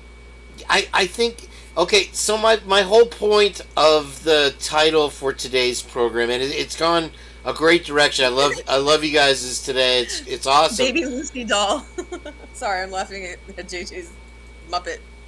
The Lucy doll. I gotta blow this up. This is great. This is a new Idaho. Oh my God, we need shirts to say "I heart Idaho," but with like a cross through the heart, like when you want like no swimming or something. I like how she's in Muppet Hell also as well. I just noticed that. And then if you look closely, hold on, wait, I blew the wrong thing up here. I'm sorry. Where'd it go, JJ? JJ, he took it up. He redacted it. There it is. Damn it! It's like a screenshot everything. Right? You didn't get it. The one thing I noticed about it, and I think I asked JJ earlier, is in her left hand she has wristbands, or are they zip ties? So Oh my gosh. I love the cute little skirt. It looks just like Lucy, actually, by the way. That's about the closest Muppet I've seen to actual in reality. But yeah, I love the wristbands. That was the great addition. I don't know if that was AI or his addition there, but this doll is available on the Purge.com. No, just kidding. Maybe someday. Yeah, hey, merch. I'm telling you, that would be the biggest seller. Miss Potts is like, you guys got to make some T-shirts and hats so I can pimp them around to the Dollar Tree and at Five Below when I buy my makeup. I'm like, wish. Metal zip ties. Yeah, I thought that was the best part of the whole thing there. Let me blow it up so you can see the wristbands there. Baby Lucy doll. Lucy. Yeah, no. The whole point of today's program is now I forgot what I was gonna say. I completely forgot. The point of the thumbnail. You're saying. I know what I said. I just don't know. Oh, what I was sorry. talking about. No. Sorry. Yeah, I know what I said, Jen. Let me make this smaller here. I made that. You're supposed to say, "Don't tell me what to do unless I'm naked." That's my line. Whoa! I would never dare, Jen, in a million. You're not the boss of me. Let me think. It'll come to me. You know how it's like 1 second. I'm waiting for Sarge to make fun of my 5 head over here. He was picking on me. I said, I've been cutting my... He's like, you cut your own hair? I'm like, I've been cutting my own hair for 20 years, Sarge. He's like, yeah, I can tell. Yeah, I have the opposite problem. I don't like to cut my hair. I have haircut phobia. Yeah, no, once every 5 years. There's 2 things that I don't do is self-dentistry and... I guess if I had long hair, cutting your own hair, because it never comes out like you think it's going to, right? Yeah, especially like in the back. I mean, just gotta shave it all off. Or if you try to do your bangs, you cut them, and then it's like all like this. See, I think that style, like for a while, it was like trendy. Those really stupid short bangs. I feel like that just got started because someone fucked theirs up. And it just happened to look good on them. Like, okay, these are the cool style. You're not cool unless you have bangs like up to your freaking hairline. That was about the time of Amy Winehouse kind of thing, I think, right? What was that movie? Shit. Pulp Fiction. My Also. Sharona. Pulp Fiction. Like this. What was that movie? That's gonna bother me. Now movie is Schindler's List. No, it's song with the. It was like a. I think Janine Garofalo was in it. I can't remember. Anyway, one of those idiots in that movie. Oh, Singles. Something like that. Yeah, maybe. Or, yeah, the one with Ethan Hawke. Maybe. Is that what you're talking like about? Probably. And it was like they were like on an MTV game show. I might be mixing up multiple. Oh, you're thinking of Zooey Deschanel. Maybe. Who the fuck is that? She played in The Elf. Oh, that's how you say her last name? I thought it was Deschanel. Is it Desch? I'm not perfect, Jen. I have. No, are you right or am I wrong? I don't. That's why I didn't. I thought it was a totally different. I just overpronounced the crap out of it, I guess. You're fancy. You're fancy. I do hold my pinky out when I drink soda. I'm so proud of. I think Mary Holt or somebody said they were off soda today. Today is the first day I've been drinking soda again, and I had one, and I had a frozen Coke earlier. I don't drink soda that often, but when I do, I love like a good 7-Eleven fountain soda, like a fountain Coke. When they have like the really good ice, like the ice is like a circle, but with like a hole in the middle. You know what I'm talking about? No, I was off sugar for a long time, and I was surfing one day at Sebastian's Inlet over there. I've been there before. Have you? It's a pretty cool place. I saw a sea monster there. I used to live in Cocoa Beach, baby. Oh, you lived in Cocoa? Okay. Coco's surf is not nearly what it's cracked up to be. No, but we would go up to, up the coast. It's mostly closeouts. You have to go, like, Satellite Beach has a couple places, and then in Melbourne you have... Where I go is called Wabasso, right just north of Vero. They have a Disney resort there, right over the bridge. It's actually right over the bridge from Sebastian. So you go over the bridge, and then on the other side is they have Vero Disney, and there's a little resort right there on the beach. And then there's a little break there that's a beach break, and it has a little bit of a section right there where you can surf, where you can bodyboard. So it's like one of the few bodyboard spots. And in between Sebastian's Inlet and Wabasso is a place called Monster Hole, and it only breaks because the reef is so far out there. It's a little deeper. It only breaks when it's like 15 feet plus, but it's called Monster Hole because it's literally a shark breeding ground. So it's kind of a gnarly place to surf, but yeah, we used to go out to like the jetties in Jacksonville or right outside. Oh, Jacksonville has Volano Beach. Yeah, I don't remember what exactly it was called. That's a good bodyboard spot right there too. Yeah, I used to go there with my brother and my stepdad when I was young. A long time ago. I don't know if I mentioned it on the last. Were you on the last show? Did you do the last one? No, I don't think so. Okay. That Bethany Funk got married to a firefighter. Did I tell you that? No, not that guy Zach McClure. I think it is McClure. Yeah. I don't know if she took his name or not, but she married a firefighter. Really? Mm-hmm.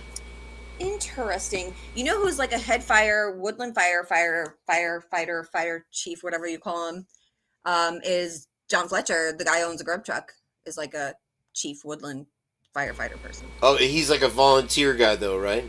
Yeah, like in the woods. They do the woods. Those are different guys, right? The USNFS, whatever. Those guys. There's definitely fires to fight in Idaho. USNFS, I think. Yeah, there you go. National Fire Service. Yeah. Yeah. And so is the guy. Yeah, here we go. Shows the guy pictured on Halloween at the frat right next door to Sigma Chi is also, he's holding a K-bar, no sheath, and he's also a wildland firefighter. Now, on the phone earlier, Jen, we were speaking about the grub truck. True, we were. And you brought up Luke Thompson. the Thompson fellow, which was the tall guy with the glasses. Yeah, did you get the pictures I sent you? I didn't look at those. I can pull them up in a second here. I want to finish. I want JJ to come back with his Lucy doll, and we'll finish up with Miss Potts here. And Lucy. So we'll give him a couple more seconds, and he's probably walking. I'm not sending you shit Abner. anymore because you don't even look at it. You probably didn't even watch that interview I sent you the other day of the guy who worked at Mad Greek. I didn't watch that. You're right. You got me. I'm done. I'm done. I'm done with you. You don't do anything I ask you to do. You think I don't do anything because I send you things and you don't look at it. So I meant to ask you. Did you look at it? Then have you finished your video? Cost me. Did you finish your video, by the way? It doesn't matter, does it, to you? You're gonna copyright strike me if I play it. You're not getting first dibs anymore. Who on you? What did I do? You're gonna send him to Tommy Jude now instead, huh? Yeah, probably. Fair enough. Oh my gosh. All right. So. Hi, Tommy. Who's here? Maybe I will. Oh shit. So, what was your point about what I sent you about the Luke Thompson? Well, wait. Give me the cliff notes on the Mad Greek guy. What was that about? I'm sorry. I didn't have a chance to watch it. There's no cliff notes in this situation. It's an interview the JLR did with a Moscow local, like way in the beginning, and this is the first time I've heard it, and I don't know if it's just me and I'm suspicious of everyone, but the guy was saying some really odd things in my opinion. He said that he quote unquote volunteered at the Mad Greek because his wife works there. Okay, I'm sorry, I did watch that, and you're right. Yeah, his wife worked there. He was accepted as being able to help out when they were behind. Yeah, and like the girls didn't judge him, and he was heavy with like missing front teeth, and they at first he tried to distance himself, and then he was like, "Oh yeah, I've been to the house. Yeah, I know them. Oh yeah." It was just, I don't know. Is it just me, or like something was off? Like he knew exactly how many police officers were in front of the house every day, and he knew there were parties and this and that and inside. Like it was just he talked about the bushes and behind the house. Like why would you? Hold on, slow down, there, New York. No, I'm triggered. What he said in the beginning was that he didn't know them that well. Right. But then that's when oh yeah, I've been to the house. Oh yeah, I deliver. Oh, he's a DoorDasher and other delivery gig services. I don't know. Right. And all of a sudden, it's just like with Enan and Harsh, where you have now somebody that has inserted themselves in the case, and also that starts off with kind of an untruth because he says, I didn't know them that well, but, and he has a laundry list of stuff that he knew, about inner workings of the house. If I've worked with people for 5 years before and never been to their house, never seen their house, never heard anything about their house, and, this guy didn't even really work there, and he knows, all the comings and goings. And that, that the wife, I guess, maybe could have been.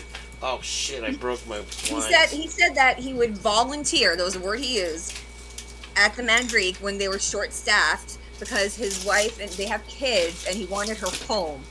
I'm like, but if you're at work with her, then how is she? I guess she doesn't stay late. But then who's watching the kids? Like his reasoning didn't make sense. And then like 20 minutes later, he's talking about how he drives 200 miles a day as a gig worker doing deliveries and shit for DoorDash and Walmart, whatever, 7 days a week.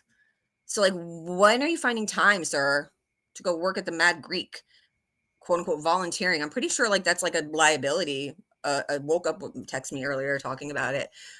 I don't know. It's just weird. Poor man's yayo is a hell of a drug. I'll tell you that. And he also, did you see the video that he had posted on YouTube of a white Elantra in the Walmart parking lot? And like, I did see that part. Yes. Yeah. Yeah. Like, why that? Like, That I'm not sure. I don't know. You have a lot of sleuths over there in the beginning.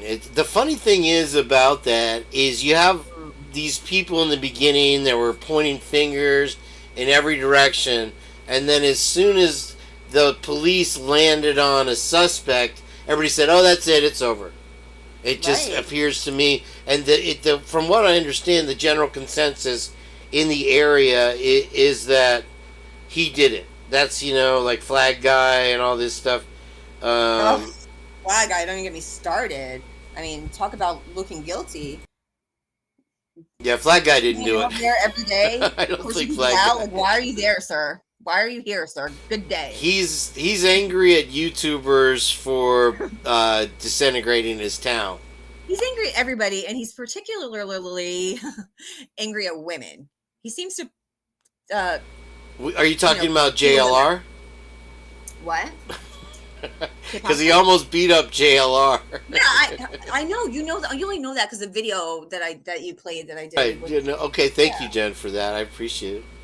Gosh, you actually watched something that I sent you. I watched the match. I posted it. Dog I it. sent it to you before. You would have watched it. You're a dick. You wonder why I was going to go and find the PCA for you. See, that's why, sir. Say goodnight, Jen. No. Good day, I think that Trish finally did send it to me, or she just texted me. Remember JJ? Who's JJ? I don't. The process. YBE, what's up? How are you doing? Nice to see you. Yeah. No, I. Wasn't JJ talking about the Mormon Manson? Was that who I heard it from? Did you hear him say that? That sounds like something that would come out of his brain hole. It does, right? It does.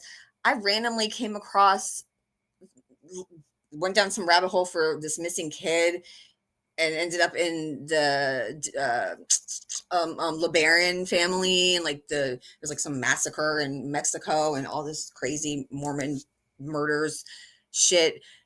But they were this guy was murdering family members basically for atonement, blood atonement for leaving his little church. And it was called something like the Children of the Lamb of God or something. And it reminded me of the 4 lambs that were left in front of 1122 King. Remember that? Yes, I do. Yeah, and the voodoo doll too, also. Yeah, that was so weird, right? Very weird. I don't even know what the hell that is. Well, I mean, you have a combination of 3 things that I think are very important that get overlooked and forgotten, which they want you to be.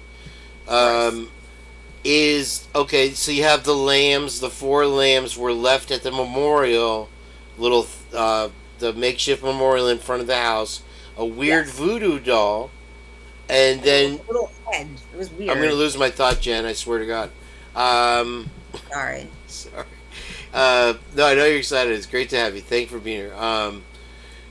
You have the voodoo doll, and then you also have, oh my God, what is that?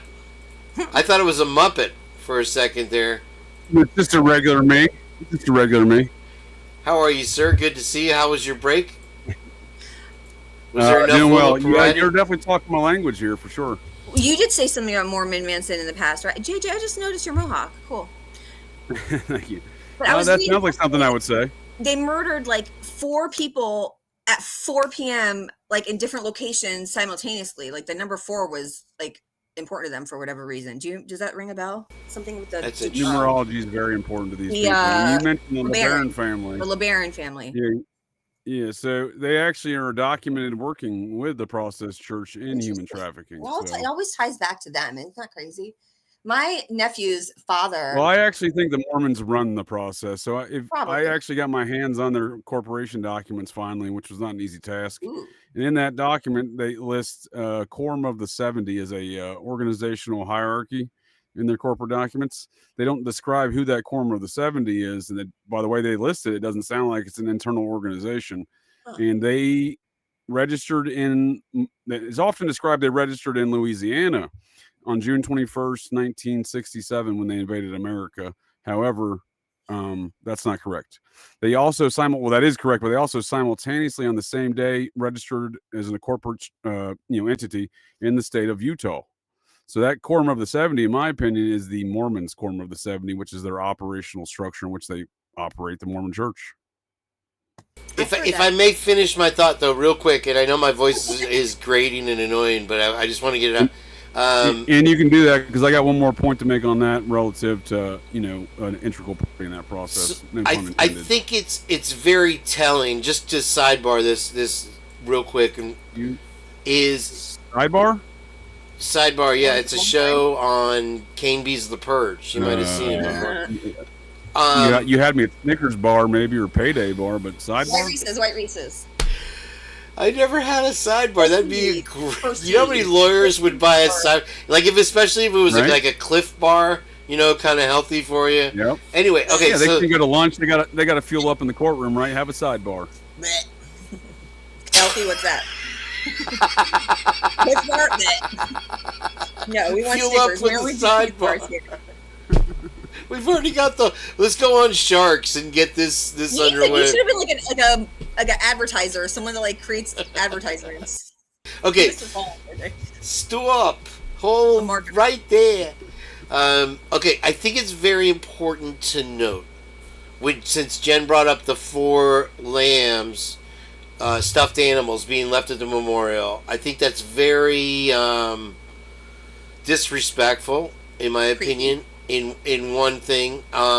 Secondly, you have the voodoo doll, which is just weird. It adds a weird element, and then you have What voodoo doll? at the memorial in front of 1122. There was this odd voodoo, like a shrunken head. It's a shrunken head, basically. Yeah. Not a doll per se, but it looks like a shrunken head. I But- don't really know what it is. Hold on, Someone before said you it guys was a go in rat. 17 directions. Hold on, wait one No, second. I just want to see a picture of it. If you all have a picture, I'd love I to do. see it. I'll pull it I up in will a post sec. it. Hold on, 1 second. You Yep. continue. I'll find it. One Thank second. you. Okay, so you have that, which seems very disrespectful, and then you have a town that is shattered by the worst atrocity that's ever happened. At the same time, you have reports of frat boys taking a pee on the house. Okay, and then on top of it, a year and a half later, you have Timmy Reed case, where not only did the assailants come 50 deep with pipes, they were wearing ski masks. Yeah, that's scary. So those 3 things are like, That whole case is scary, right? Because they could just cover nothing. No one ever got held accountable, right? not one name was ever released. And weren't you saying that some of the football players were traded away? But from the Timmy Reed beginning, is in Jack D's frat, I think, too, if I remember correctly. Say again. I'm sorry. Timmy Reed was in the same frat as Jack D, I think. Pretty sure.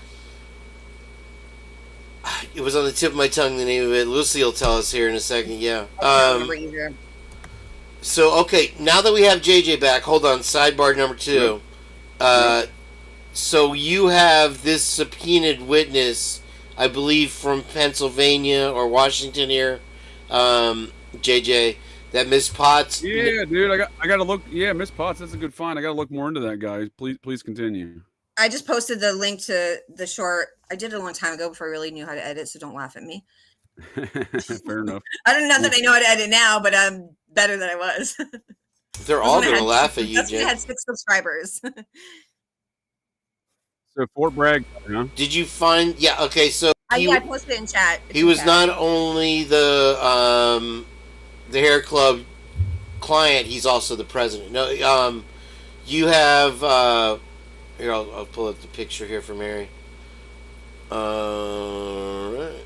And this is Jen's video right here. Okay, yeah. So here's the first. Hold on, damn music. Let's see here. Sorry. That's okay. I didn't. I should have known. That's what What's it under? Window. There it is. Okay.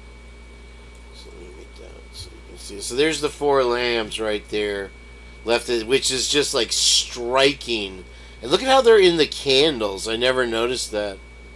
Like their heads are like they're feeding out of the candles, like it's a trough. Someone else left. Okay, there was like a little Santa Claus. Yeah, you can see it in the picture. Yeah. There's like a little But- elf off to the Right, side but also as There's well. another photo I found. Is his name Cumer Scott Green, the little elf? I don't know, but someone had left an old black and white photo of someone, I don't know who it is, and pinned it to the elf's hat. in another photo. I have to find it, but like it was added to the elf. Is my point. I don't know who the old guy is in the picture, but it's an old black and white photo of someone. Oh, I was just naming the elf Cumer Scott Green, or maybe even Brett Payne. Maybe would be a better one. I guess it depends. Is it Santa? I thought it was a Santa, but I guess it could be an elf or. This here is the voodoo shrunken head thing, which is just that's a sick thing to leave there, and it looks like it's right next to the sheep's or the lambs. Maybe no, okay, it's got its own little candle.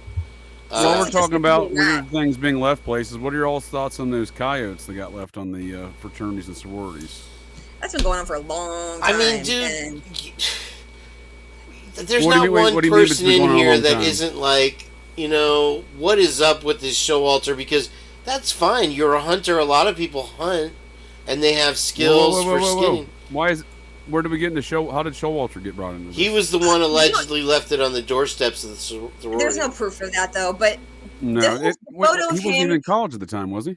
I don't even know. But the photo of him, like with that dead moose or deer, whatever that was, is like gross. Like that's like I'm proud of all this bloody mess. It's not like I'm proud of like the deer I killed, like a normal hunter. I feel like it's very gory. It's not like a whoever left it and you put it on the sorority steps.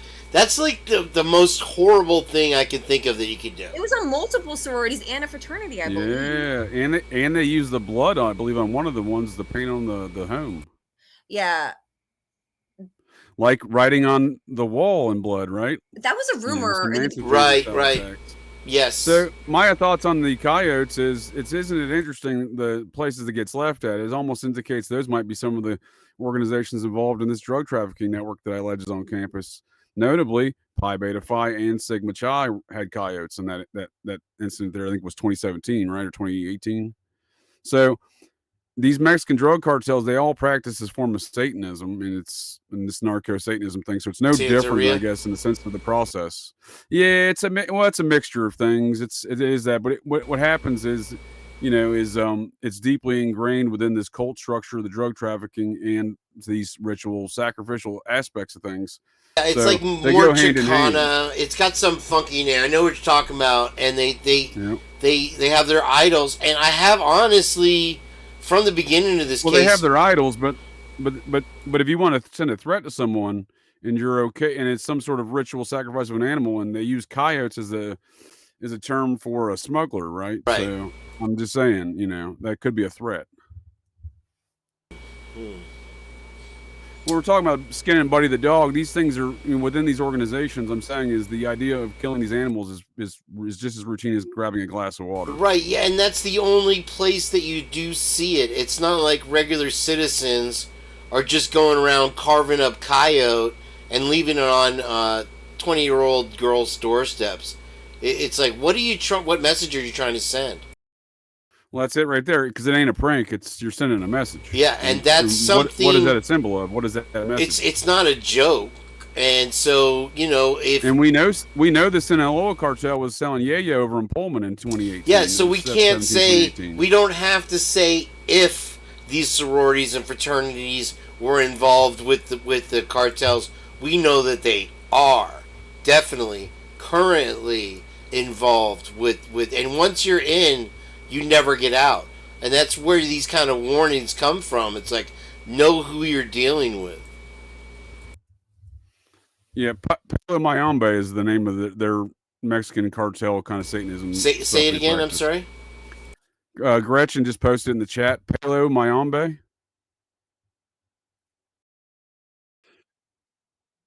So here's an example of this. Of what I'm just referring to is this trafficking situation in Mexico. And it also ties into the LeBaron family that Jenn was mentioning, the fundamentalist Mormon sect that operates cults in Mexico, much like Mittens Romney's family. So old Mittens Romney, his father, George, was born down there in a similar compound right down the street from the LeBarons. Mittens Romney. My nephew's father, my sister's ex, is his last name is LeBaron. I'm gonna call him and be like, "Hey, are you family?" Listen, I had the best girlfriend experience in front of Tampa Airport in a Chrysler LeBaron. Just so you know. There you go. Was it previously owned by a famous actor, perhaps? It was John Voight, but it wasn't that actor John Voight. Yeah. Oh, I found his pencil, and it had chew marks from John Voight. It was the dentist, John Voight. I understand. So He was an ass man. It's interesting with this Romney thing. I just thought of it. My new friend Dick Gooch, my new Twixter follower, Dick Gooch. He used to work for Mittens. So. Oh yeah, you said that. Interesting, yep. Mittens. But yeah, so the LeBaron family, first of all, they had an incident in 2019 where a bunch of women and children were murked by cartels. That shit was crazy. There's a Netflix documentary about it, I think. Oh, I haven't seen that. That's interesting. Yeah. So maybe Hulu, one of the streaming places. Those women were actually nannies. The ones that died had been nannies. It was the LeBaron like compound. It was their they went there because they wanted to be polygamists, right? Is that what the reason for moving to Mexico was? Something like that? No, they were sent down there before. Well, yes, they were no. They were kind of like doing their own thing. Wasn't the one of the LeBaron guys the one that ordered all these atonement murders? He was I don't know if you heard when you were taking your break. He was part of a church, like an offshoot of the Mormon church, something like the something Children of the Lambs of God or something like that. Does that ring a bell? Yeah, that stuff got swept under the rug too. So there's a lot of, and I think that is an indicator there's a lot more of that going on there. But as far as the LeBarons go specifically, and those ones that got murdered there in 2019, those young women, those teenagers, they were nannies for the NXIVM sex cult. Listen, I cannot believe it all ties back. It's so crazy. Everything's freaking connected. I'll do you one better. The NXIVM sex cult is the Albany chapter of the Process Church of the Final Judgment, and I can demonstrate that in numerous fashions. You know, I've been looking into all the freaking like the crime scene photos and shit from when the FBI raided what's his face Ranieri's houses. Oh well, the fix is in there too. I mean, it's so staged. It's blatant. I mean, listen, he can still be guilty, but they still fucking faked a whole bunch of shit. Yeah, the fix has been in since his prosecution. So there's a lot of moving parts and pieces there. I'm sure that I'm totally unfamiliar with as well. But there's a lot. I can. There's numerous things I can point to demonstrate the fixes in there. But as far as, isn't it weird that this Process Church chapter in Albany, who's invaded? Speaking of, there was questions earlier about how these people compromise in the chat about how they compromise local authorities. Yeah. Well, that's part of their MO. So if you look at the state of New York, the NXIVM / Albany chapter of the Process Church had invaded the both state and federal politics of that state. You know that there was a reporter that came out and said that her mother lives in upstate New York and that she has a white Elantra and like the cops are like in her driveway looking at her white Elantra. This is before the arrest. I don't know where. Jen, New York, slow that down. Wait, what is that? That's weird. You threw that a million miles an hour.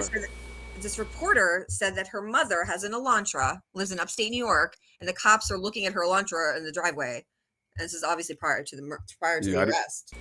That is bizarre, but I remember that. Yeah. That was wild. Oh, you did watch my video then. You do love me. Not really. Yeah, I do. Ew. Screw you guys, I'm going home. So yeah, everything's connected to the process. That's just crazy. Well, I mean, as far as New York goes, so the NXIVM's chief legal counsel and member of their cult was Bill Clinton's best friend. Who? Hillary Clinton. Bill Clinton? Oh, I thought you said, because he cut out for a second. I thought you said Bill Klein. I was like, who's that? Okay, go ahead. Bill Clinton. The guy's name was William. Richard Mays. Richard Mays. He lost his law license doing some hood rat shit in a criminal takeover of a casino racetrack with Jay-Z. Oh. Jay-Z's probably a member. So that's a different story altogether. But as far as the politics, there you go. Hillary Clinton becomes Secretary of State, and they appoint Kirsten Gillibrand as U.S. Senator. Now, her father was an executive in NXIVM, paid, and her stepmother / first cousin is also a member. So that's the federal level of and Chuck Schumer's press guy.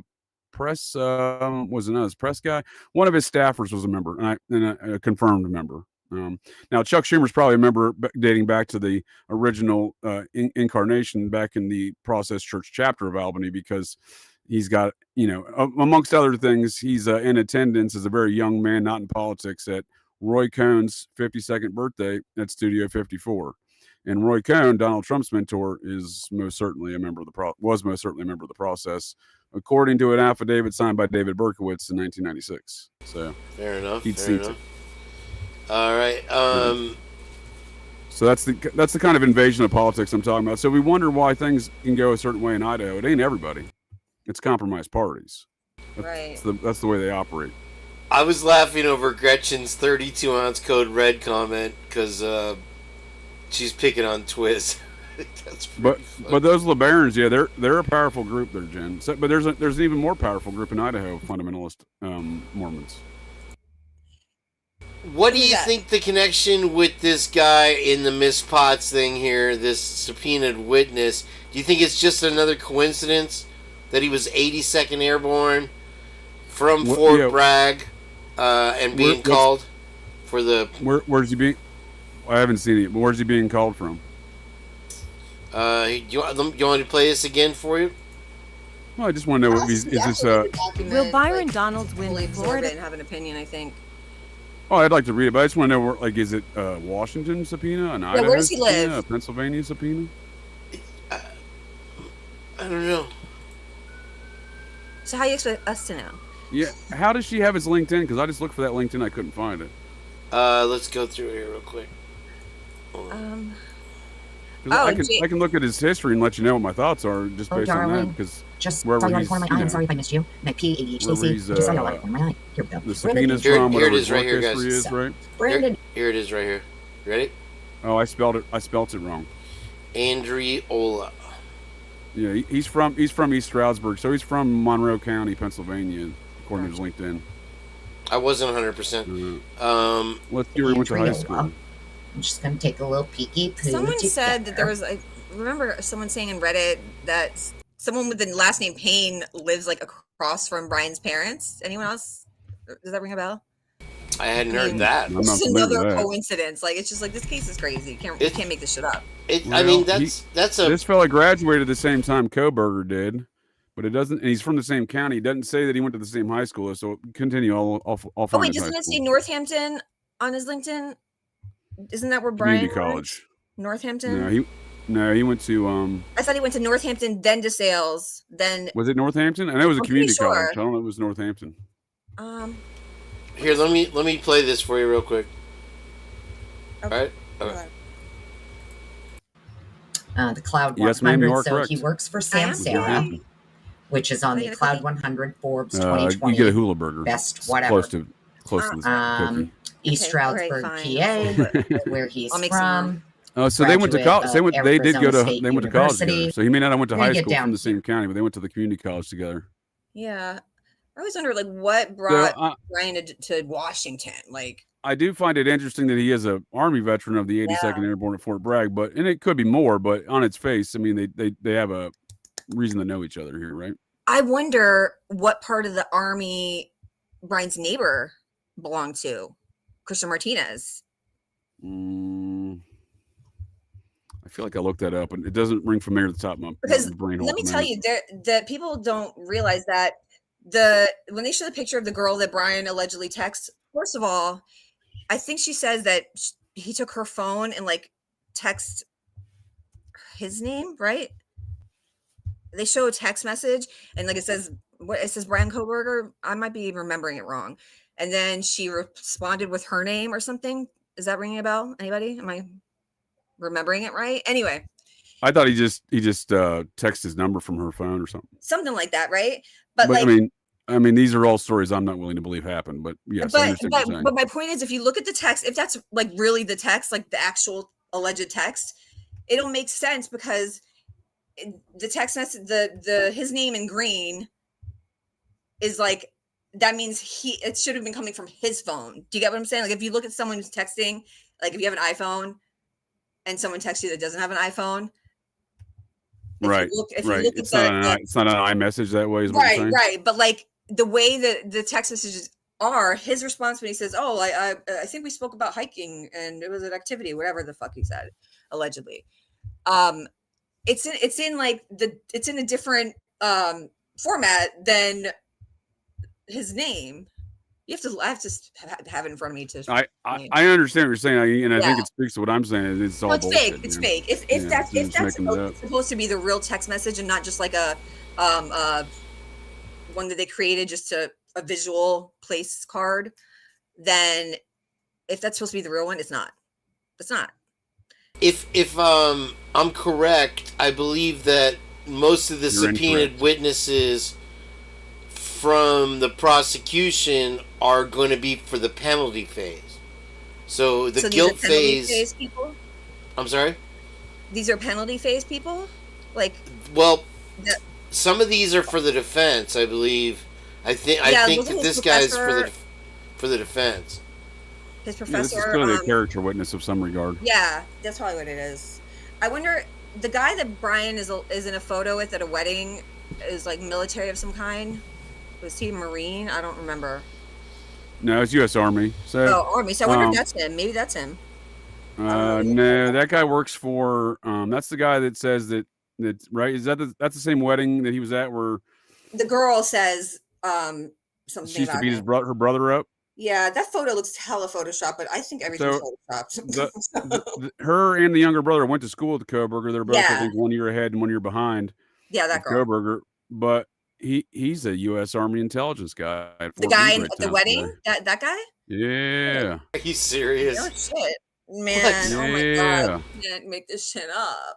And the guy who says that he went to he met Koberger in the 8th grade and they hung out until they were 15 and they were no longer friends. That guy is full of shit. That's the guy who said Koberger had a big heroin problem. Right out of Central I'm not saying- Casting. I'm not saying he didn't have a heroin problem. I'm saying that guy's full of shit. Yeah, And that his guy's full of father. shit. Yeah, they didn't. He did. I found his yearbooks. I got all his pictures. That guy never went to school with Koberger. His Really? father lives. His father lives in Koberger's hometown. Moved there in 2009 or 2010. The father I think it came out too, was. I think, and made a statement.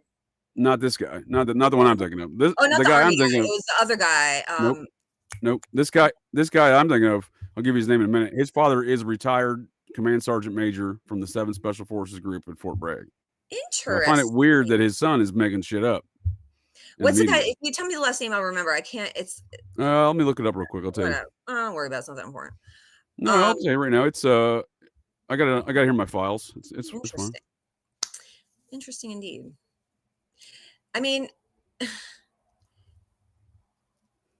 I don't know what to believe anymore. Like I wish I never started with this case, to be honest, because it consumed so much of my time. I keep saying, Jen, that the rest of the world moved on from COVID, and we got stuck here right at the end of it in Idaho4. You know, Like, I cannot believe it's been 3 years almost. Like, that's insanity. literally every single person watching right now, and you and everybody else, is from the moment you wake up looking and searching, doing something, till the moment they go to bed. You know, in their free time that they have, and I spend an embarrassing amount of time. it's ridiculous. And Like, Well, let's not glance past all these Army. What's going on with all this Fort Bragg stuff, though? I mean, Miss Potts brings up a good point, and there may be connections there. But JJ, can you find out about Brian's neighbor? Because he's the only one that places him at this pool party.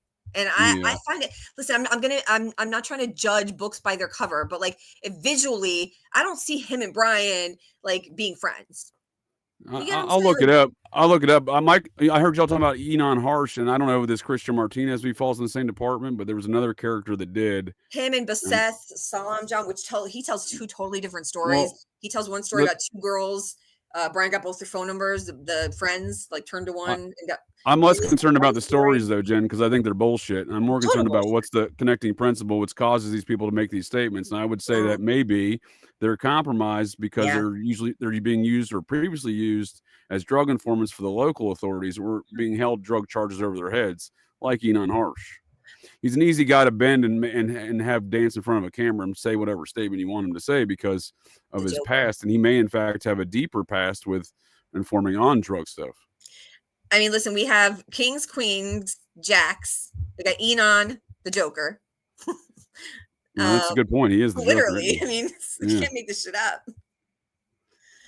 can. Well, you see what I'm saying, though? If you have somebody like that and they're already doing informant stuff, or you have some charges you can hold over their heads, it's easy to get them to make statements in the media about bullshit, right? So maybe Martinez falls in that department. I don't know. I think Enon Harsh falls in that department. I think Martinez. I think Mr. Christian, Zachary Cartwright, that guy too, whose profile photo on Facebook looks. Who? The guy with the long hair, the DJ who.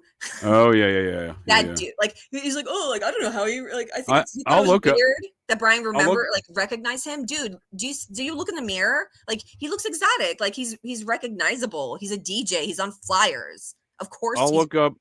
I'll look up their drug history and see if they fall in that department. But I know Enon Harsh has got charges in both Pullman and Washington and Idaho. Yeah, Enon's a career criminal. I mean, no shade. And again, it doesn't really matter if it's Pullman or Moscow. When you're dealing with the same drug task force, you're going to have the same assets, right? Yeah, exactly. I just think that guy Christian is not Christian. You can call him Christian. Christian Martinez is the neighbor. That guy Zach Cartwright, DJ Zach, is a butthole. He's a cocky butthole. That I have no doubt of. I'm just as far as these kind of things that go, as far as the law enforcement deterring any sort of attention in any circumstance or crime away from them, they use the people that they use on general basis. When I say use, they use drug informants. Well, then they're going to use that drug informant for a different reason, but they're still going to use them. Well, these guys were all into like the rave scene, the EDM, the Gorge Festival, these musical festivals. Steve G said that Kaylee would like buy her little tent and stuff and like want to like camp out at the Gorge. He specifically said that. Xana was into these music festivals too, and Maddie, I believe. I wonder if like there's a connection like somewhere with the music scene, possibly. Well, I'll get to that. I was going to say you beat me to it, but so it wasn't Casey Arntz was his sister were the ones at that wedding. Casey Arntz is the one who's I'm sorry, Casey Arntz is the girl. Her younger brother is the one who's the guy at Fort Meade, the U.S. Army intel guy at Fort Meade. That's not the same guy I'm talking about. Whose dad though is the retired command sergeant major from Fort Bragg. Okay, so which one is the one that got married? That's in the military outfit. That's Arntz. Okay, got it. Okay. I'm still looking for the other name, but on as far as the music scene goes, yeah. So that when I say the process church operations, this new neo process movement. Mm-hmm. It centers around Portland, Oregon. Well, it's due to where Chuck Palahniuk lives. It's due to the guy who's a major leader in it, who's also, I believe, the number 2 in the Church of Satan, and he invented the industrial rock movement. So the industrial rock movement is largely, I would argue, if not exclusively, the process, and that's easily exhibited by this. One of the premier bands in the movement was Skinny Puppy, and their mentors like this guy I'm talking about, Boyd Rice, and this other guy I'm talking about, Genesis Bjorich, and their underling Trent Reznor. So in that same mix of people, you have a band called Skinny Puppy. Skinny Puppy would record an album in 1993 called The Process. Recorded on the whole album as a concept album based upon Process Church beliefs, recorded by Rick Rubin in his Malibu home. You're like a walking encyclopedia. Thank you. I'm impressed because my brain doesn't have any room for anything non-Idaho4. I'm very well, there you go. And I'll swing that back to the Gooch factor for us. So Trent, like I said, Trent Reznor's in that same mix. So in 1992, Trent Reznor would go rent the infamous Manson family murder home of Sharon Tate, the Tate Polanski home. He would build a studio in that home called La Pig Studios, based upon the words written in blood on the wall of the Manson family crimes, right? So if that's not an ode to this process church murder in that home, I'm not sure what is. And then it was the main premier guy in this movement of this industrial rock movement. So his mentor there, Boyd Rice, his industrial rock band was N-O-N. Trent Reznor's is N-I-N. Now that first album that they would produce there in that home is an EP called Broken. In the music video of that EP, you can see what is depicted as a smiley face killer victim being stalked, tortured, and murdered. The song done in a process church home, based upon a studio, based on a process church crime. And again, these things permeate through this industrial rock movement today, thanks to the fact that that's what launched this neo process movement. I came across some like creepy profile on Instagram called some band called Dug Up by Dogs. Have you heard of them? Like a bunch of like creepy satanic electric music shit. I don't know. It's probably influenced by all the same stuff we're talking about here with this movement. Yeah, like it's really creepy. I'll send it to you. It says a pack of electrified hellhounds that run through your dreams, exuding menace and gloom. I don't know. Their pictures are weird, but you just remind me of that. I feel like I've heard about that. Shit, hold on. I'm thinking out loud right now. I'm trying to remember what I was just gonna say. There was a. Hold on. Scratch that. Pause my sentence because I don't know what I was going to say. Let me jump in real quick, guys. I wanted to keep this around 3 hours. Nope. But I really love the way this live is. This is probably the best live I've ever done. I knew you were going to say that. I saw that coming. I'm serious this time. This is unbelievable. Now. I might go down and get a Huckleberry shake and just sit here and listen to you guys talk for the next.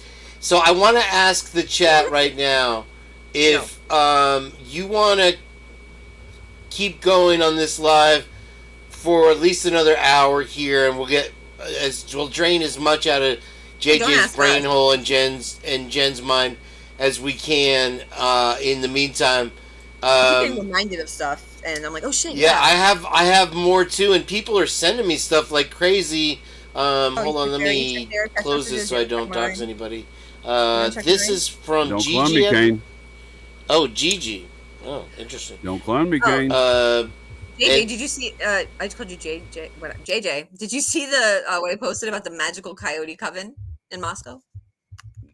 I saw it on Kane's screen. Is that on your feed? Is that on your YouTube channel? It's probably gone now. Let me post it again.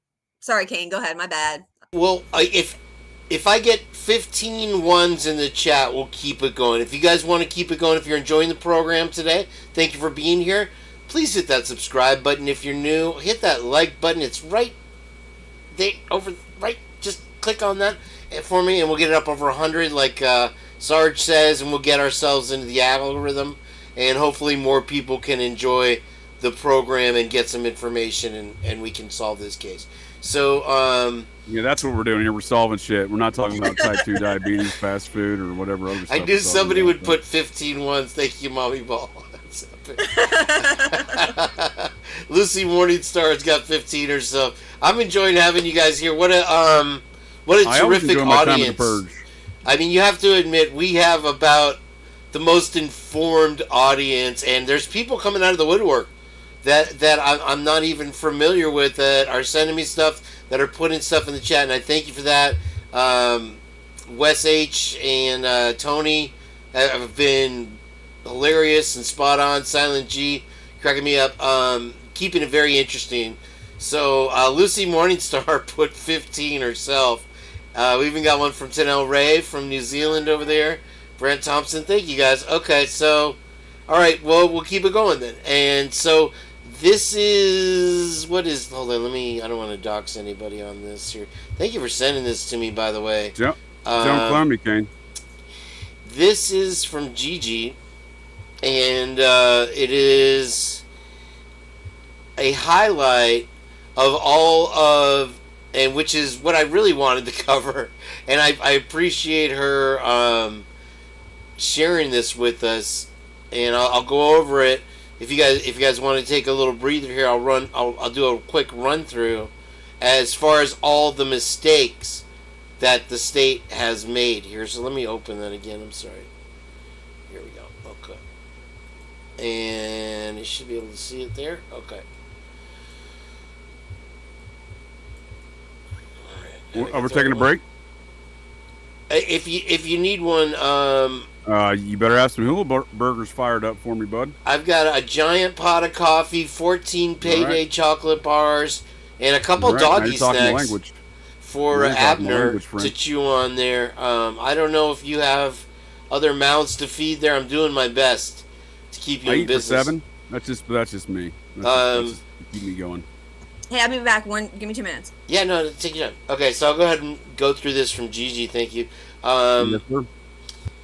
The footage is maintained by property management company. The state would seek admission of this footage pursuant to IRE.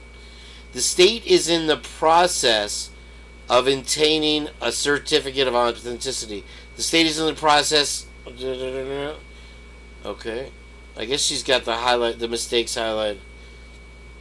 It seems to be the same one going through. Okay, yeah. Maybe this is a joke on me. Or okay. How far does this go down? Is it the same thing over? Yeah, this is like a JJ. Interesting. Okay. I don't know what I pulled up there. Okay, we got other stuff here. I'm missing the point there. 47 pieces of evidence are currently out of the picture. Okay. I think this is what she was referring to, and it was just a second email. Let me see if I can make sure I'm not doxing anybody here. Do this. And where's the thing? Nope. Where the heck? Uh-oh. How come I can't? Oh, there it is. Nope. Oh, if I make it go away, can't see it. Let's see. There's nobody's email there. I think it's good for now. Okay, so, oh wait. Okay, so here, has not been authenticated. Wow. Okay, that's interesting. Okay, hold on, guys. Sorry. What do we got here? Highlighted thing. Scroll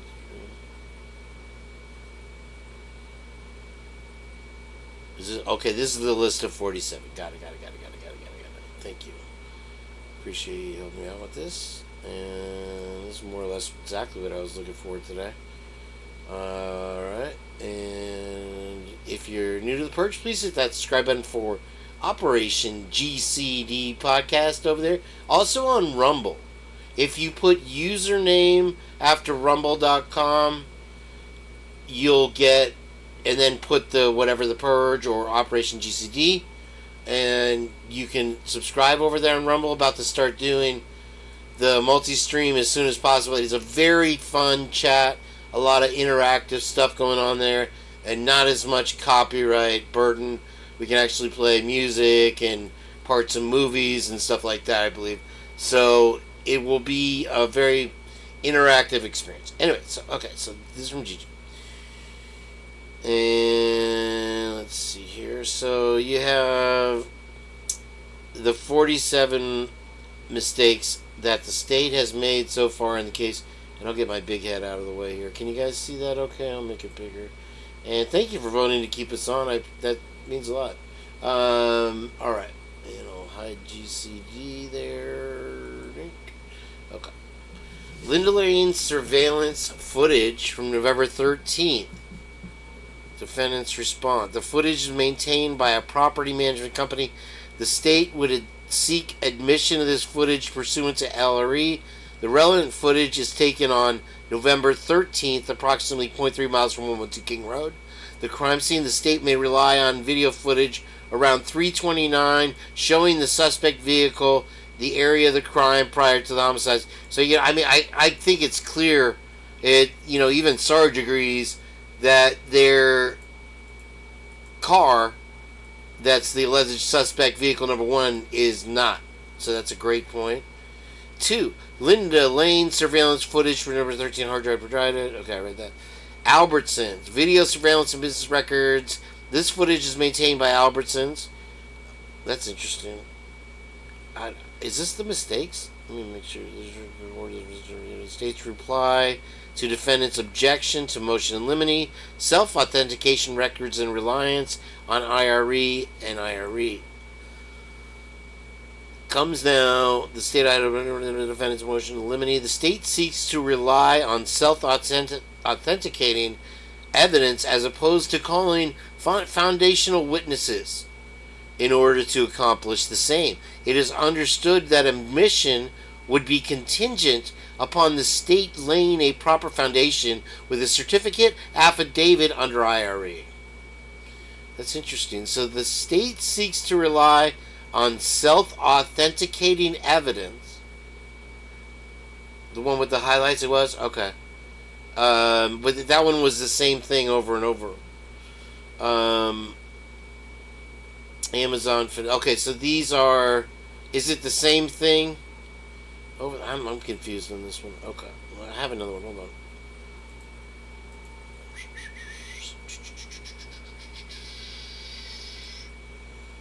$47 pieces of evidence.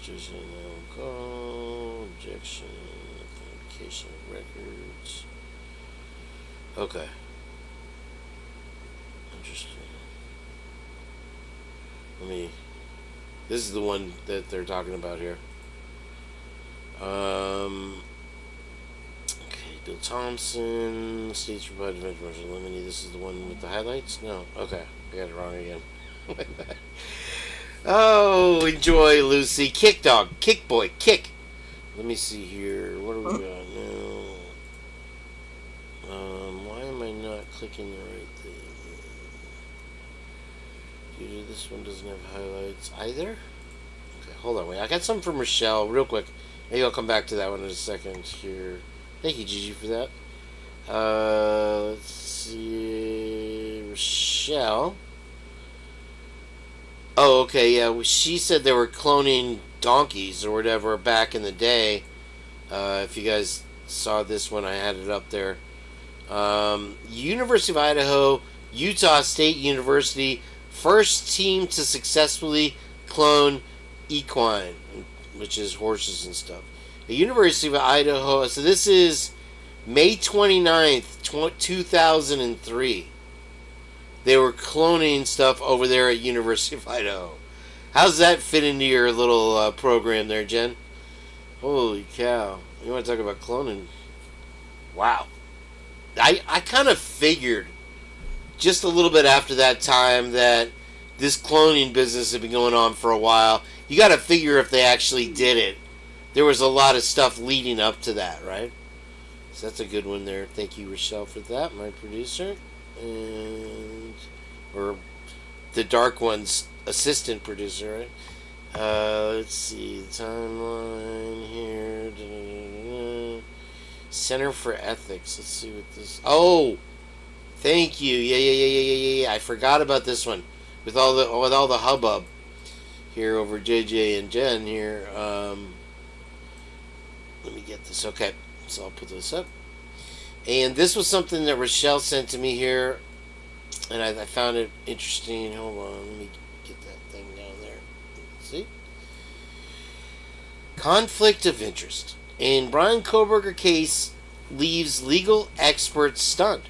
Ann Taylor, the chief of the public defender's office in... Oh, this was exactly what I was trying to remember that I couldn't remember. Office in Kootenai County, Idaho, was appointed to represent Brian Kohberger, who is accused of unaliving 4 students in November. Prior to representing Kohberger, and a part of this I knew, part of this I did not. Taylor represented in an unrelated case with Kara Kernodle, who is the mother of Xana. Taylor's office defended Kernodle in a total of 4 previous cases. Wow, I didn't know that. The day that Taylor was appointed... Let me move my big fat head here. It's alright. Make me smaller. The day that Taylor was appointed to represent Kohberger, Taylor withdrew from representing Kernodle. Taylor was also previously represented victim Maddie Mogan's father and stepmother. That was news to me. I'm sure many of you out there may have already known that. But Taylor is one of 13 public defenders in Idaho who are approved to handle a capital punishment case, but she is the only one located in northern Idaho. So you have what you would say a conflict of interest there when you had her representing the defendant and she's represented the victims' families in 4 cases in one, and then also she defended Maddie Mogan's parents, both the stepmother and the father. That's pretty wild to me. Are you there, JJ? Was that you? Did I hear you getting cloned? Oh, the time that it was posted? Let me see here. What time was it posted? I don't see what the... Rochelle, you'll have to fill me in on what time it was posted because I don't see that part.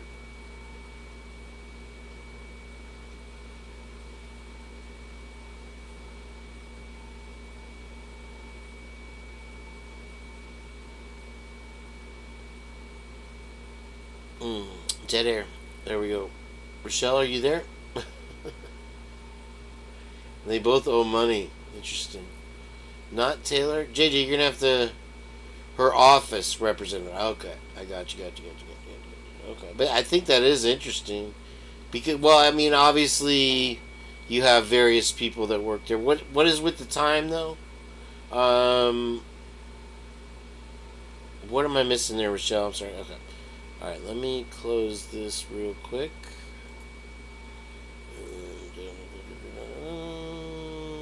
This was the Center for Ethics. Yep, that was that thing.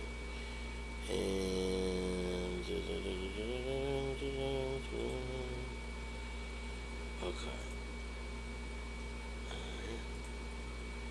What? I had something else. What else was I doing here?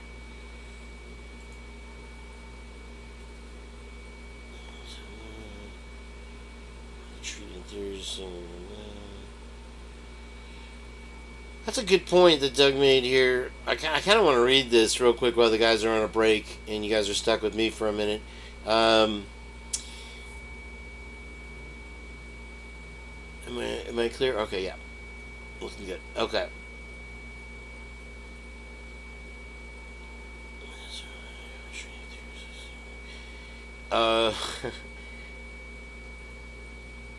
Everyone else out there treating theories like the same group science project, where this is from Douglas Outlaw, by the way, back with beats and Outlaw rhythms. Please subscribe, please go over there and subscribe to his channel. He's got great music to listen to, and there's just a ton of it.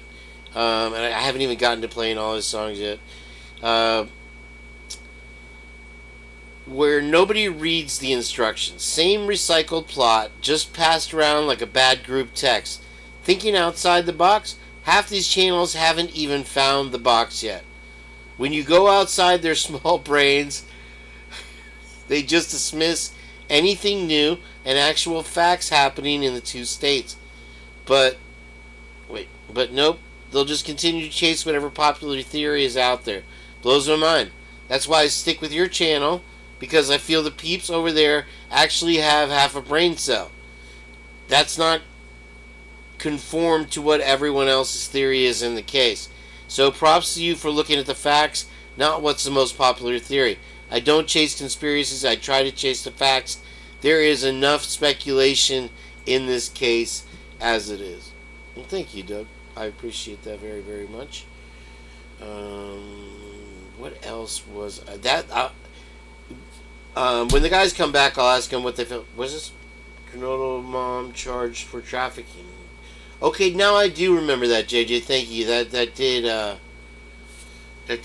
did click my memory on that. Let me check this here one more time. I feel like I'm missing something. I'm sorry, Gigi, on what the highlighted one is. Here, highlighted, because everything is highlighted is the same thing.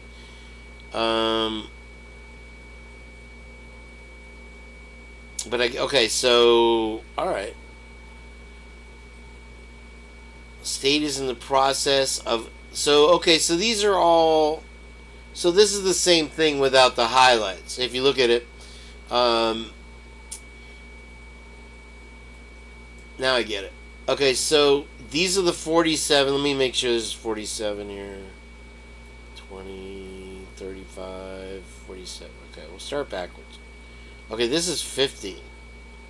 Okay, so she's pointing out in each one, the state is in a process of obtaining certificates of authenticity with the WSU parking records, the WSU video surveillance. What else have we got here? The surveillance from the motor vehicles. And when they were talking, I wanted to mention it. It does seem like very important pieces of video from around Pullman, from around Moscow are missing. And it goes along with something else I wanted to talk about tonight. Very important factors here in this case is where were Xana and Ethan, right? Who doesn't question them? And then, you can throw in the DoorDash driver, you can throw in the private rideshare driver. But I think most importantly is why is that fact? This is why I wonder if going to the trial will totally be worth it, because then those facts, because they know. They know. Yet it's completely left out of everything. So it just, to me, bodes that this is something very important that is part of this case that is going to blow wide open. And then also you have another important factor would be Bethany Funk's activities and why her testimony is left out, why both of them are continually fighting. And I mean, everybody is fighting these subpoenas in the case. That was another thing I didn't show JJ about the they won't be able to use it until they do. This is from April 20th. Thank you. Okay, I appreciate it. That's every time they had to say, oops. Excellent. Well done. Well done. So let's continue. The Bethany Funk thing is very... Listen, to me, that would be the mission of my life would be to defend or to get justice for these kids that were my roommates, that were my friends. I would not hesitate to come back there in a minute, no matter what the case, to be able to put the right person to justice, which is what we all want. Instead, they lawyered up and said, do we have to come back there? Am I going to be arrested if I come back there? What are you going to be arrested for? What are you hiding?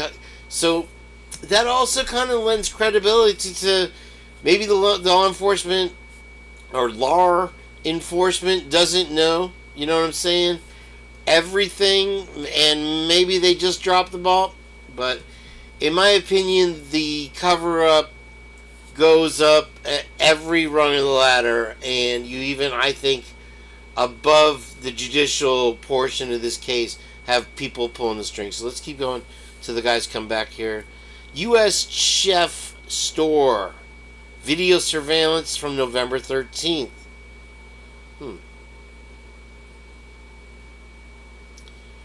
TikTok user records for Xander Kernodle. Okay. So there is something that you have to remember from the very beginning of the case as far as Maddie and Kaylee's phones stopping activity at 2:54 or 2:56, whatever it was, whatever the case may be. And then you have the other roommates. So it just seems very odd that you have this flurry of activity where they're, in my opinion, emergencyly, panically trying to contact Jack D, and then it just stops. And you're going to tell me that in this house where there's a murder, there's not some kind of correlation to those panic calls and texts stopping at 2:54? So a lot of people think, and through Jenn, we found the interview with the mayor where it looks like he's showing somebody being bound in his conversation that they cut out.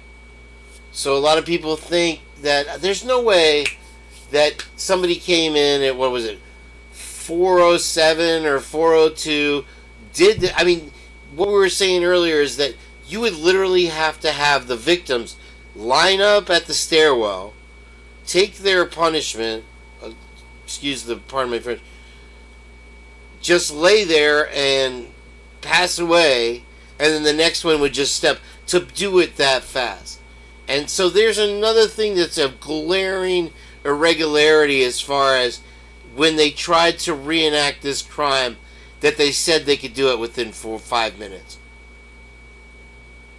Are you kidding?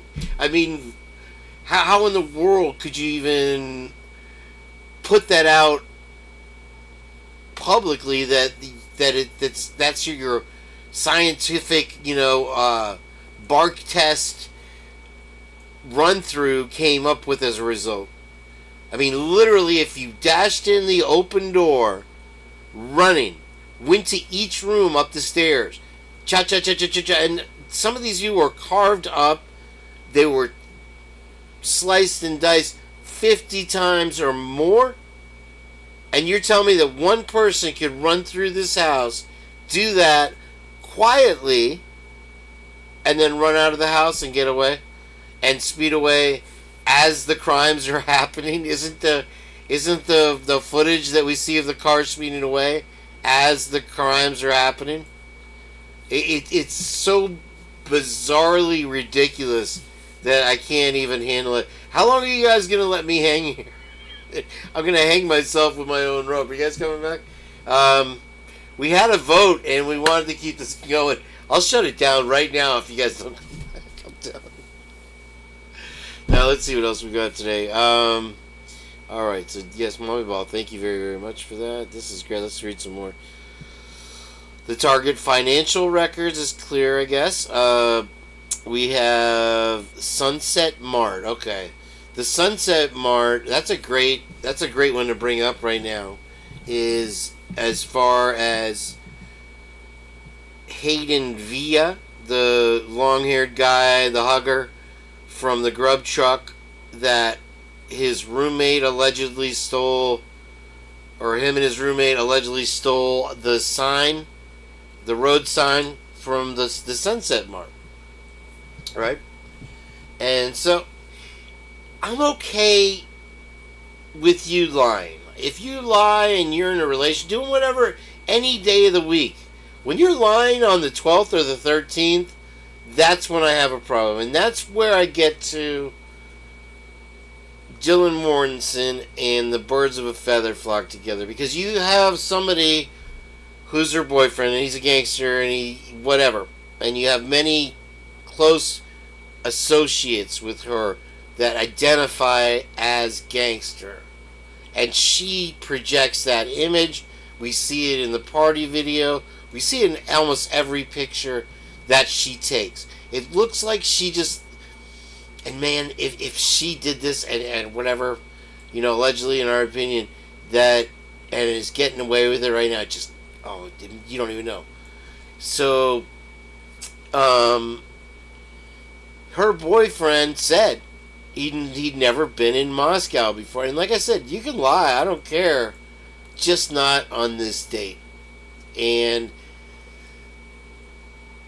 I don't know. There's so many people caught lying and so many people being deceptive that are in a very hot zone of suspect, and 90% of them were cleared within like 15 minutes. How? Why? What kind of investigation did you run? They knew, man. They knew from the minute, from the word go, when they walked into this place, 100% what happened. And like I said before, what are the chances that a college Gen Z student with their iPad, with their iPhone, with all these fancy devices, that at 8 a.m., one of them contacted police? Now, we do have something from Euphoric that I played many times with the sheriff's car racing down, I believe, Taylor Avenue, and the only two outlets are King Road and Walinda. So it either sped at 7 a.m. in the morning past King Road, or it went up King Road.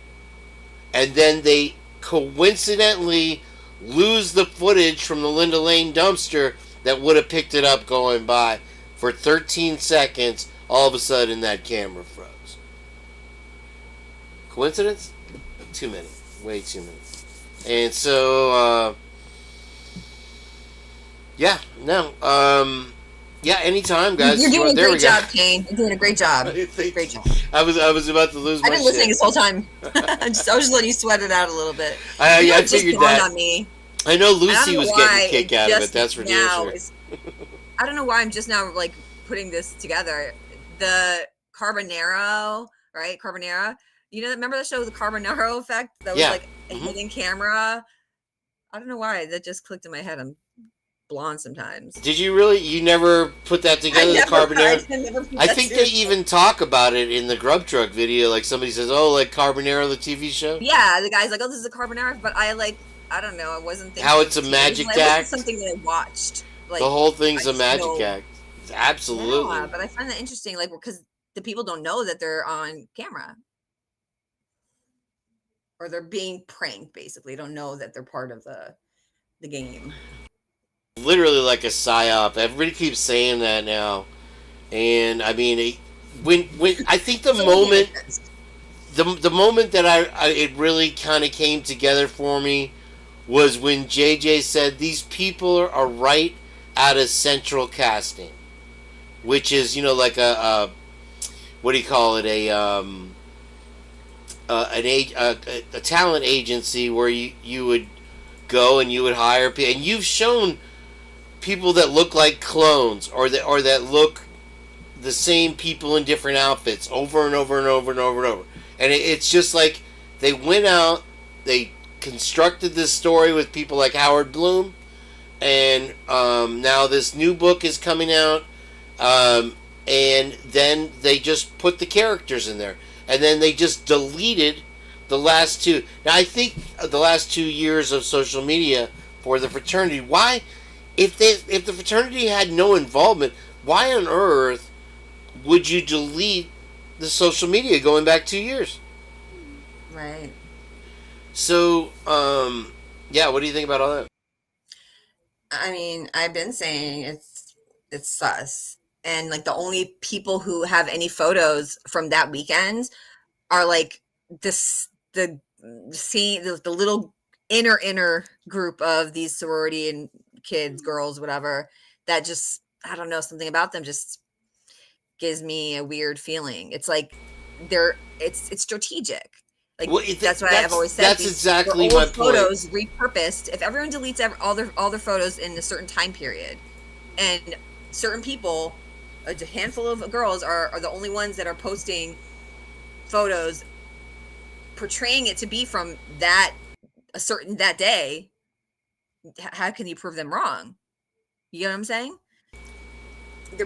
These old photos are being repurposed as current ones, in my opinion. It's all strategic. I think part of those 8 hours were spent figuring out a game plan. Yeah, I think it that says in the documents they were deleting it and creating photos. There is definitely a cleanup going on here, and we don't know this case. Nobody here knows anything about these people or that town leading up past, say, probably at the best of us here, November 14th by noon. That's the first ching that we heard of any of it. And so whatever activities happened prior to that are completely outside of our knowledge, because it's been lied about, it's been changed, it's been misinterpreted, You know something weird?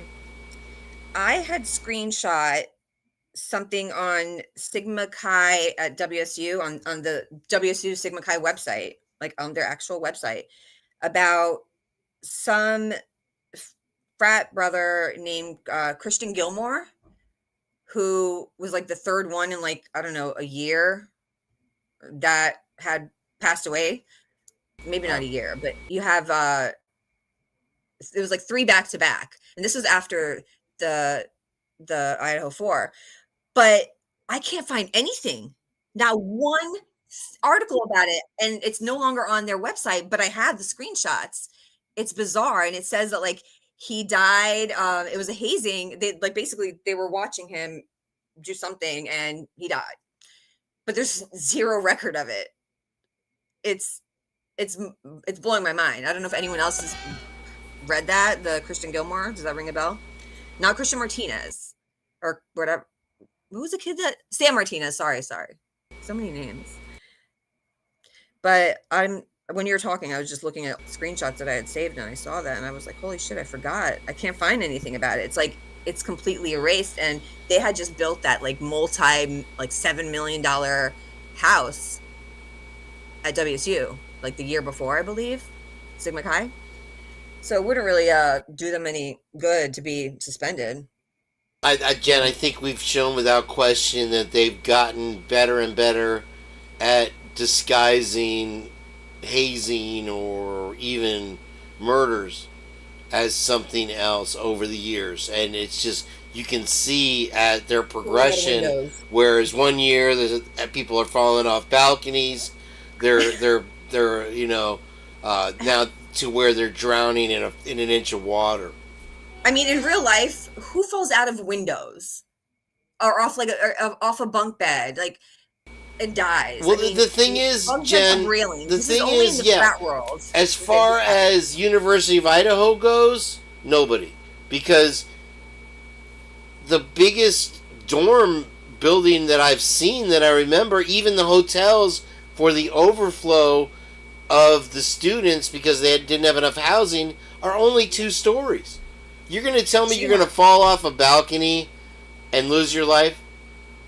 I mean, here in Florida, I understand, but and we have the spring breakers falling off the 10-story, 14-story because they were hanging on the rail or showing how good they were, and they get drunk and they fall off the balcony. That's one thing. When you have a fraternity that has a building that's 2 stories, and you're going to tell me one guy fell 12 feet and passed away, you better have a pretty good forensic analysis of that, because at best you're gonna crack your head open maybe, but or twist an ankle or whatever. But it doesn't seem likely that you're gonna pass away there in that situation. Wait, Kane, I'm sorry. Give me a second, okay? I have to make a phone call. I'm sorry. Give me 1 second. No worries. I'm being very articulate. Apparently, it was said. Was it for hazing leash? That's amazing. I didn't know that. That's the first time I've ever heard that. Yeah, well, David, I think that they've gotten so accustomed to just going through the motions that, without question, is the most important thing, without being analyzed, that literally, I mean, when you look at the investigation that's going on outside of 1122 in the weeks preceding the atrocity there, it looks like they're just milling around. They're not doing anything to protocol. They're not wearing any of the hazmat or the shoots until the press noticed it, and then all of a sudden they clean up their act, which is a little bit late. And one thing that's so important to purple hazing,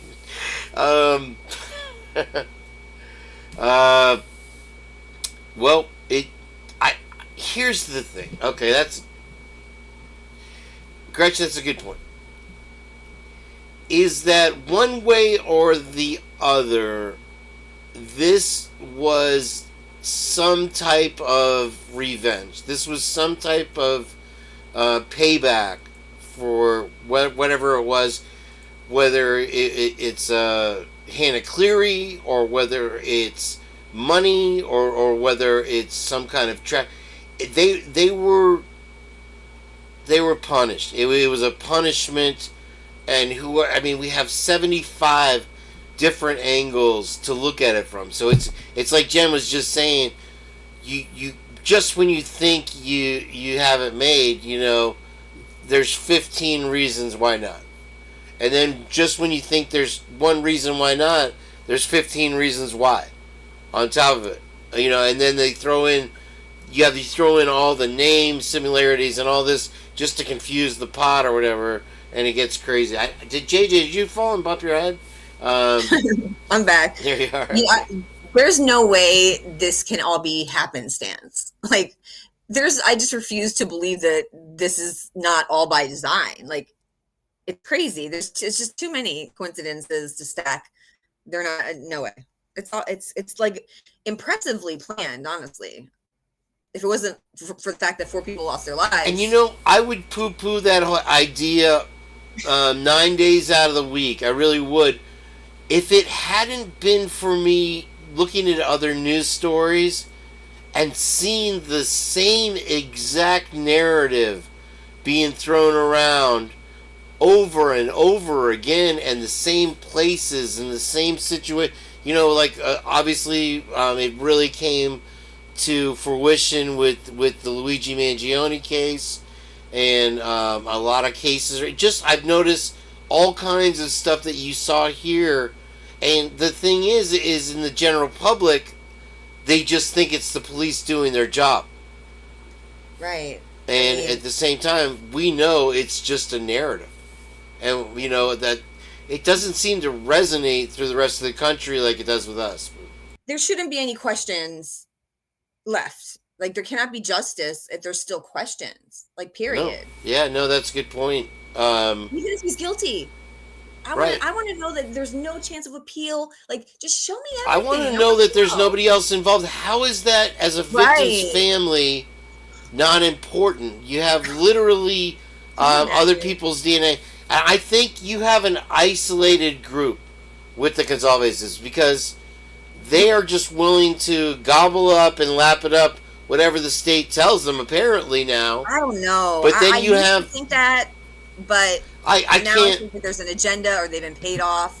It's intentional. It's not. In the beginning, I thought they were being manipulated into spreading a false narrative, and like basically, okay, there's a gag order, but we're gonna circumvent that by, you know, using Steve as our mouthpiece, basically. But now I believe that there's more. There's more. I think that they were paid off or blackmailed, possibly, from giving them the benefit of the doubt. You know, there's something nefarious going on. 100%, without a doubt. In my opinion, I mean, they went to the Vandal Healing Garden opening, but didn't go to Moscow when they were told their daughter was unalived. I mean, let that sink in for a second. Because that's, you know, like a 3-hour Priorities, drive, right? priorities, baby, priorities. Yeah, I would have been insulted that I wasn't asked to speak at this memorial also, but, you know, that's just me. I would have been like, screw you, you knocked down the fucking house. Go F yourself. Dude, okay, so Pulse nightclub in Orlando, are you familiar with that? Not really. That was where an Arab guy went into a gay nightclub in Orlando and took out 50 people. Okay? It has been quarantined off. It was 10 years ago, I think, like this week or something like that. It was quarantined off. Okay, 50 people lost their lives in that building, Jen. Okay, this guy had a machine gun and a captive doors. All the doors were locked, or they couldn't get out. They couldn't get past him. And so 50 people, it has stood there. Can you imagine? I mean, there's a lot more blood. 50 people. I feel so bad. Yesterday was Kaylee's birthday. Yeah, it was Kaylee's birthday. I never forgot to. Happy birthday, Kay. Rest in peace, Kaylee. Yeah. And so, I'm sorry to cut you off. I just dawned no, on it's me. good. So you have it cordoned off all this time. Now that it's been 10 years, they are letting people do like a memorial tour of the building. So here, not only does it still stand, and this is a much larger scale atrocity with 50 people in there, yet the building's still there. Right. There was no reason to tear it down. And now the memorial is actually held where it happened for the people it happened for. And they don't say, let's get out of here in the middle of it, like Scott Green did at the memorial dedication to all the students that passed away in Moscow since 1800. That bothered me. No offense to those other students, but it's like, oh, now you want to acknowledge my child that passed away before the 4? Like, what? I would be pissed. They needed that land, and they needed to get rid of something in that house, which they didn't need that land. They needed the land to be under the power of the board of the regents, and let me tell you why.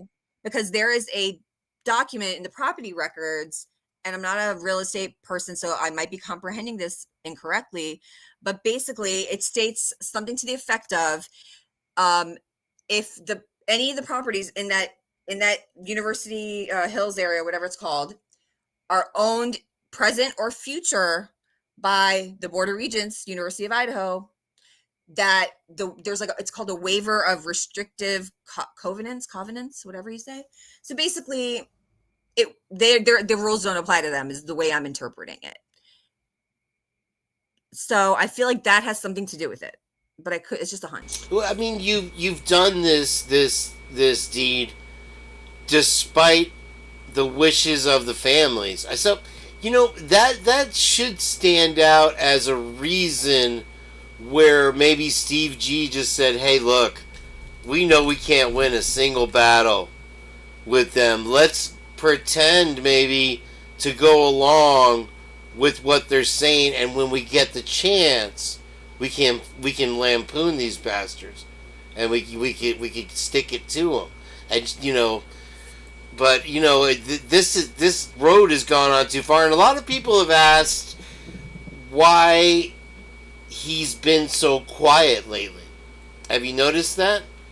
Finally, yeah. Also, Olivia kind of, she got arrested and then she laid low. Yeah, so. very conveniently right after. I would say it might have something to do with the Garrett interview on the Drunk Turkeys that made Daniel look like a fool, where he thought he had this guest on that was going to back up all his little pretty theories that they pay him to say, and then the guest gets on there and says, no, you're totally wrong. They can't tell the distance a phone is from a cell phone tower. And at that moment, you see the blood rush out of Daniel's face. And he realized, and he's like, the moment a person dies inside. And ever since then, and it seems like the Gonzalez have gotten a little quieter. The next live that I saw the title for the Drunk Chicken Show was the Pro Burgers Suck. That was the originality that he could come up with for the title of his show, and I'm just like, who are you even talking? You don't hear like people that believe in either he's innocent or just we don't know yet, because he is technically innocent by definition, but we don't like call names. Like, we don't have like a nickname for them. The Guilters, I guess we do. I lied, but it's like where you been, Jen? It's like you'll say a point, like basically like, okay, prove, like, change my mind, but they'll just start throwing like childish insults. Like, once you start doing that shit, like you lose all credibility. Like, well, that's a misleading. I want him to be guilty. The word pro burger is a misnomer in itself.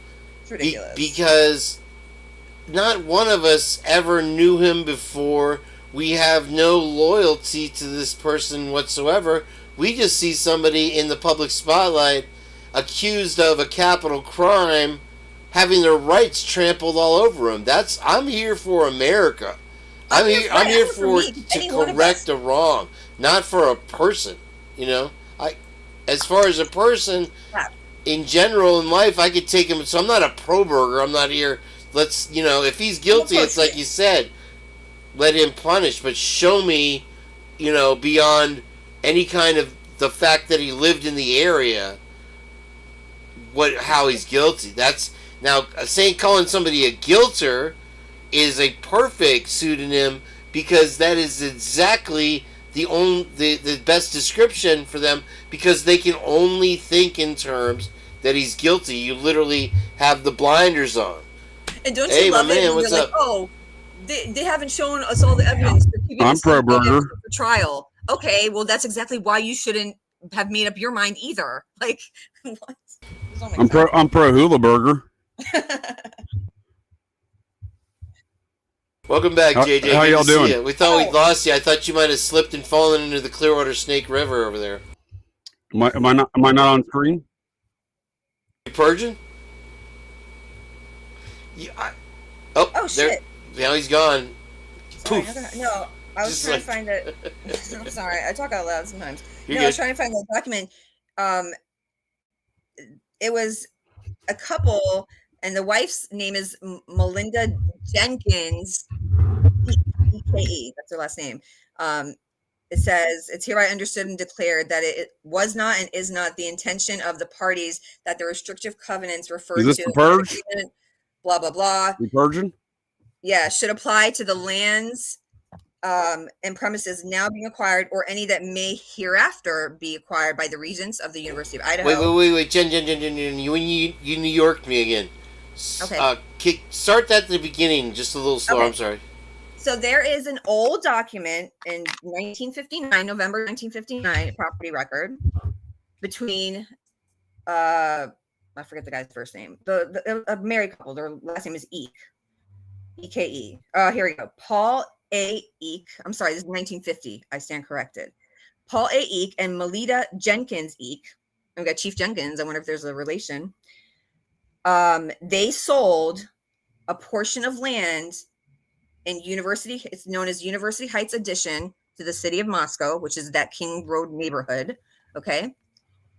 And this, it says, said grantors Eek owned and retained certain real property adjoining that sold to University Heights Inc. And hold on, I'm trying to read off my phone. God damn it.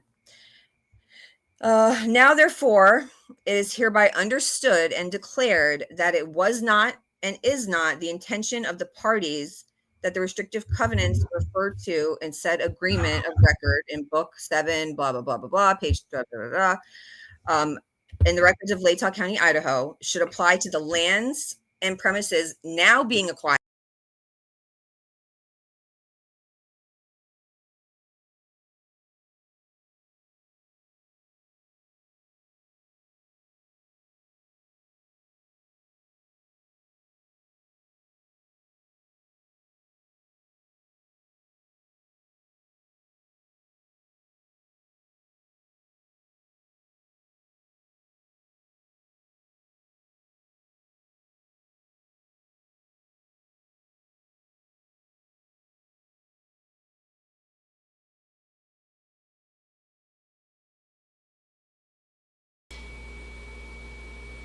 Because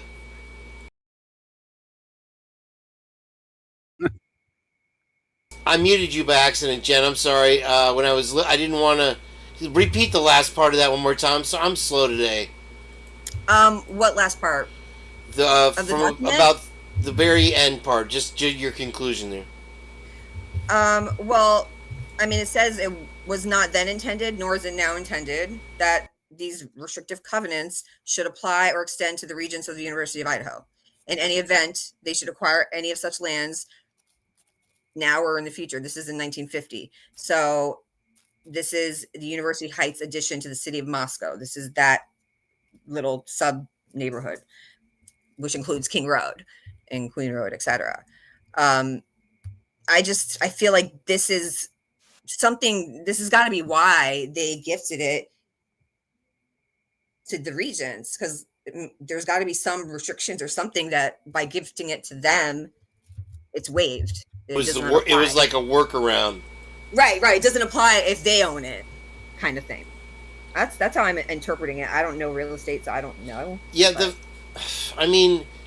I'll put the property document number in chat if anyone wants to look it up themselves. Okay. Yeah, JJ, you there? Is this the Purge? We're purging. It is, hold on, 207-669 is a property document. You can go on the Latah County assessor. I mean, from my assessment, the town or the university started that town, and everything that goes on in that town is under the auspices and approval of them, the university, that is. So, I mean, they can do whatever they want there, but I mean, it's to what ends and why they're doing it, I guess, is a good question. But I mean, they can make up new rules for these real estate covenants too, though. Too, you see what I'm saying? They're going to do whatever they want, but that, I mean, obviously that's on paper, and sounds like they're trying to skirt around some rules and regulations, but they probably did that intentionally to begin with, because again, they rule that town with an iron fist, it seems, according to Doug Wilson. I just found the. Go ahead. The thing that stands out to me most is that law enforcement crossed the line twice, and I can't. I'm going to put the finger on law enforcement, but we know it's probably coming from higher. But by removing the furniture and whatever evidence that they removed with the U-Haul truck was just wild. I mean, that is like so extremely. First of all, I doubt that any single one of those families wanted a single item that was removed from that house. Secondly, that's evident. And here they just get the chief himself to drive this stuff to an unknown location to get it out of the house. And then the second thing that they cross the line, as far as you can go, as far as the eye can see, they tear down the house despite objections. And like you said, even Ann Taylor in the very beginning put a motion forward to stop the demolition of the house. That's just wild over the line.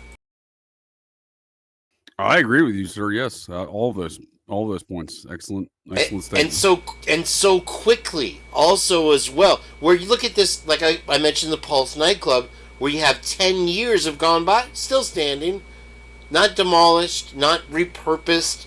It's now a memorial. It stands. If anybody needs to go for a trial and walk through it, they can. Here, you destroy all the evidence. So, again, it's like we get back to the basics, is they burned the bodies and they tore down the house. There's in that property that, like, physically there, that they're keeping contained between certain. There's a small inner circle that's in the know, because they sold those other 3 houses surrounding to Eagle Investment Group for like over $1 million, like 1.2, 1.3, something like that each. Those houses were valued at like a couple $100,000. Like they almost at least tripled the value of those homes. They made some money. So you're really telling me, I'm sorry, but Dan Esty or Perky, whatever, they're businessmen. If they could have gotten over $1 million for at least for King Roadhouse as well, they would have sold it. How are you going to pass on that? And it was donated. They said in the beginning, they said it was going to be donated with the agreement between the parties that it was going to be demolished. Well, why didn't you just demolish it yourself then? Why did you need them to demolish it? Why did they need University of Idaho to demolish it? You know what I'm saying? Yeah. They donated it with the agreement, like, okay, we're gonna give it to you, but you gotta demolish it. Why didn't they just do it themselves? There's a reason. I'm telling you. I would argue because they're lackeys in a much larger system. But why? Why? There's a half basement in that house. I'm telling you, think about it. Before that back was added, do you really think that that plot of land, all they had was just that front narrow long part of the house? No way. That house is built into the hill. It goes under that balcony, like under that concrete slab. There is part of the house back there. Gretchen, get him. Somebody restrain Jenn. Restrain her. Don't tase me, bro. You know the basement triggers me. Like, I'm telling you, there's a basement. I bet anything. I believe you. I guarantee. They did it in 2019, I think. They did 20-foot easement agreement over, under, and through from 1127, 1126, 1118, 1112. Why do they need a 20-foot utility easement for houses that have been there for like 50 plus years? And if you notice in the driveway, right, if you're facing the house, to the right, there where those flowers and little memorial were on, those big concrete barriers. Okay, that driveway used to be way lower, way steeper. They raised that driveway, piled up, and that's why a house where the camera was at, the 1112, that's why from the back you just see the top story, and then from the front you can see both stories. But that house also has a basement. It's like, I don't know what I'm trying to say, but basically every house has a basement except for that one. Every house except King Road, even the apartments do. I mean, you see how the Queen Road apartments are, how they've got that whole like underground level that you don't even see until you're there. Rochelle made a really good point that they didn't put the memorial garden where the house was, which was the promise. So once again, I would have to call it an untruth that they said this is, we'll make a memorial there. Instead, it just sits there empty. And the house is buried somewhere. Literally buried it and tried to blame us because we're going to be crime tourists and go dig it up. We're that sick. You know? Yeah. The 1112 house, okay? The bottom level that you see from only the front part of the house where that deck is, right? If you go to the back of the house, that's right up to the driveway of 1122, there's windows that are buried under driveway. If you look at the blueprints, that first floor of 1112 has windows in the back. Like, if you look at 1118, look how much lower that house is compared to, it looks like it was like dug out. It's not like, it didn't used to be like that. So it's like, there's one of those basements where you pulled in and they just covered it up where that garage used to be. I have to read Gretchen's comment because she says, Killing and Destany's Lair of Doom. Oh my God, why did no one else come up with that? That's great. Shit. Holy shit, you're a genius. Holy crap.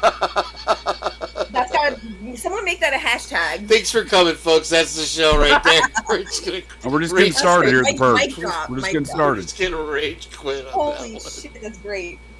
Say it again, say it again, say it again, say it again. Say it again, I don't have the chat open. It was funny. Say it again. Killing and Destany's Lair of Doom. That is a pretty good one. That's like, oh my Gretchen, God. I'm going to use that as my next title. Thank you so much. Oh my God. That's pinned for the rest of the night. Gretchen, you are amazing. Absolutely no that question. The most genius thing I've legendary. ever heard in my freaking life. That is like legendary. Legendary. That is better than Frozen Shock Phase, any of these other little one-liners. That you're a genius. I'm impressed. Oh man, okay. Wow. Oh my God. Oh my God. Wait. Talk about lightening the mood. Go and chat with them. Killing and Death. This is freaking great. Holy shit. Wow. What do you think about that, JJ? God. No, that's a good one. I like it. Oh my God. Chief Fry approves as well. I see the Chief Fry Muppet. Oh my God. Oh my God. So with both of those are two great tastes and taste great together. Wow. Oh man. All right, guys. I think we've done a pretty great show tonight. Probably the best that we've ever done here at the Purge. Only the best because of Gretchen's. That's a great note to end it on. That's amazing. That's it. We're done for the night. Done. Yep, I'm rage quitting, so you have to watch my commercial. I'll let the chat run here though for a minute. JJ, always a pleasure, sir. What a gift to have you as a part of the team here. And I hope I'm giving you enough hula burgers to keep you satisfied at this point. Yes, sir. I appreciate the invite as always. Great Persian, Jen. Great Persian, ma'am. Fellow Purgers, see you next time. Great Persian. See you next Tuesday. All right, my friends. You have a great night. Thank you for purging with us tonight. That was definitely the best show we've done, and what a wonderful chat. I appreciate it. And we will see you with these, us. on the next one. I'll let the chat run. You can say goodnight. Thank you very much. Jen. Gretchen, you got the walk-off tonight. You killed it. Thank you so much.